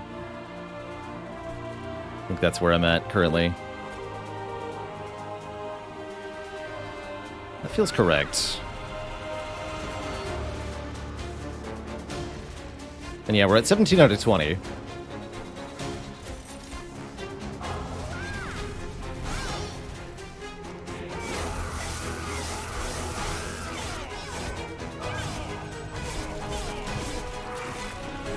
Gonna make it harder to feed more morsels to our champ, but that's a problem for future Baylor.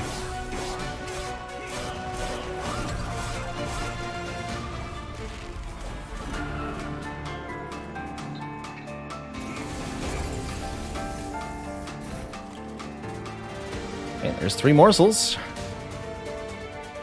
And the good old Wingmaker. Okay, we've actually managed to really improve the situation here. Thanks to the Shadow Box. If it weren't for Shadow Box, I think we're totally hosed.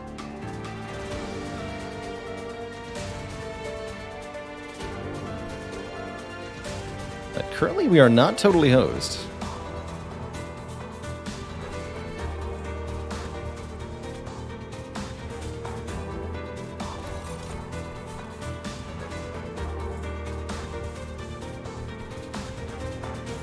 Okay, we got a harvest on the top and bottom. I guess we do it on the top here.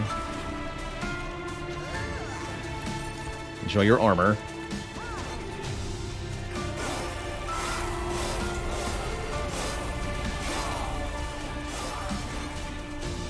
Devastating. Simply devastating. Alright, all that garbage wiped out. I think I'm going to cave in these to feed more morsels to Penumbra here.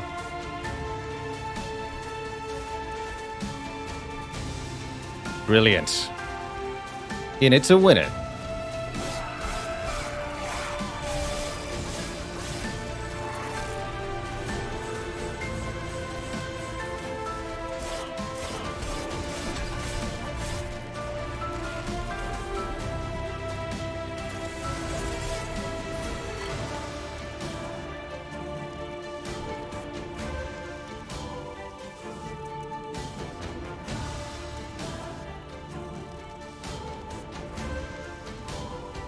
You seem fine. Actually, it doesn't feel like I need to double armor anywhere at the moment. Just keep feeding more stuff to Penumbra.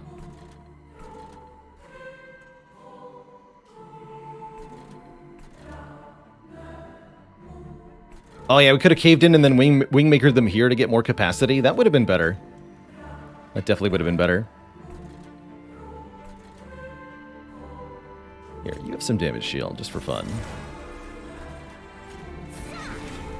Hell too cold for Hellhorns.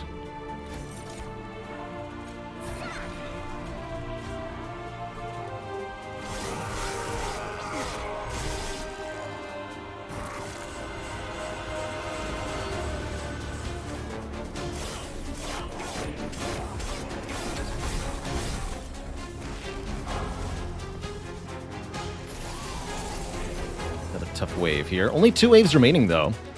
You know, it's really tempting to just Inferno.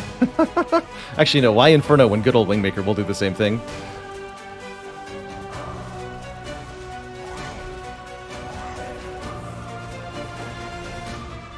Easy peasy.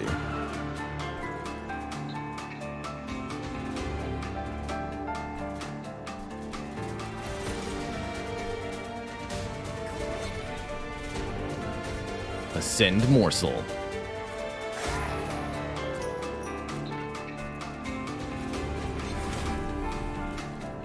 I think we're there, Twitch chat. I think we managed to pull it out.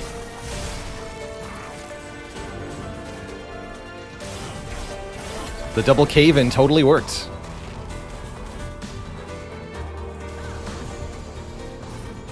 Challenge complete.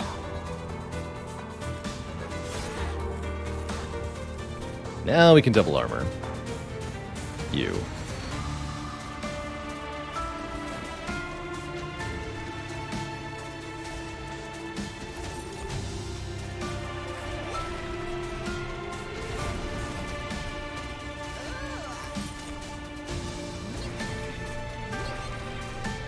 Oh, sweep. Whoops. Rip. Oh well. Die then.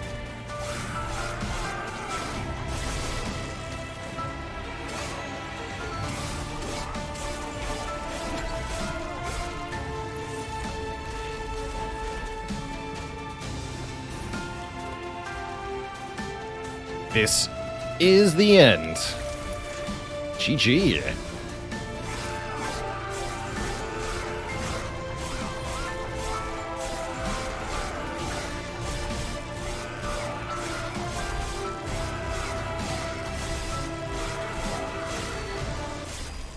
The Alpha Fiend finally mastered.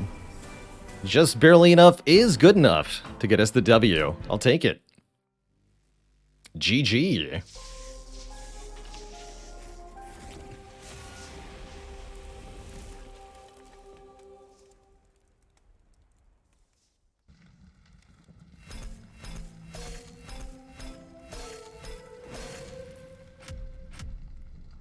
The enemy's caved under pressure. That's right. Hell yeah. Never do I have to take Alpha Fiend again. Thank goodness.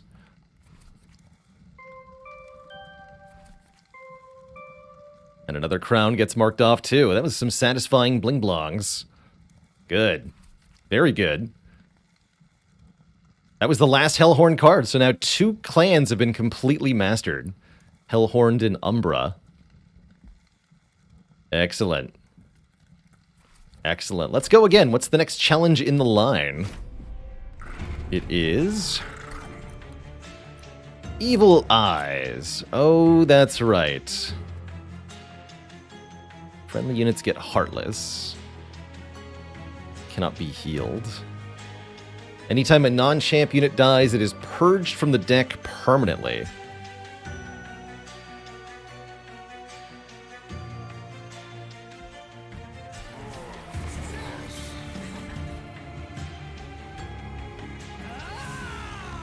So you're telling me we can do Melting Remnant with Imps?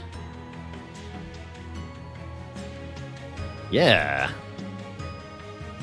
Let's do this. Surely there are some benefits? Yes, a Purge is a free removal. So what that's saying is you can remove all of your starting units for free. We have 9 units we can get removed with no cost. That is an upside. That is a huge upside.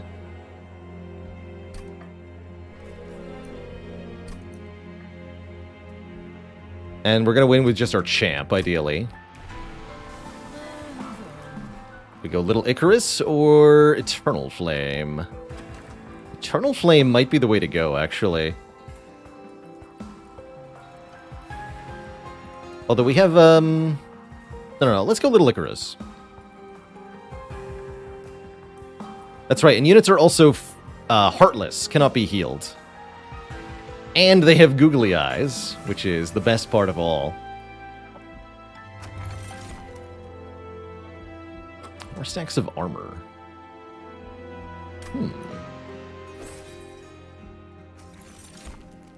Gain $5 when a friendly unit dies. Excellent.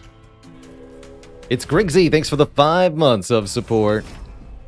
Appreciate you keeping it cozy. Does burnout equal dying? It sure does. They're so googly. Great googly moogly. Twitch chat.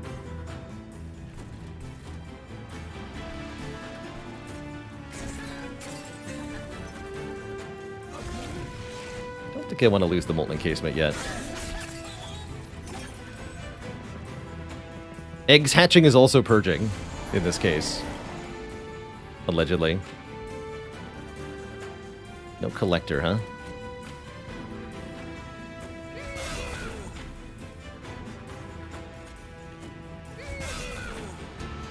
Oh, na. You can just die. I'm okay with it.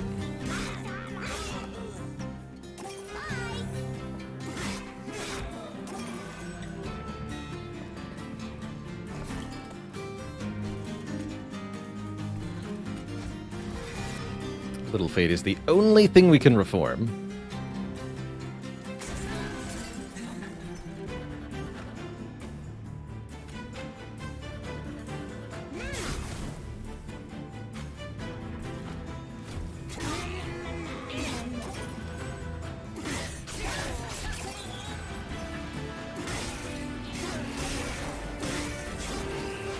Content to let the Pyre take some damage here, and this is really all just set up this first combat.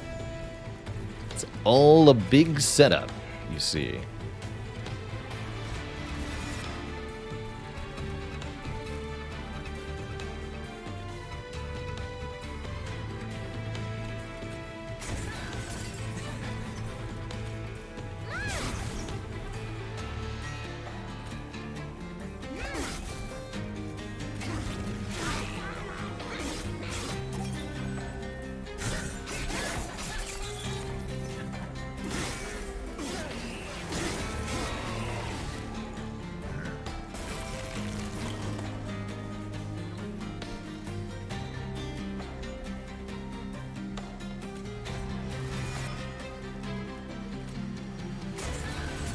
It's 56 damage. Okay, we need to get rid of this, I think. Not.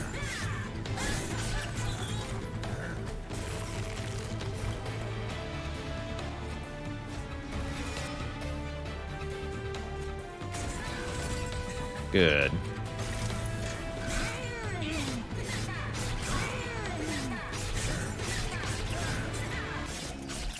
So, during the first combat, we leveled up the spikes on Little Fade to 9, and we removed all of the imps and one of the train stewards. We just have 3 train stewards now. We'd like to be able to get Little Fade to survive a bit longer. Purifying Cleanse is interesting. Sure. Fortify is also quite good. We want Little Fade to be able to survive hits. Oh, that's right, we can't actually heal Little Fade. Oh, that will apply 3 burnout, though. Yeah, I should not have taken that. Oops. Do we even want a unit? I'm not sure we do. Guess I'll go Merchant of Magic. What's the unit even going to do? I'm not sure.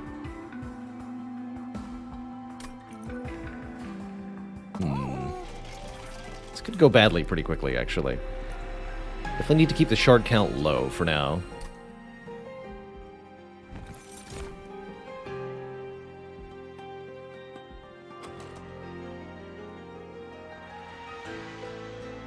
Endless is an option for the Molten Encasement. I don't think Little Fate alone is going to be able to solo everything.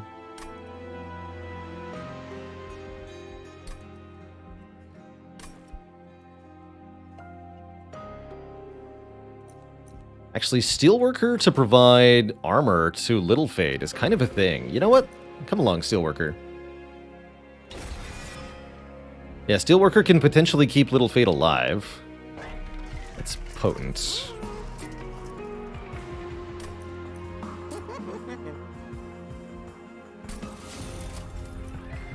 Remove consume, no way.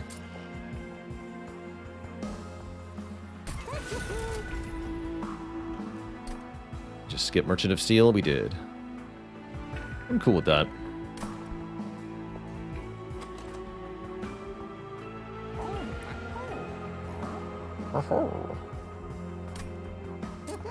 Let's lose one card then. You.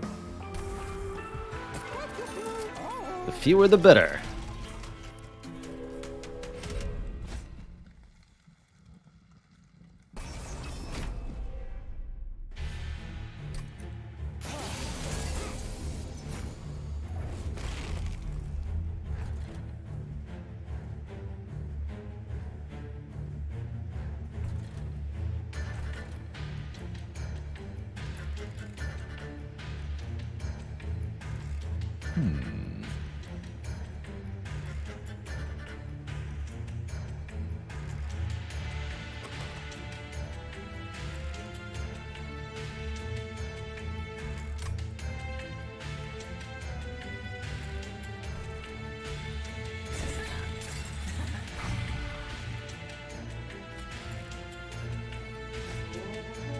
Backup plan.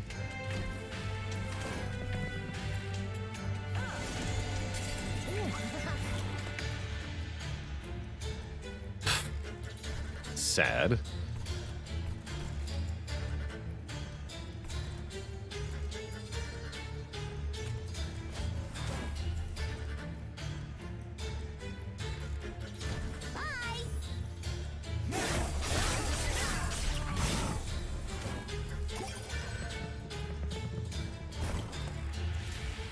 Yeah, our direct damage is remarkably limited, let's say.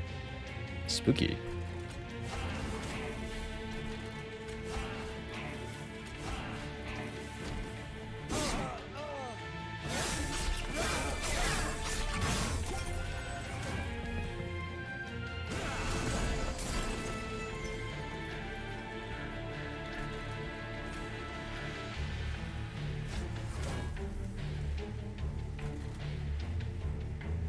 Might lose our Steelworker.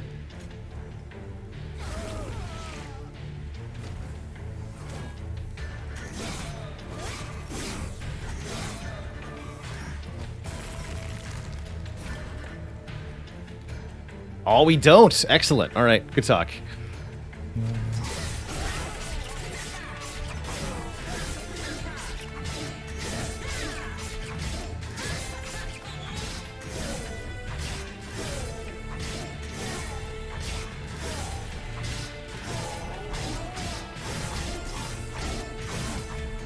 Close, though.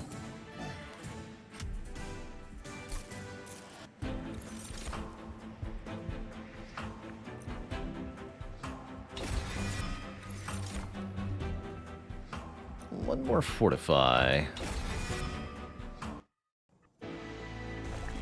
Reform a unit. You heard me. What if I need 2 vents? I hope not. Extinguish abilities happen twice. Now, that's interesting. Although we didn't take the extinguish version of Little Fade. Guess I'll take a 3rd upgrade slot on spells. That's quite strong, too.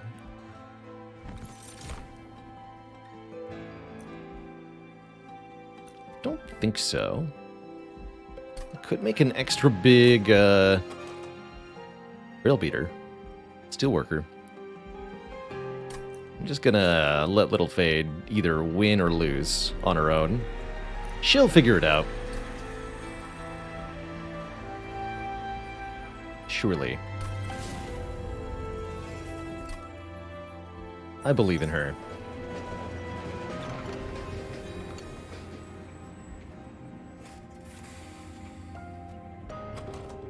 Purge and empower a unit. I guess make the train steward super strong.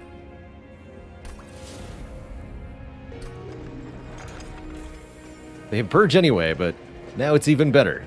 It also doesn't need to die to purge now, which is vaguely helpful.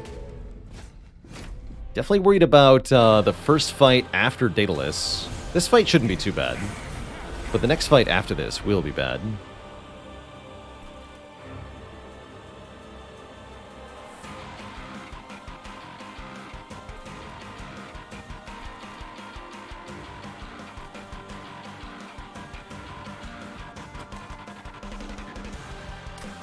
Let's just try this.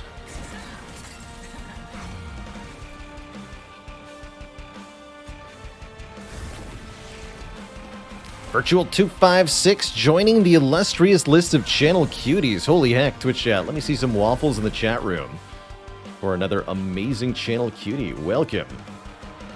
Welcome to the list. Let me get you added right away.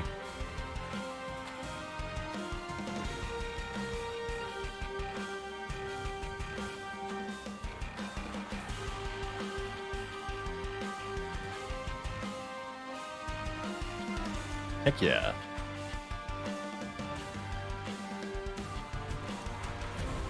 Good times, good times.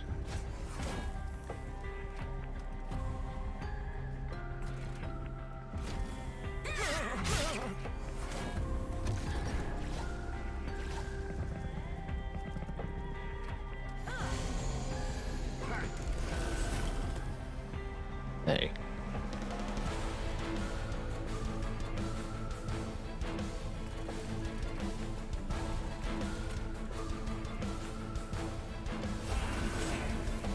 Be our boss stopper.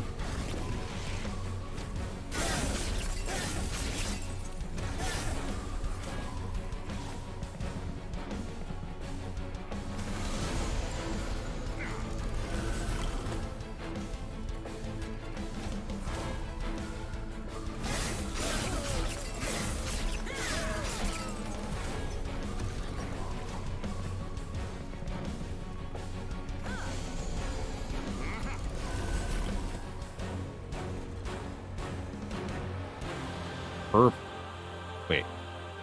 No, only one of those gets killed by Little Fade. Bummer. Just slightly off there. Oh well. Even the mine has eyes.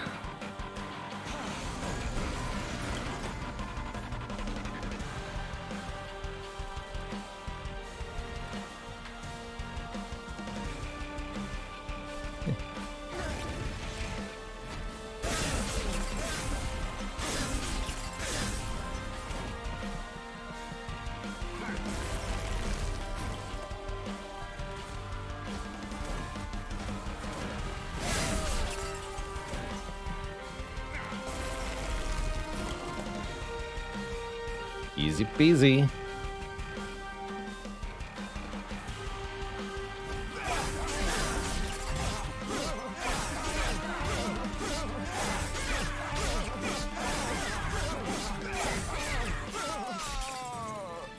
Spike-tacular.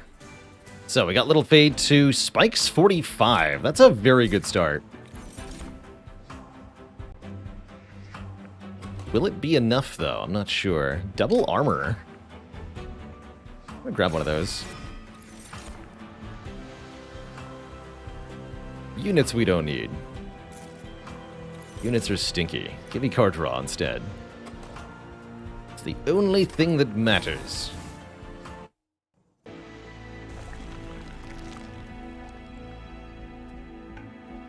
Probably.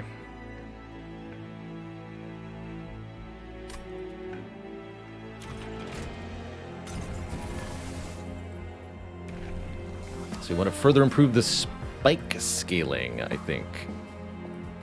+3/+3 per kill now.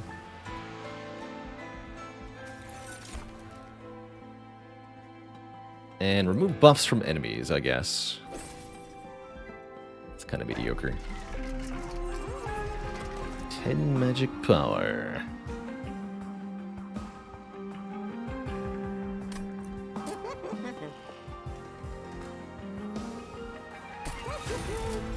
This should have permafrost.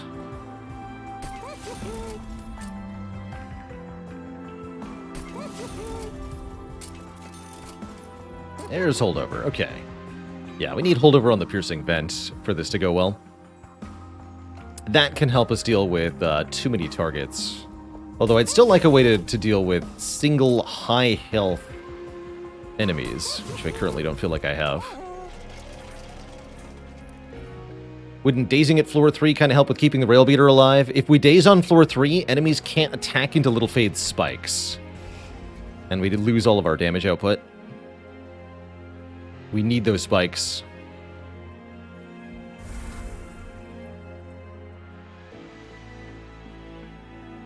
Okay, I'm going to lose the Purifying Cleanse. That was a mistake to take.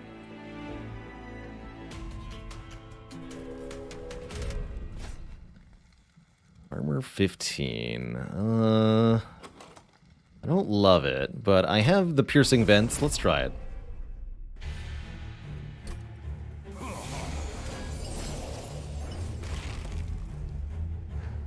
But that is just the right amount so that they don't die in one hit.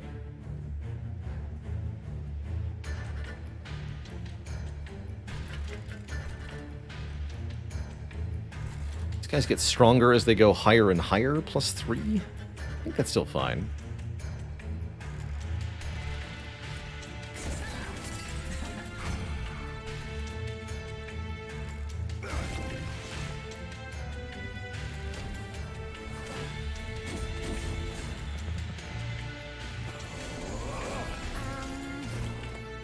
Good. And yeah, we'll have 50 spikes by the time these guys get here. Okay.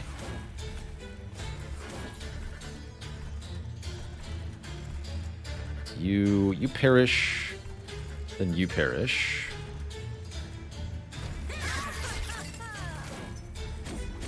A lot of damage, though.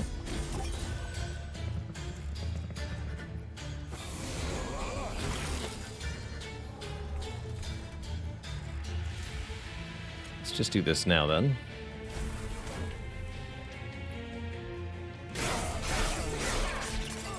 Again, the goal is to make sure Little Fade kills as many enemies as possible here, ideally all of them.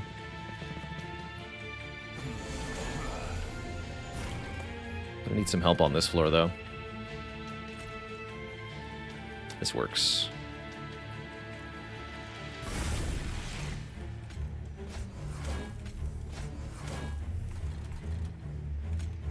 Don't kill this guy.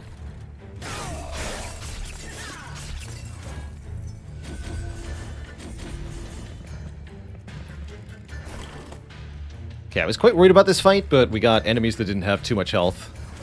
You know, only 70 instead of well over 100, which you can have in some of the other fights.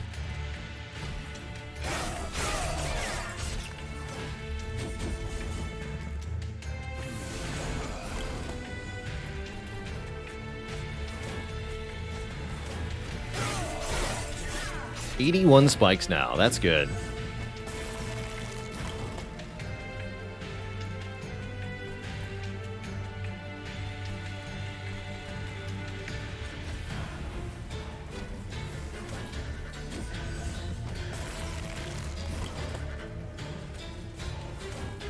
GG.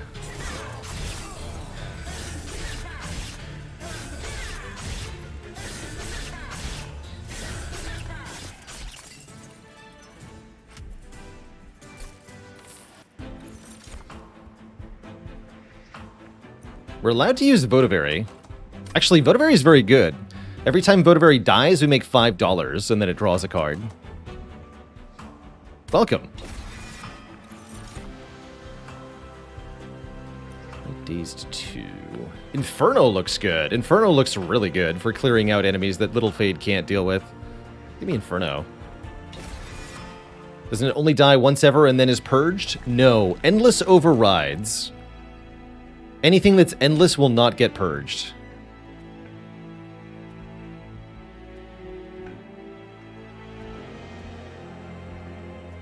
Which is pretty sweet.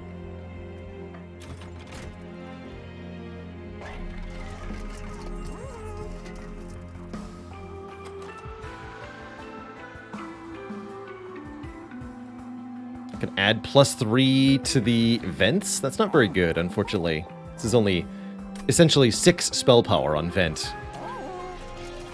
Which is sad. Random imp unit each turn. Actually, that seems good. Give me the impsicle. And money. Love money. Yeah, X +3, not very good, unfortunately. Gonna reroll here. Ah, resin block on the Votiberry. Also decent on Little Fade. Trader's Quill. When a card with Consume is played, deal damage to the front enemy unit. That's definitely got some use to it. Let's take Trader's Quill.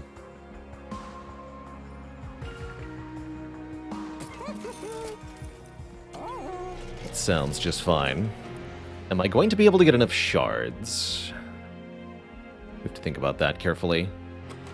I should probably take this money, just to make sure we can actually get to 100 shards. Multi-strike, perfect. Hit my thorns even more.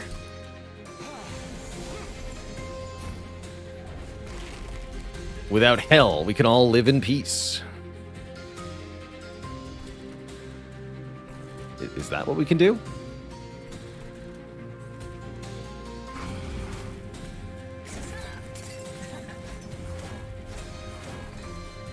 I do want as many thorns as possible, so I'm not going to kill anything.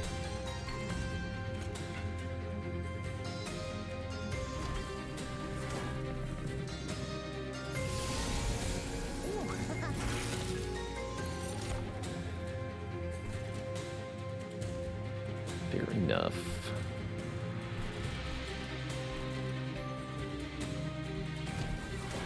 Bye. See you later.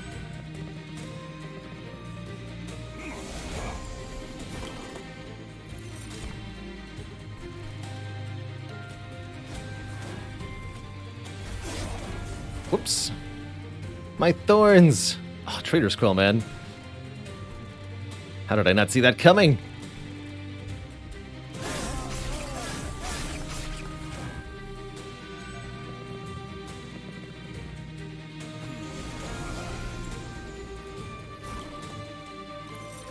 It's all good, though.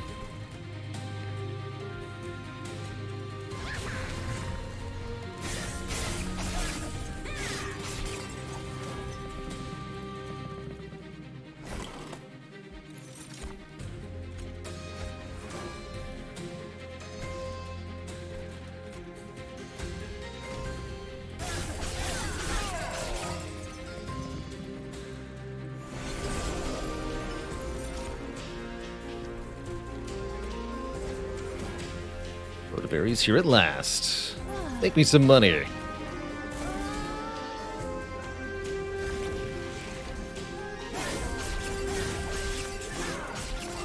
That is vicious, man.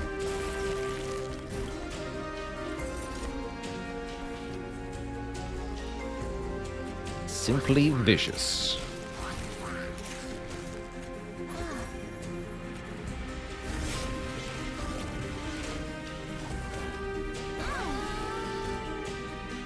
Money.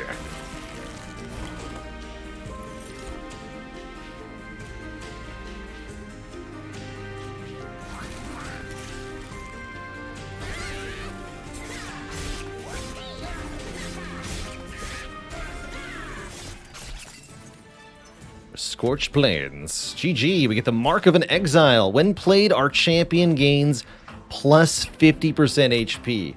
1.5 hit points. I'll take it, though. Anything else we want? Not really. Remnant Host makes us money? Whatevs.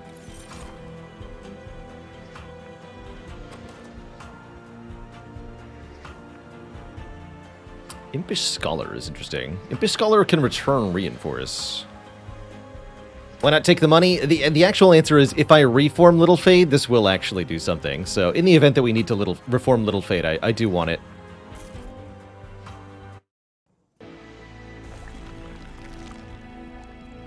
But yeah, it's not that good, that's for sure. Not inspiring.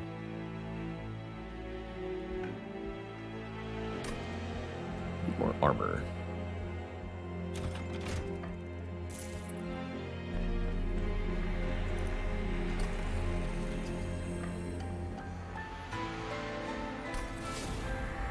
It's a good thing to dupe. So we can add Endless onto another unit. Maybe we want to make an Endless Molten Encasement for the endgame here. Although if the enemies can't attack Little Fade, then I can't do anything, right? I guess we make the Steelworker Endless, is what we do.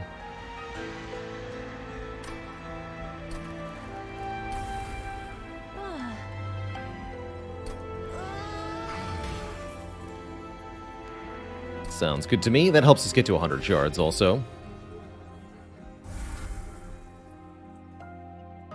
Do I actually need Dripfall? I don't... Well... It's got some use to it. Let's lose the Molten Encasement. I guess I'm never playing that.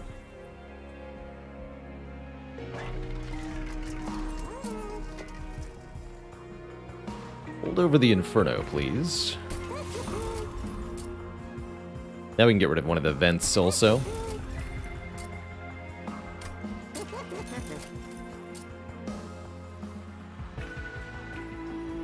$14 is better than 9.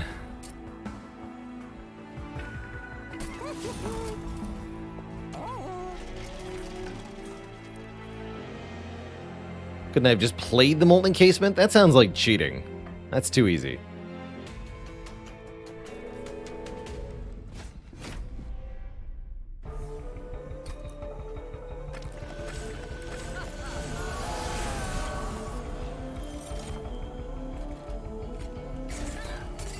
Sounds way too easy.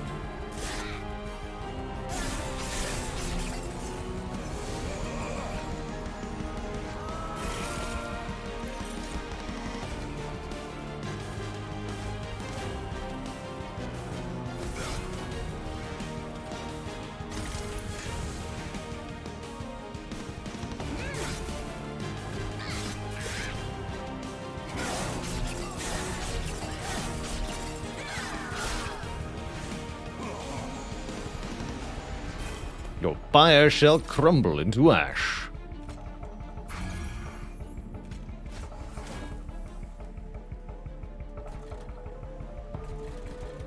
Here, join in the fun, Little Fade. Little Fell. Yeah, Little Fell.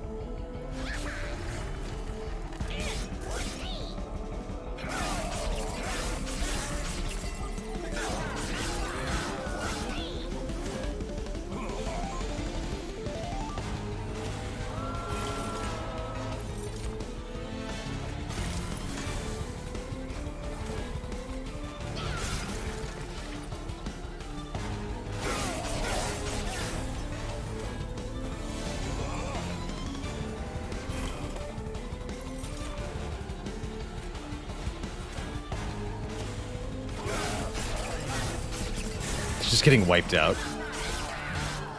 Vicious.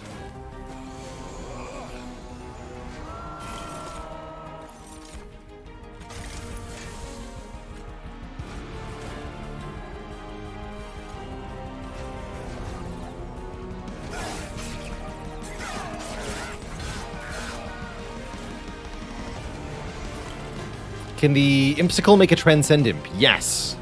We've already seen it do that, actually. Oh, snap. She's not dying. If only I had some sort of solution to this.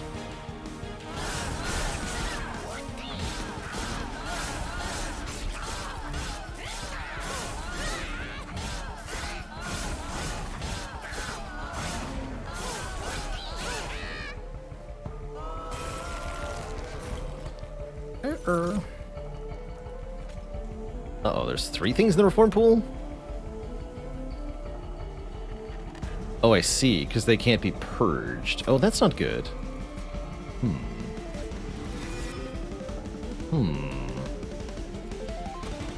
then I died to Fel. These are all gonna go to the reform pool, too. That's actually really bad. Well, maybe should have at least played the Votivary.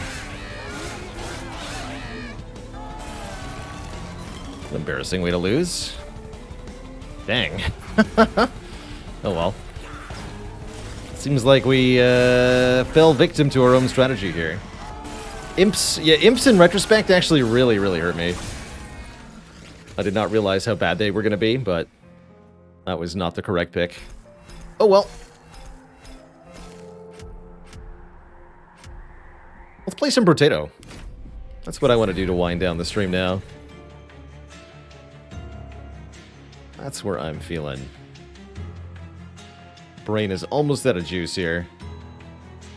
Really looking forward to dinner today. Still so slow and tired. It's like, when do I get to feel normal again? Tough.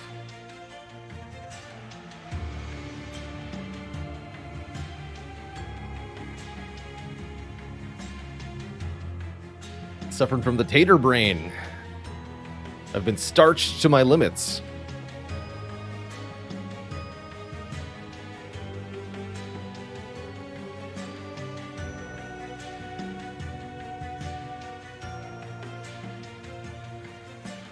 Yeah, that relic really impeded our run. It was a sad time, that's for sure.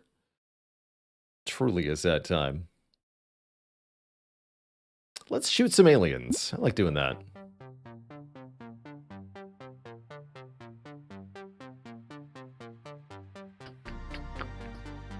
Yeah.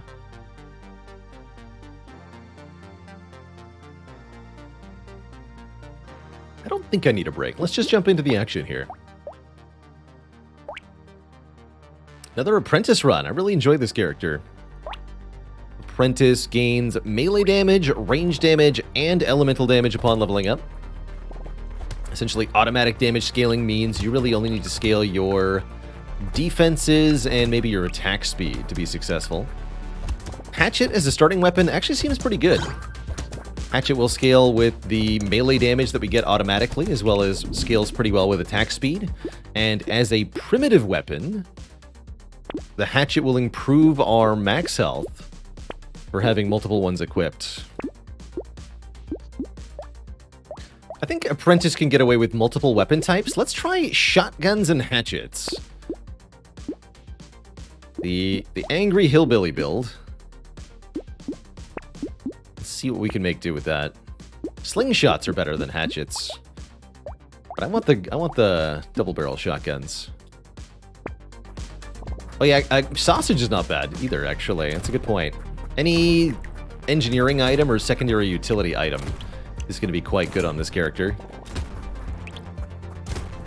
Since you get automatic scaling in every damage stat, you can use just about anything.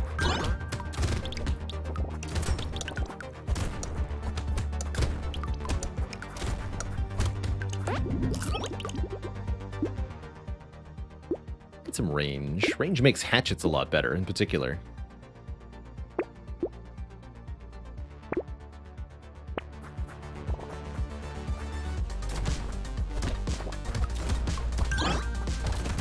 Your max health can drop below 1, is my understanding, Fluffy Mittens. You'll still have a single hit point, effectively, going into waves, but you won't have any real hit points until you recover the deficit of lost max health. So you don't die, but you do have 1 hit point. Demon can often end up in this situation.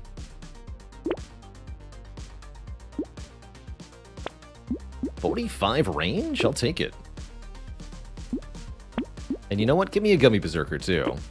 Since it's range and attack speed. The stats that I think are excellent right now. We're already at almost 100 range on wave 4. That's what you want to see.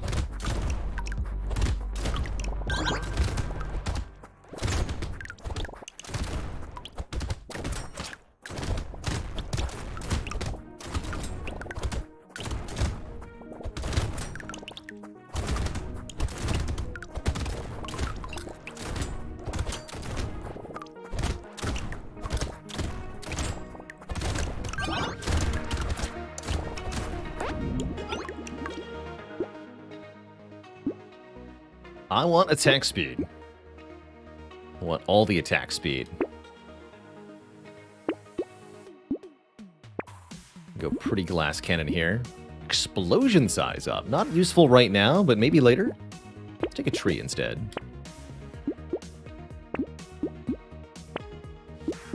Okay, let's lock in this scared sausage.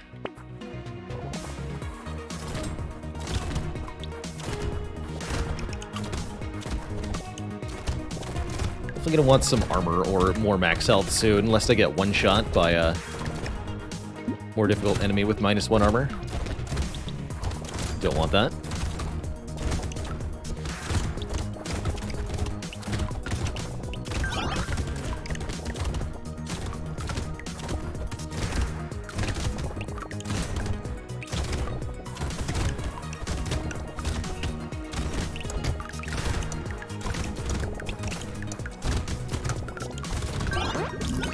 Nice, 2 level ups. 9 move speed, I won't say no to. Anytime you see a relevant purple perk, it's worth taking a look at. Alright, take the 1 armor.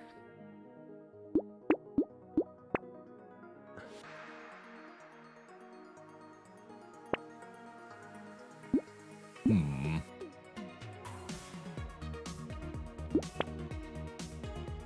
I have a shotgun or a hand axe, please? Excellent. Thank you.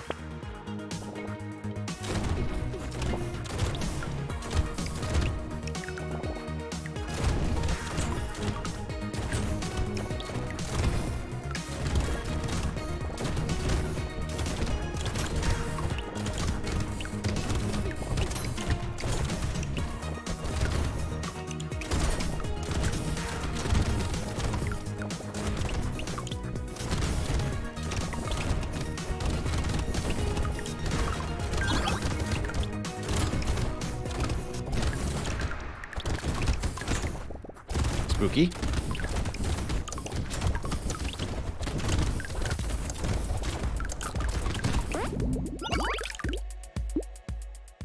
Sure, more harvesting, more better. Harvesting being free materials and XP at the end of each wave. And we need to take basically every max health that we see.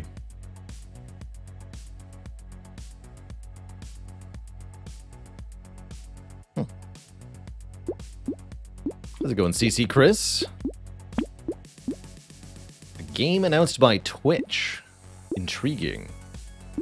Very intriguing.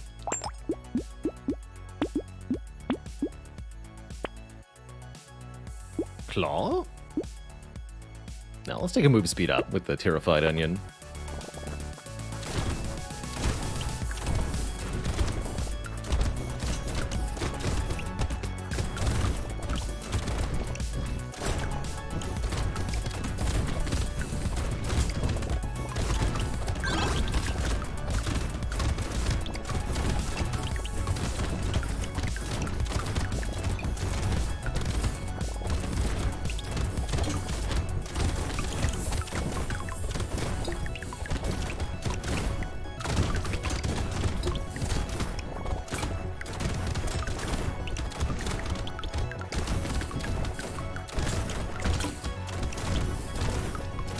And I do agree, the Link has a little bit of spam energy going on there.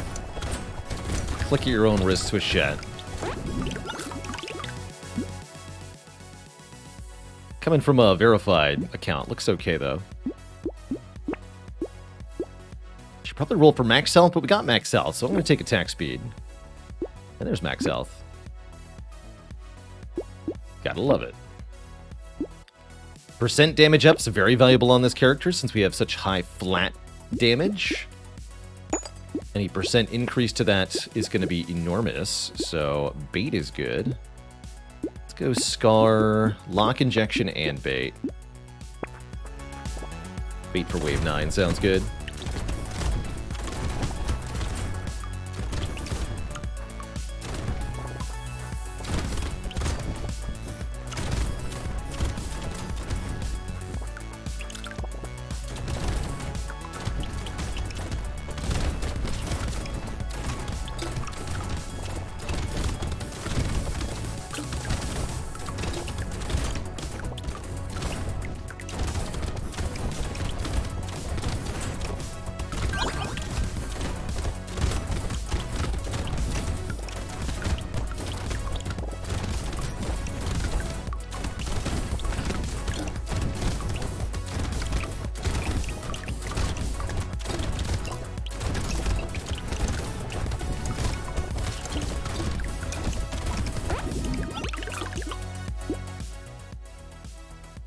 Feels like we have enough range, but maybe that's wrong. Maybe we could benefit from some more.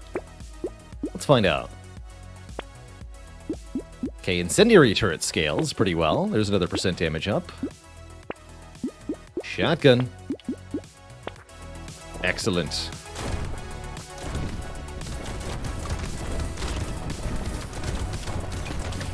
Ooh, don't die.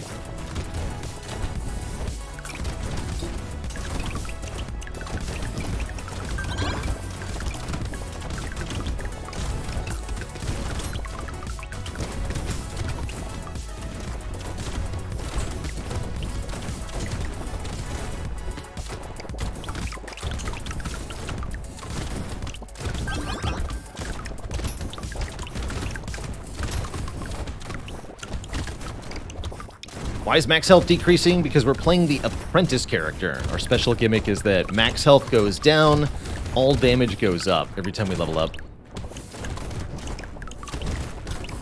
Tons of free damage. Terrifying.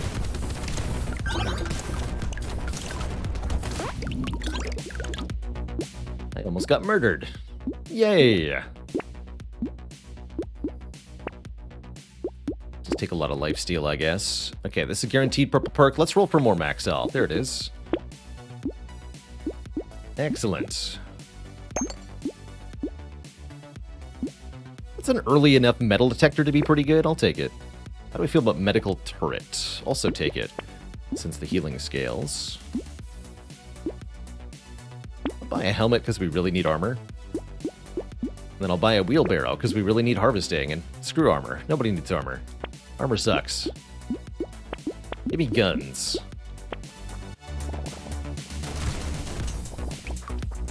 We're a gun build now.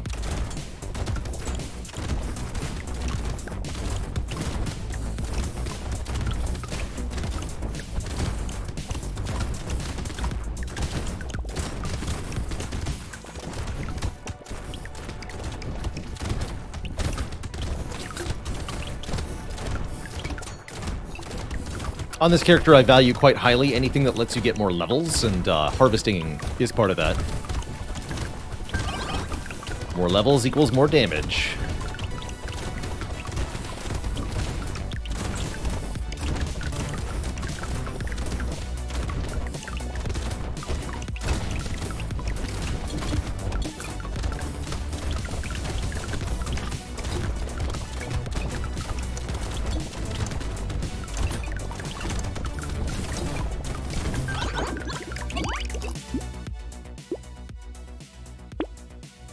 More max health. And armor. Okay, now we don't actually necessarily die immediately. That's good.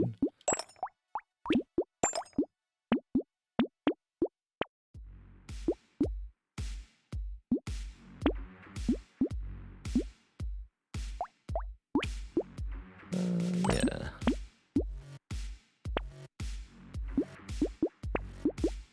Gotta Gotta love max health.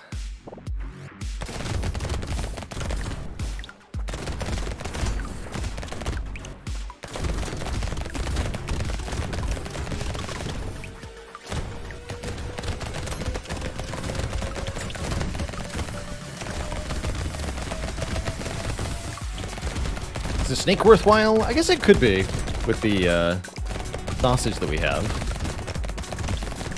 Probably not particularly worthwhile. Especially since it's a max health down.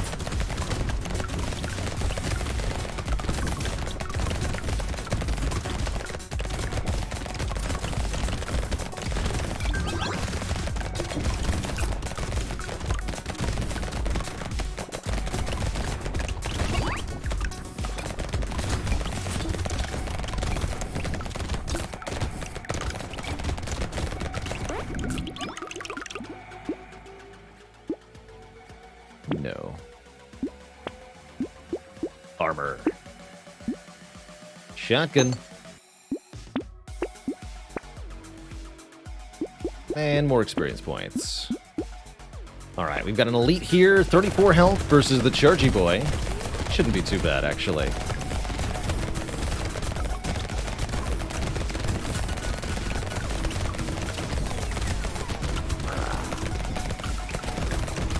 Once you know the attack pattern of this enemy and where the bullets are going to spawn, it's not too bad to avoid.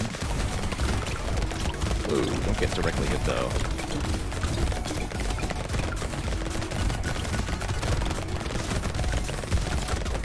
Alright.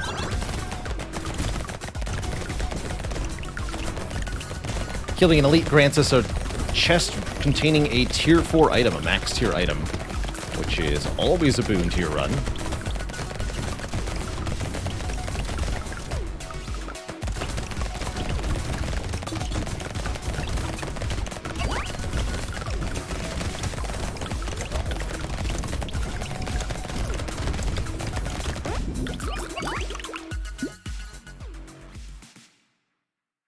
Two luck for every crit we have. Problem is, I have no crit. Forget it. Give me range damage and range, and max health. And a peacock.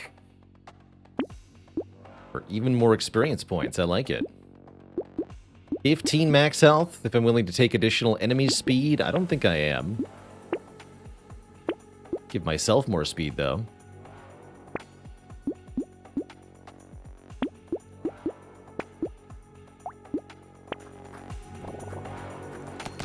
Has Slice and Dice been retired from channel play? At least until it comes to Steam, yeah.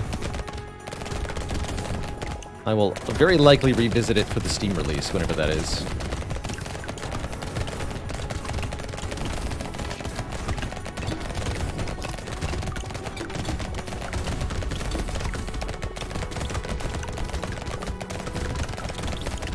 Get him.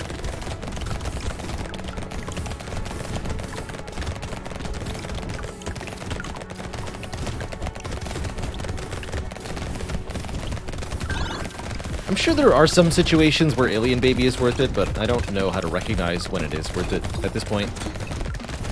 So it's just kind of in my never take pool.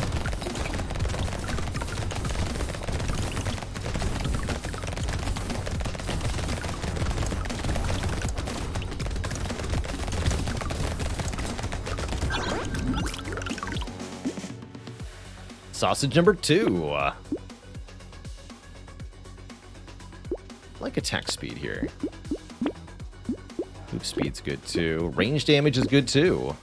Wow, a taser 4. I'm gonna grab that. 28 times 4 damage is really quite substantial.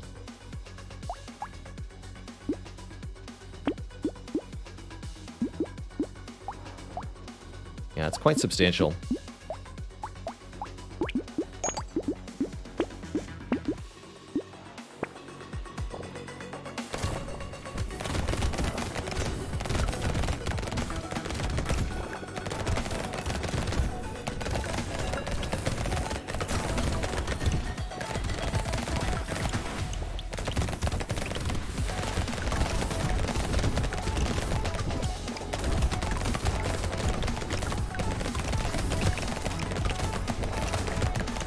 Got a horde wave next wave.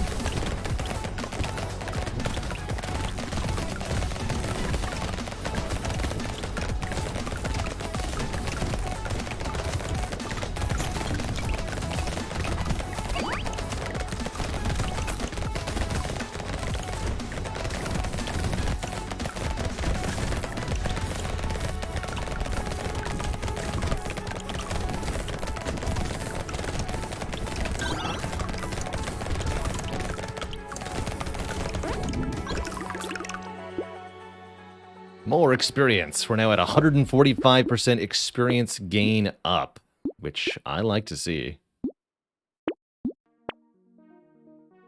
No, I don't want more tasers.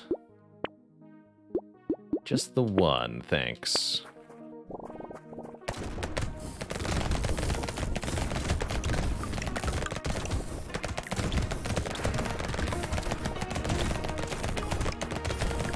Andy Sue says, I take it when I feel that my damage is good enough that anything close would die immediately. That's a valid criteria, I suppose.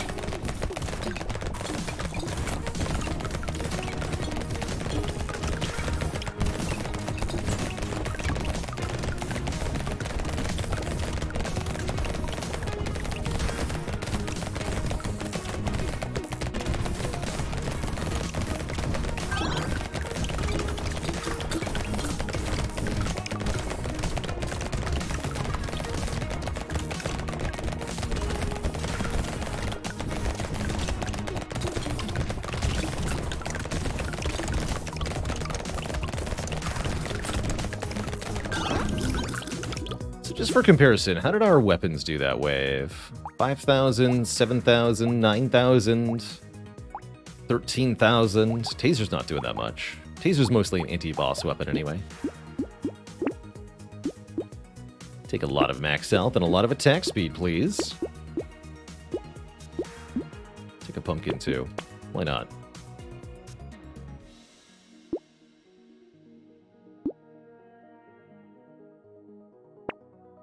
Tractor?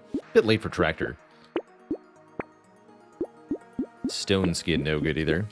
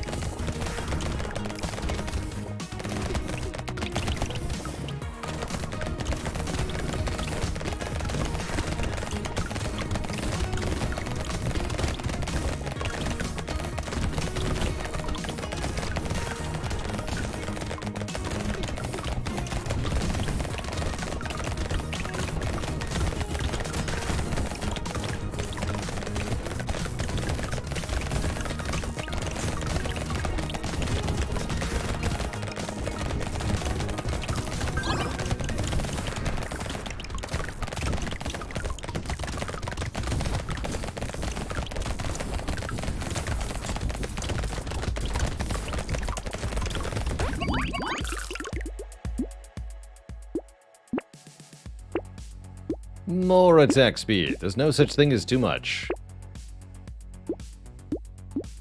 Add some crit, why not?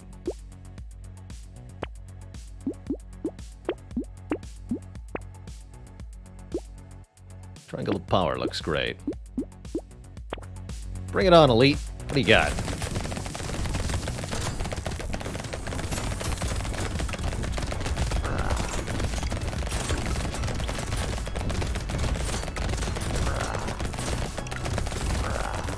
Rah, to you too.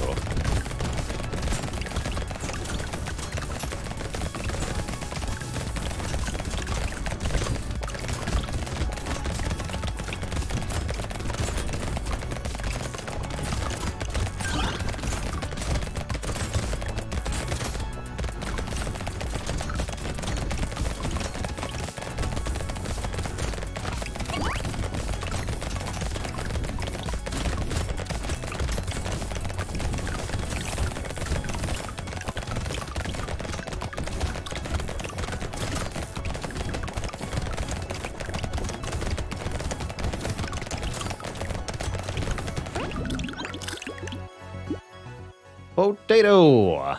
Welcome, Brotato. Why keep two melee weapons? Just to kill anything that comes close, actually. It is, I think, useful. Even though they're not, you know, performing in terms of the high score for damage dealt. They are serving a useful purpose in keeping nearby enemies the heck away from me.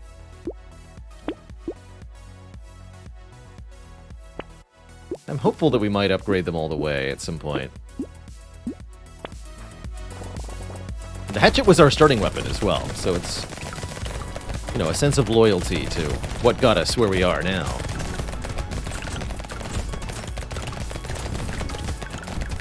Gotta respect your forebears.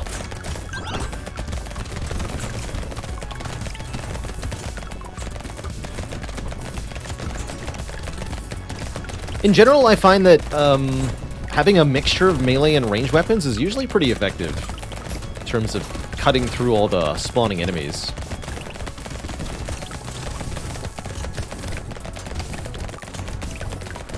Though most characters don't want to try to split their stats.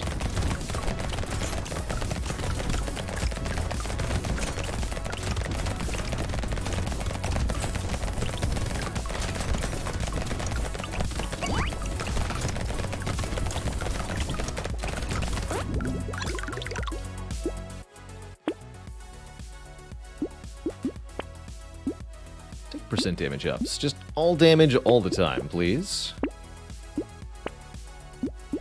Perfect.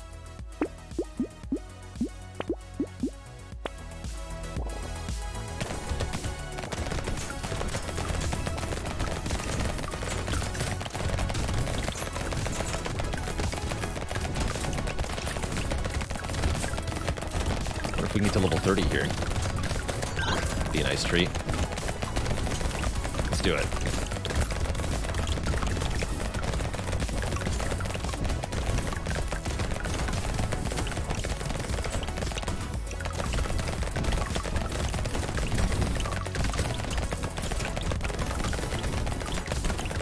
Halfway.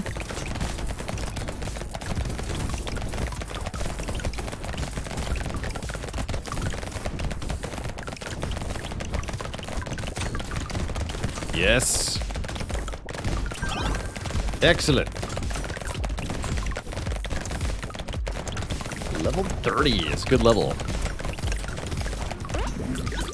Guaranteed red perk here. Don't start with 1 health.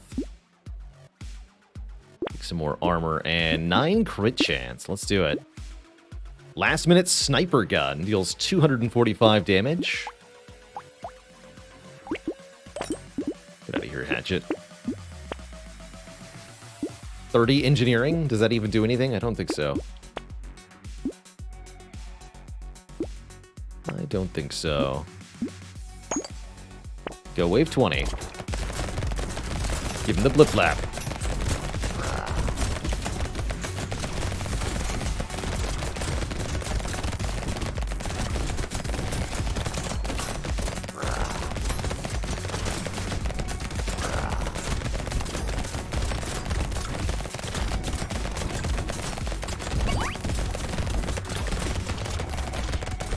GG. Nice and fast, very swift kill on those bosses. And a great apprentice run overall. GG.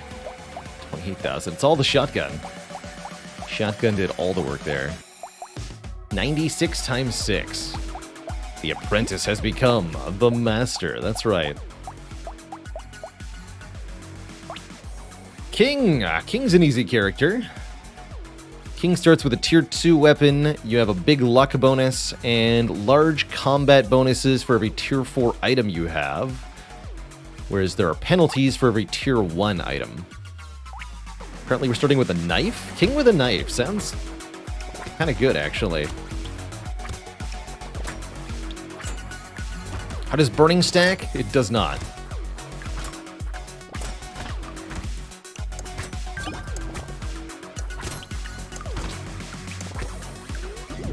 The Assassin King. Right, let's grab some early harvesting here. Early game King is a little difficult because it's a bit challenging to acquire new weapons. Tier 1 weapons are penalties, so you want to combine them as you get new ones. Let's go Knife Shuriken.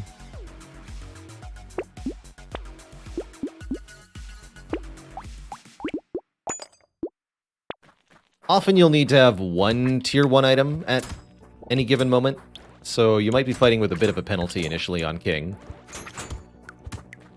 Don't buy too many items, small items in the early waves. You really just want to buy as many weapons as possible so that you can combine up to your first tier 4 weapon. Once you get your first tier 4 weapon, the whole game gets a lot easier as King. the Weeb King. So, for example, I'm not going to buy Gentle Alien. We're just going to try to... Not even Claw Tree. Just going to try to get new stuff.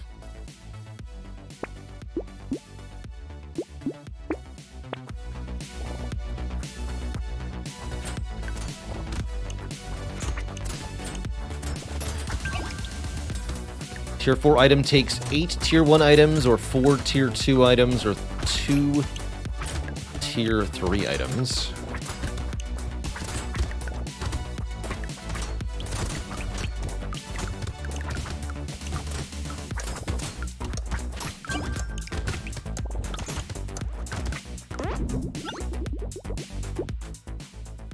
A little bit of range.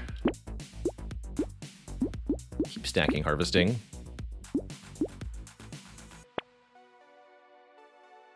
Ghost stacks, interesting.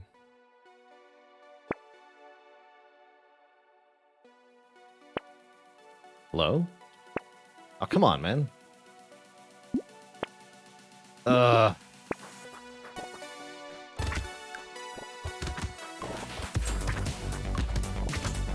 Feels bad to find nothing.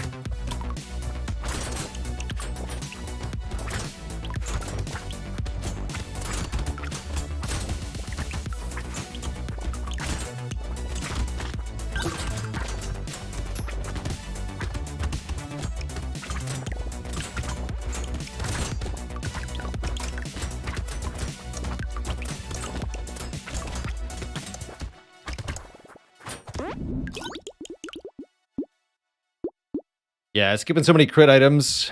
Again, every tier 1 item gives us a max health penalty, so don't forget to imagine -2 max health every time you see a white item, which means no thank you to basically all of them. Again, just like... Oh, knife 3, here we go. Okay, actually, there we go. That's what we needed. Combine the knives, combine the knives. We have our first tier 4 weapon, and that means we get a large bonus to attack speed and damage. Perfect.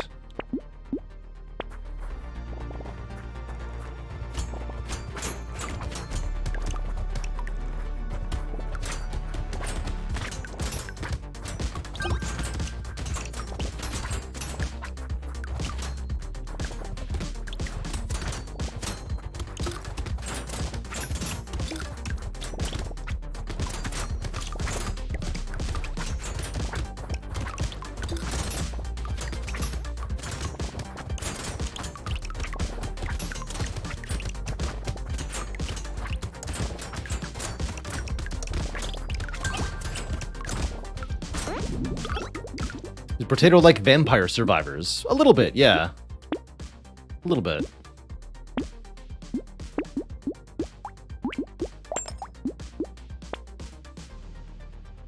Rocket launcher, huh? Interesting.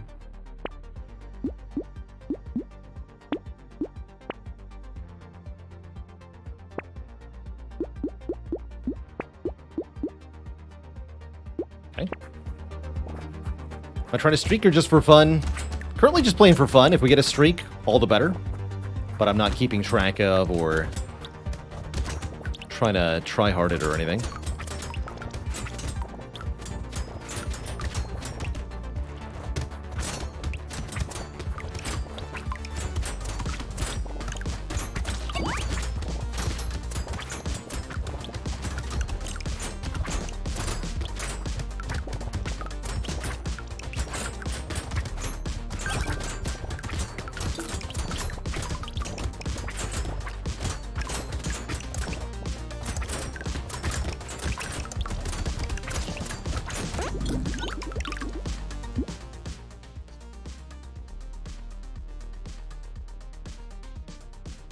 Did I hear about the potato princess that was forbidden to marry her love, Tom Brokaw? Turns out he was a commentator.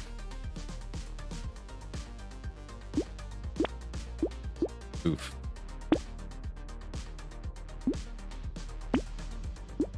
Interesting shotgun. I don't think so.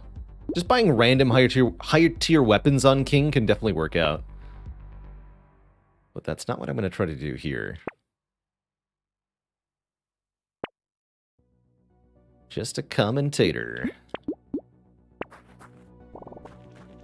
What's wrong with your mouth, sir?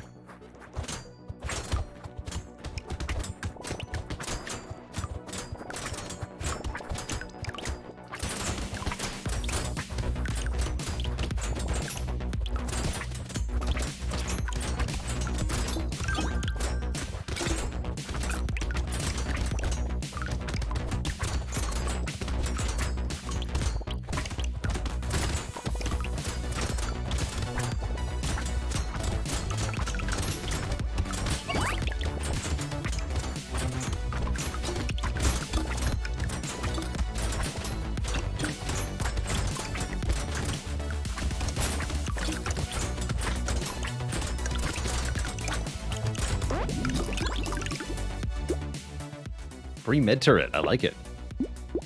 Okay, we can take a crit up. I believe.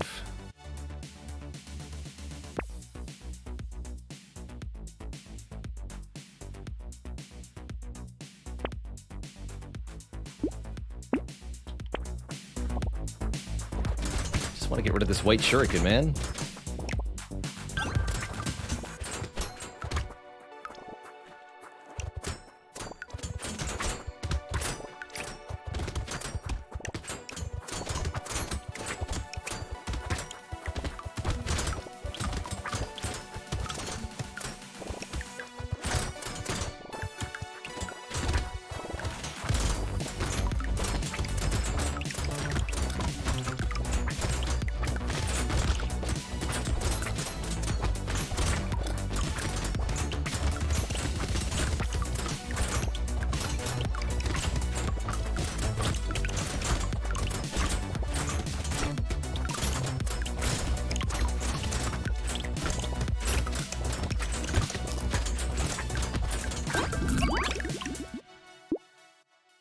Armor.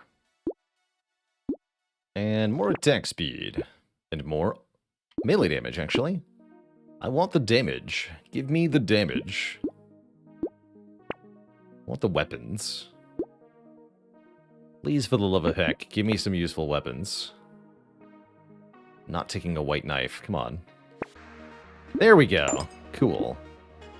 You know what? I'm going to lock this SMG. Screw it. So we now have a red shuriken, but we need to replace some of these weapon slots with something else before I can go all the way up there.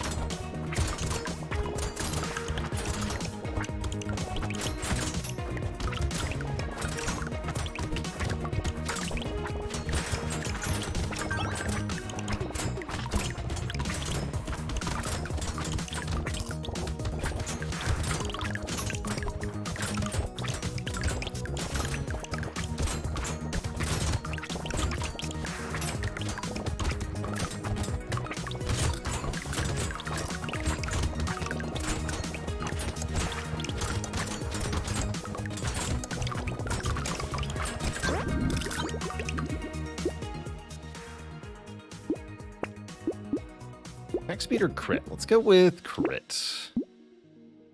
And I'll take a % damage up too. I'm just that kind of king. Cyber balls seem good on this character, owing to our decent luck stat and our high % damage stat too. Do we add a crossbow? I don't think so. White SMG? I guess so.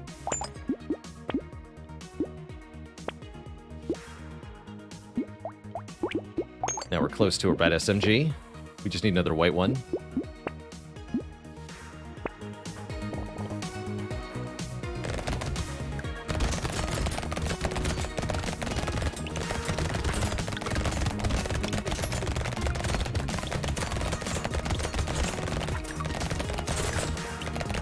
Went from all shurikens to all guns. Kind of an odd transformation.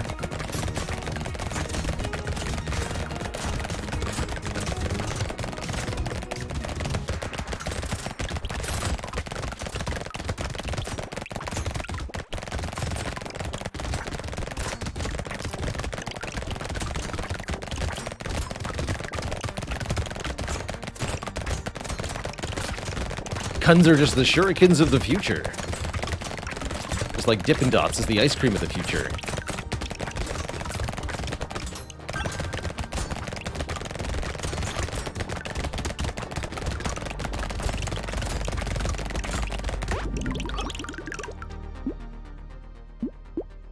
Let's get some more luck.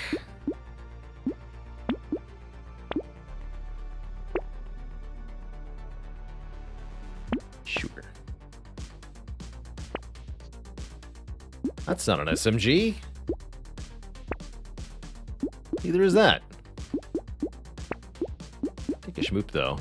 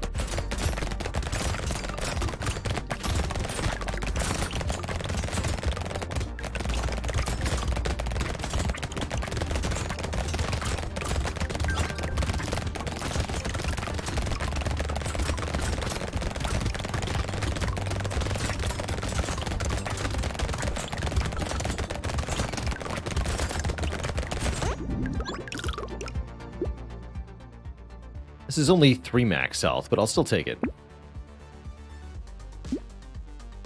Like more attack speed. I guess armor's fine. Horde wave time. Thief Dagger 4. I mean, it's a tier 4 weapon, so I'm just gonna buy it. Welcome to the team.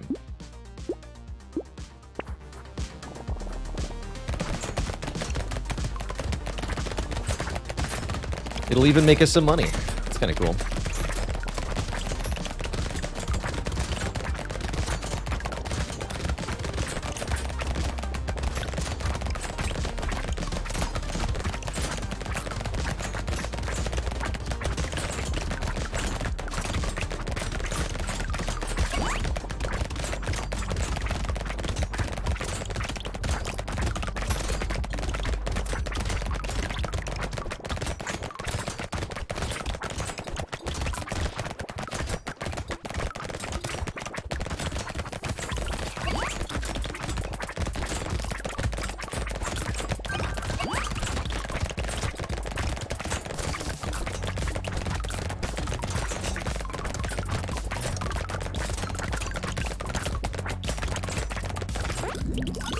How much did that make in one wave?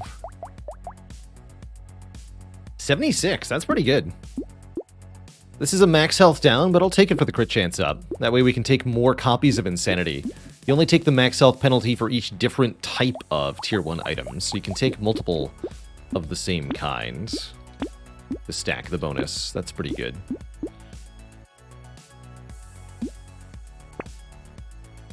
Hammer 2.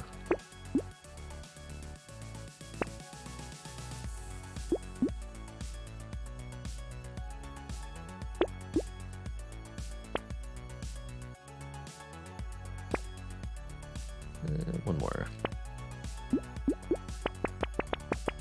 Ah.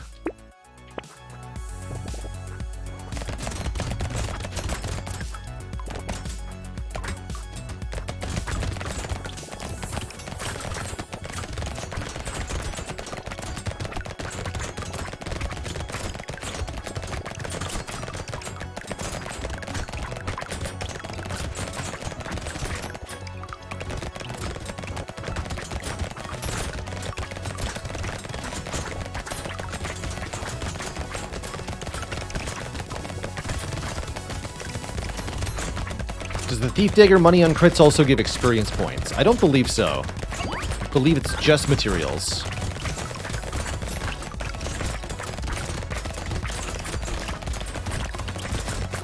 Same with Hunting Trophy.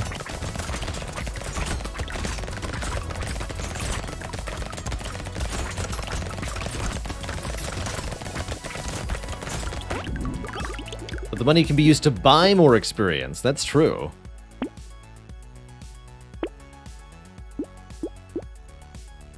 That is true.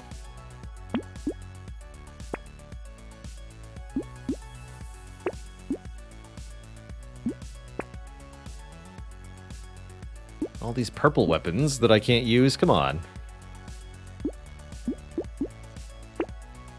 Give me something good here.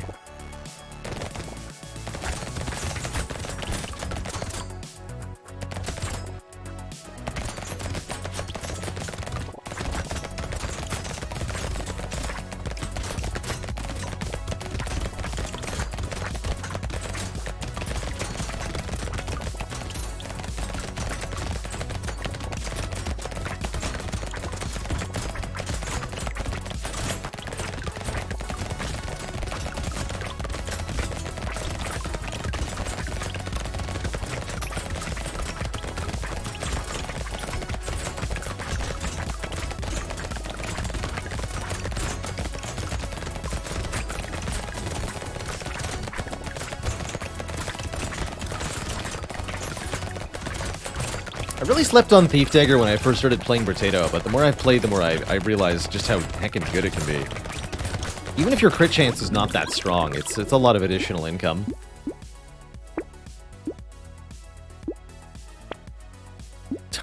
I guess I could just directly find a red SMG. Okay. Alright, let's lose the hammer. Keep the blue and purple SMG so that we can maybe find another one. Trolled. Guess I'll lock both Pumpkin and Bandana then.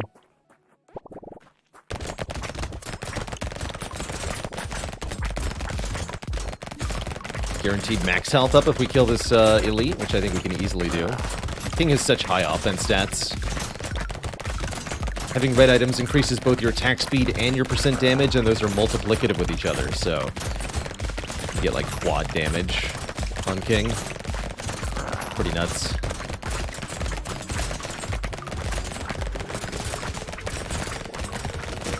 Easy peasy. I do think this is one of the easier characters to beat Danger 5 as.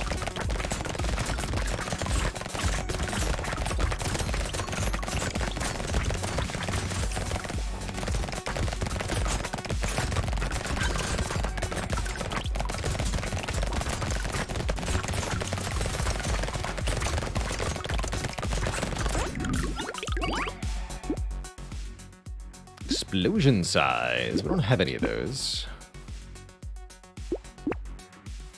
Brotato. Tater time.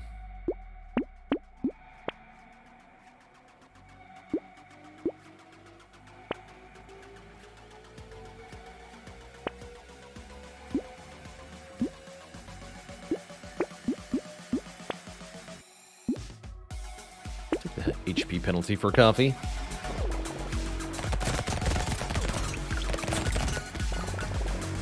Oh, that'd be a fun thing to make for Brotato. Rating the characters in terms of easiest to hardest to win with.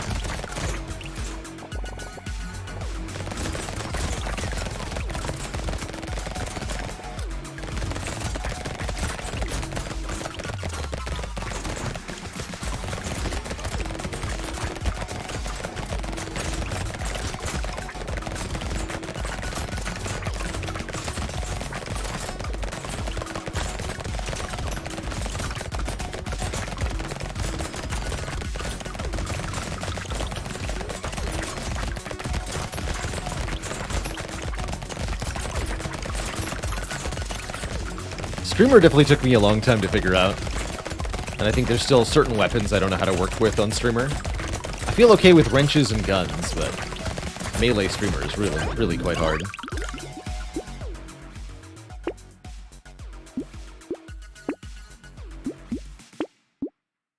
Show me an SMG, one time.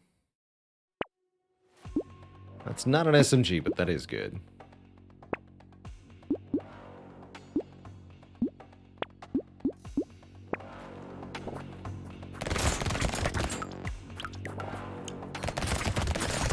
Is melee streamer even possible? Oh yeah, it is. Definitely possible. Shields also works quite well. I was really surprised at how effective shields are on that character.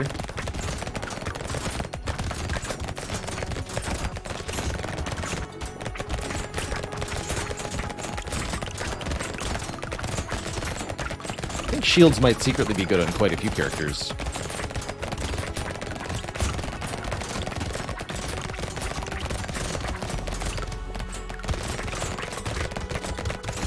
So again, something I've seen other channels doing that I could definitely see bringing the format to this channel is playing through all the characters and just kind of seeing what your win-loss is with everybody. Like, with 44 characters, you win 40, lose 4, or you lose 10.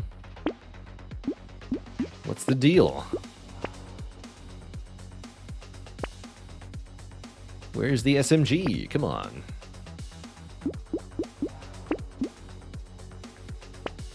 I want it. But I can't have it.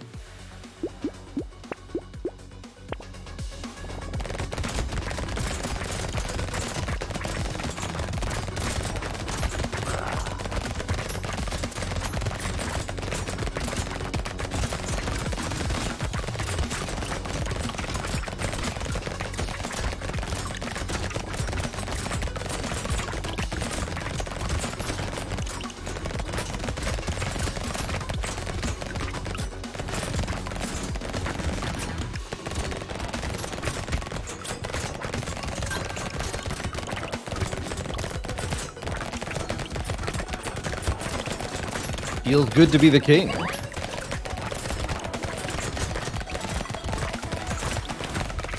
This character's just very strong in late game. Easy game.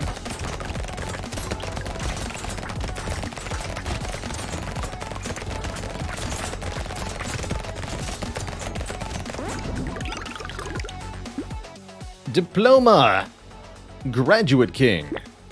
Sure. Why the heck not?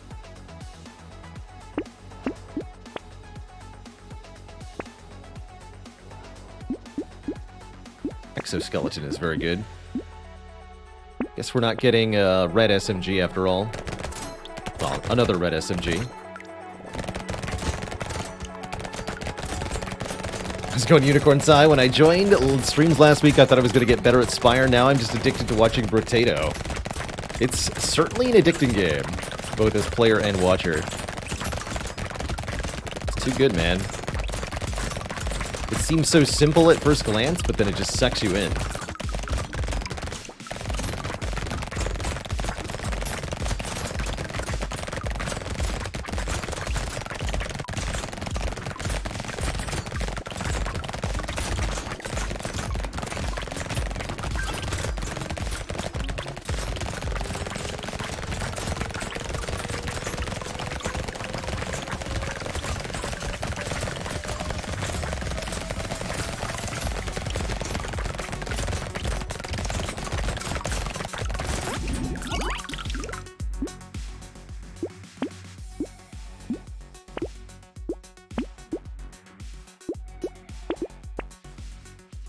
Attack speed. There it is, we got it. Last minute. 5 red weapons. Go wave 20.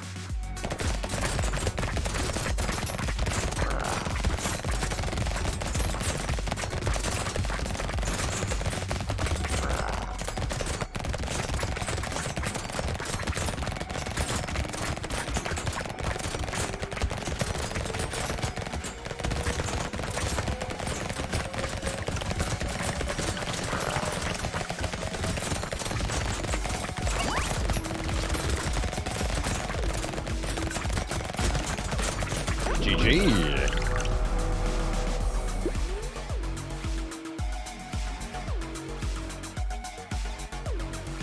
Thought it wasn't your kind of game because you're not good at dodging and hate bullet hell, but now you're 200 hours in.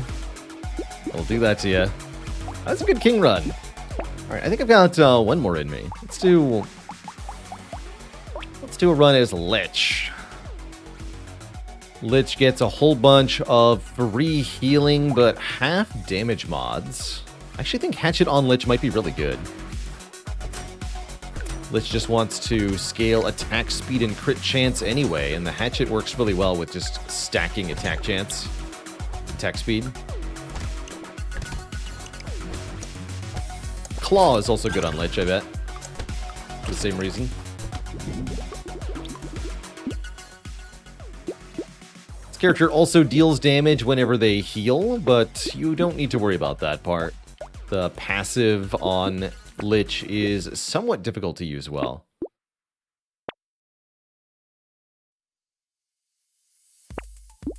Yeah, just lots of hatchets, please. I'll take an early Scar as well.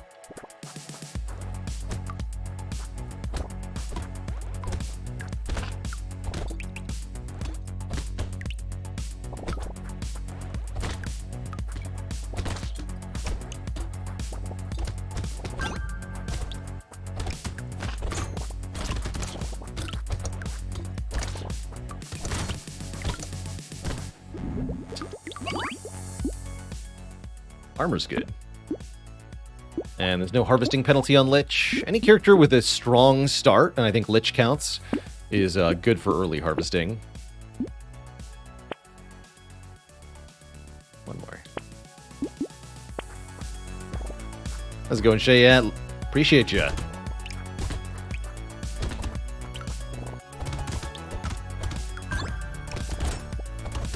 It's almost dinner time. I can feel it. Getting hungry again.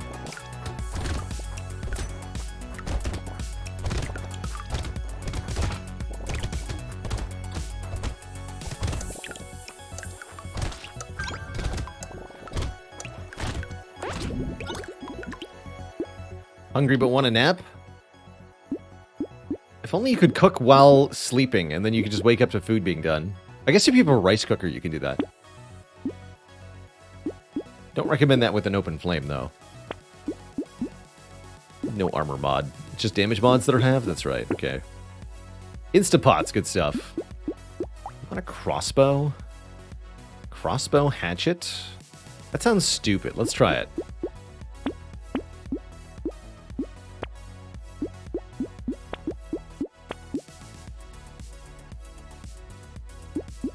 I guess that makes Peaceful be pretty good. Do I remember how long it took me to get to A20 with all characters?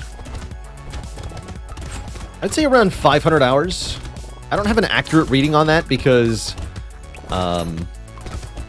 Ascension 20 was released long after I started playing the game, so I had a lot of playtime before the highest difficulty was even existing. So I did a lot of Ascension 15 win streaking for a while. And then A20 was introduced. But that was, I'd say around 1,000 hours of playtime, or 500 to 1,000.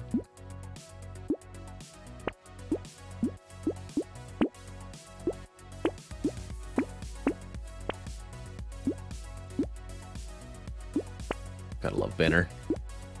Range and attack speed scales the crossbow and the hatchets. That's right, and A20 didn't have the heart initially either. So the first time I fought the heart was on Ascension 20, because I had Ascension 20 unlocked when the heart was added.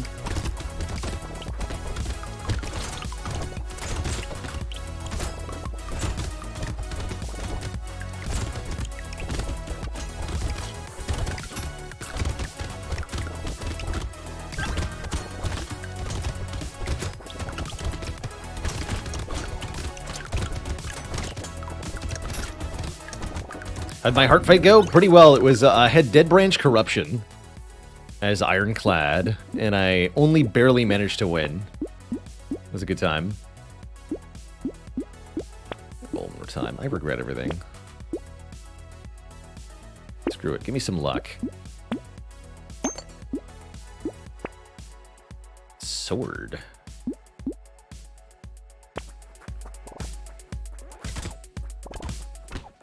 Basami, thanks for the 13 months. The baker's dozen yet.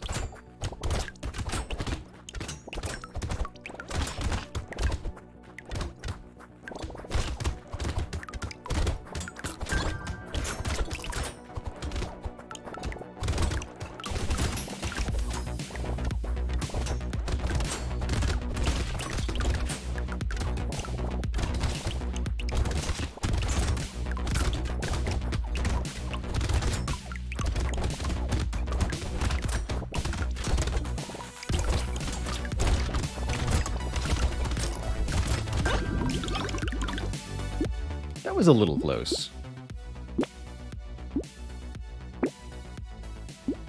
Glass cannon, huh? Though we only get half the damage mod, right? Yeah, screw that.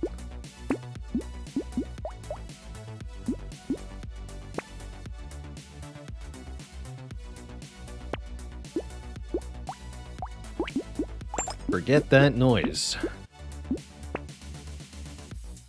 Minus range? No.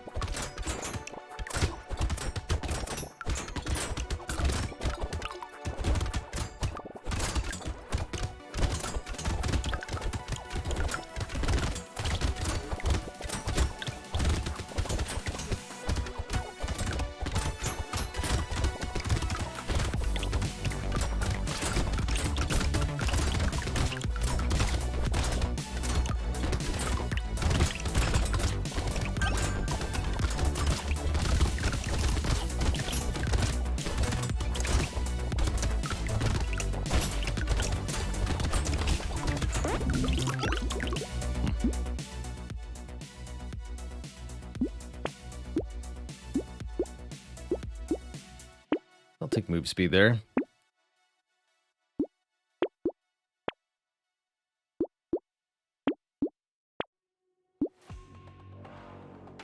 Don't even know if I can kill the enemies from the lure.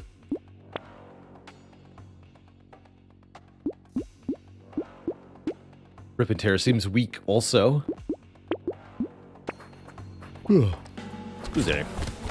Wireless Wizard with 9 months of the Prime sub. Thank you as well.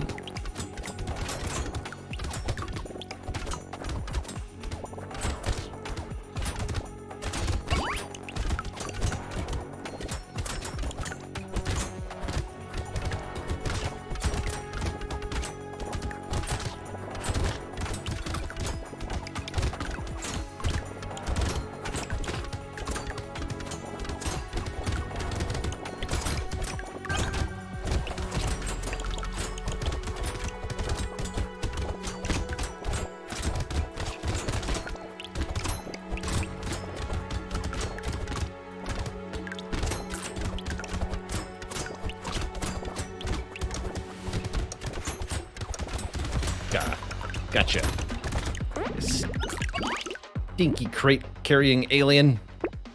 That'll teach you to look at me. Yeah.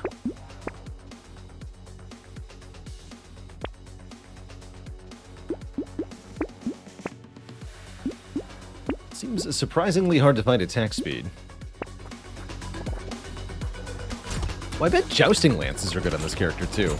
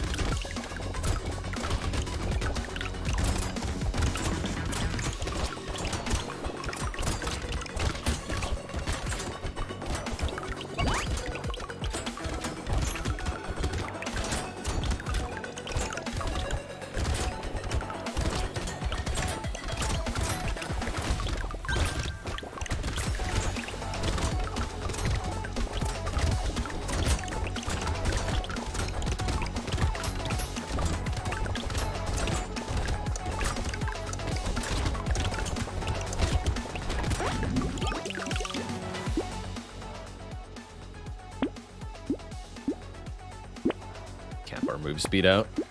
Actually, never mind. Whoa, Sniper Gun 4. Just showing up all casual-like in the shop. Insane. When we're already going crit in range, too. Exciting. Really exciting.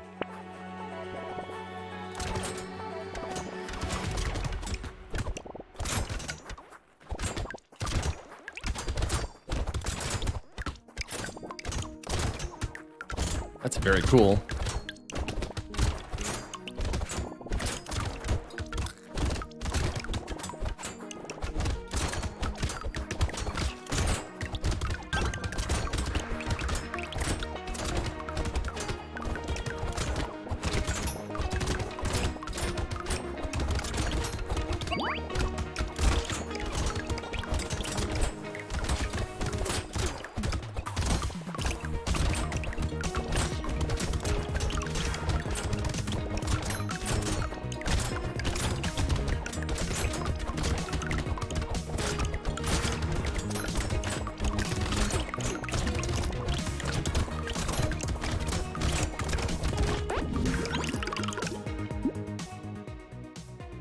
Reap damage to elites and bosses. I like it. Speaking of, we're about to fight an elite.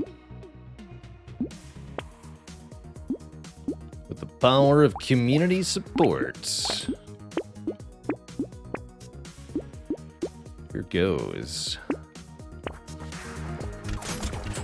It's the Croc. I'm fast enough to evade this guy, no problem. I think we're gonna get a kill here, so I'm just gonna run away.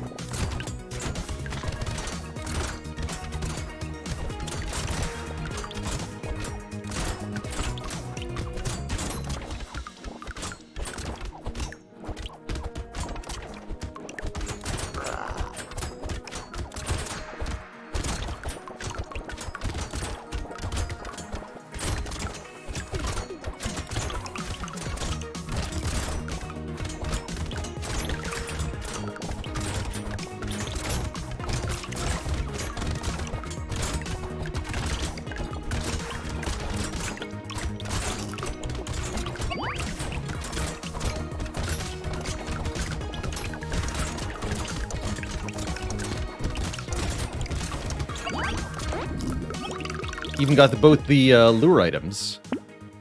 Excellent. Range, please. Attack speed, please. Those are the 2 stats I want. More than any other.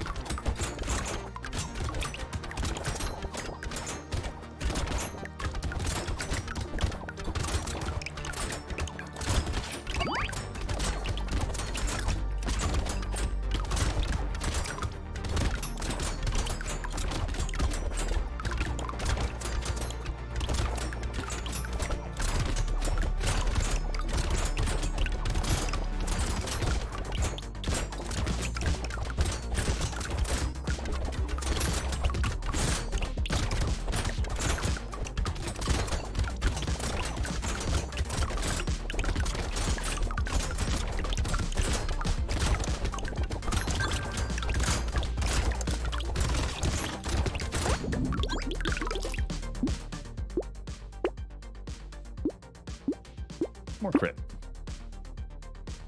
Extra pierce. That's quite good, actually.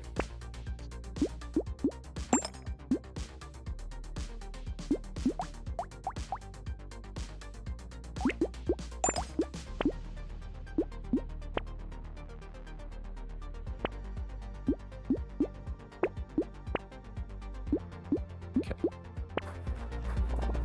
How's it going, Failey? We mastered a Conjure Blade today. That was quite good.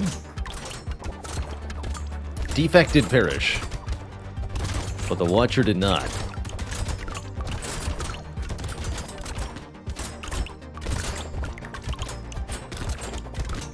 Means I think there are 14 cards left to master, if I counted correctly earlier.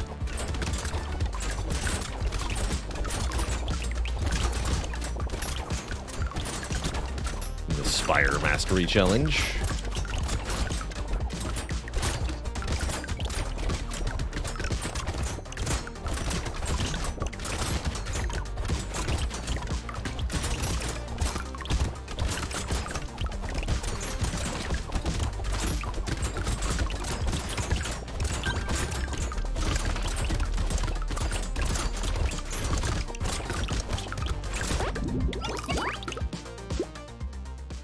Attack speed and range, perfect. The 2 stats I want most. Tractor is also a stat. Take a tractor. Move speed's high enough. Another Gummy Berserker, I'll do it, even though maybe I shouldn't. 3rd Gummy Berserker. Okay, maybe this is too much. But maybe not. Quad damage crits on that sniper gun. We have bonus damage to elites. I think we can kill this elite. Oh yeah, we can.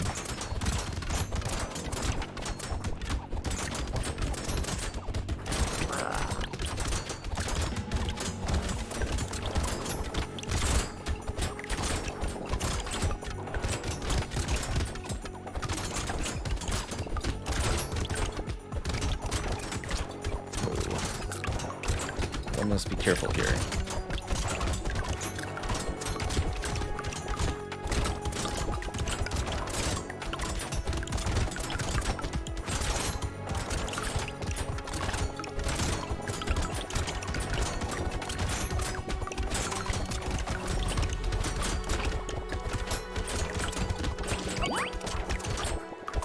Good work.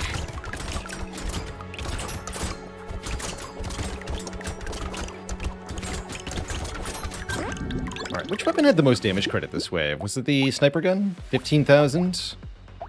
Oh yeah, easily the sniper gun. It's outdamaging everything by a 3-to-1 factor, in case you were wondering. That's pretty good. That is pretty good.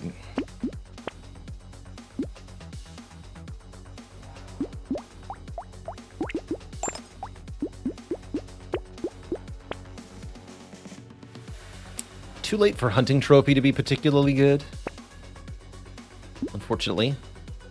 Extra stomach seems alright. Maybe not. Already got 80 max health. I don't need more.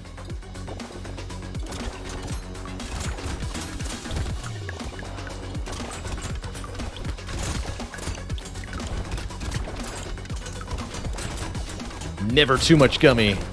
A man after my own heart. My very low armor heart.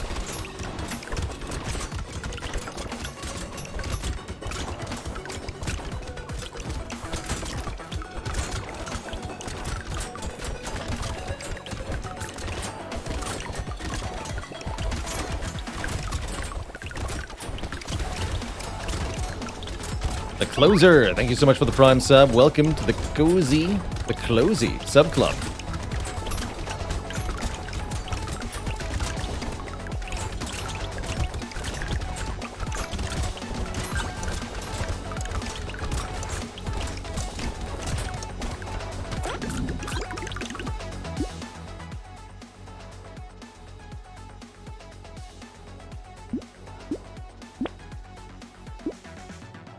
Give me crit or give me death. Maybe I shouldn't phrase it that way. Ooh, more bandana means more explosions from the sniper gun. Tentacle is crit and healing. Surely that's good.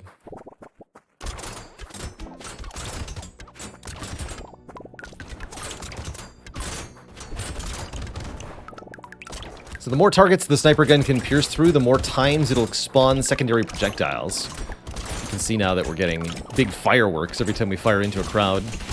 Emu-like bird with 41 months. How the time flies.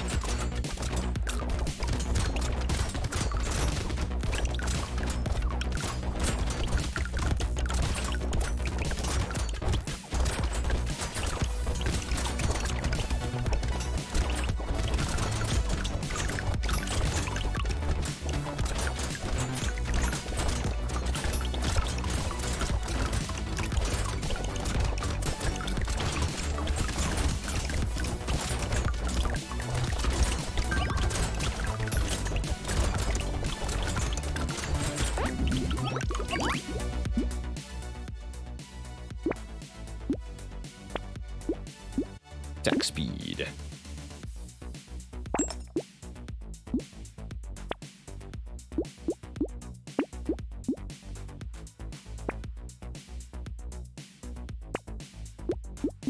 Good chance, attack speed, and range. All the stats I want. Perfect. Mom.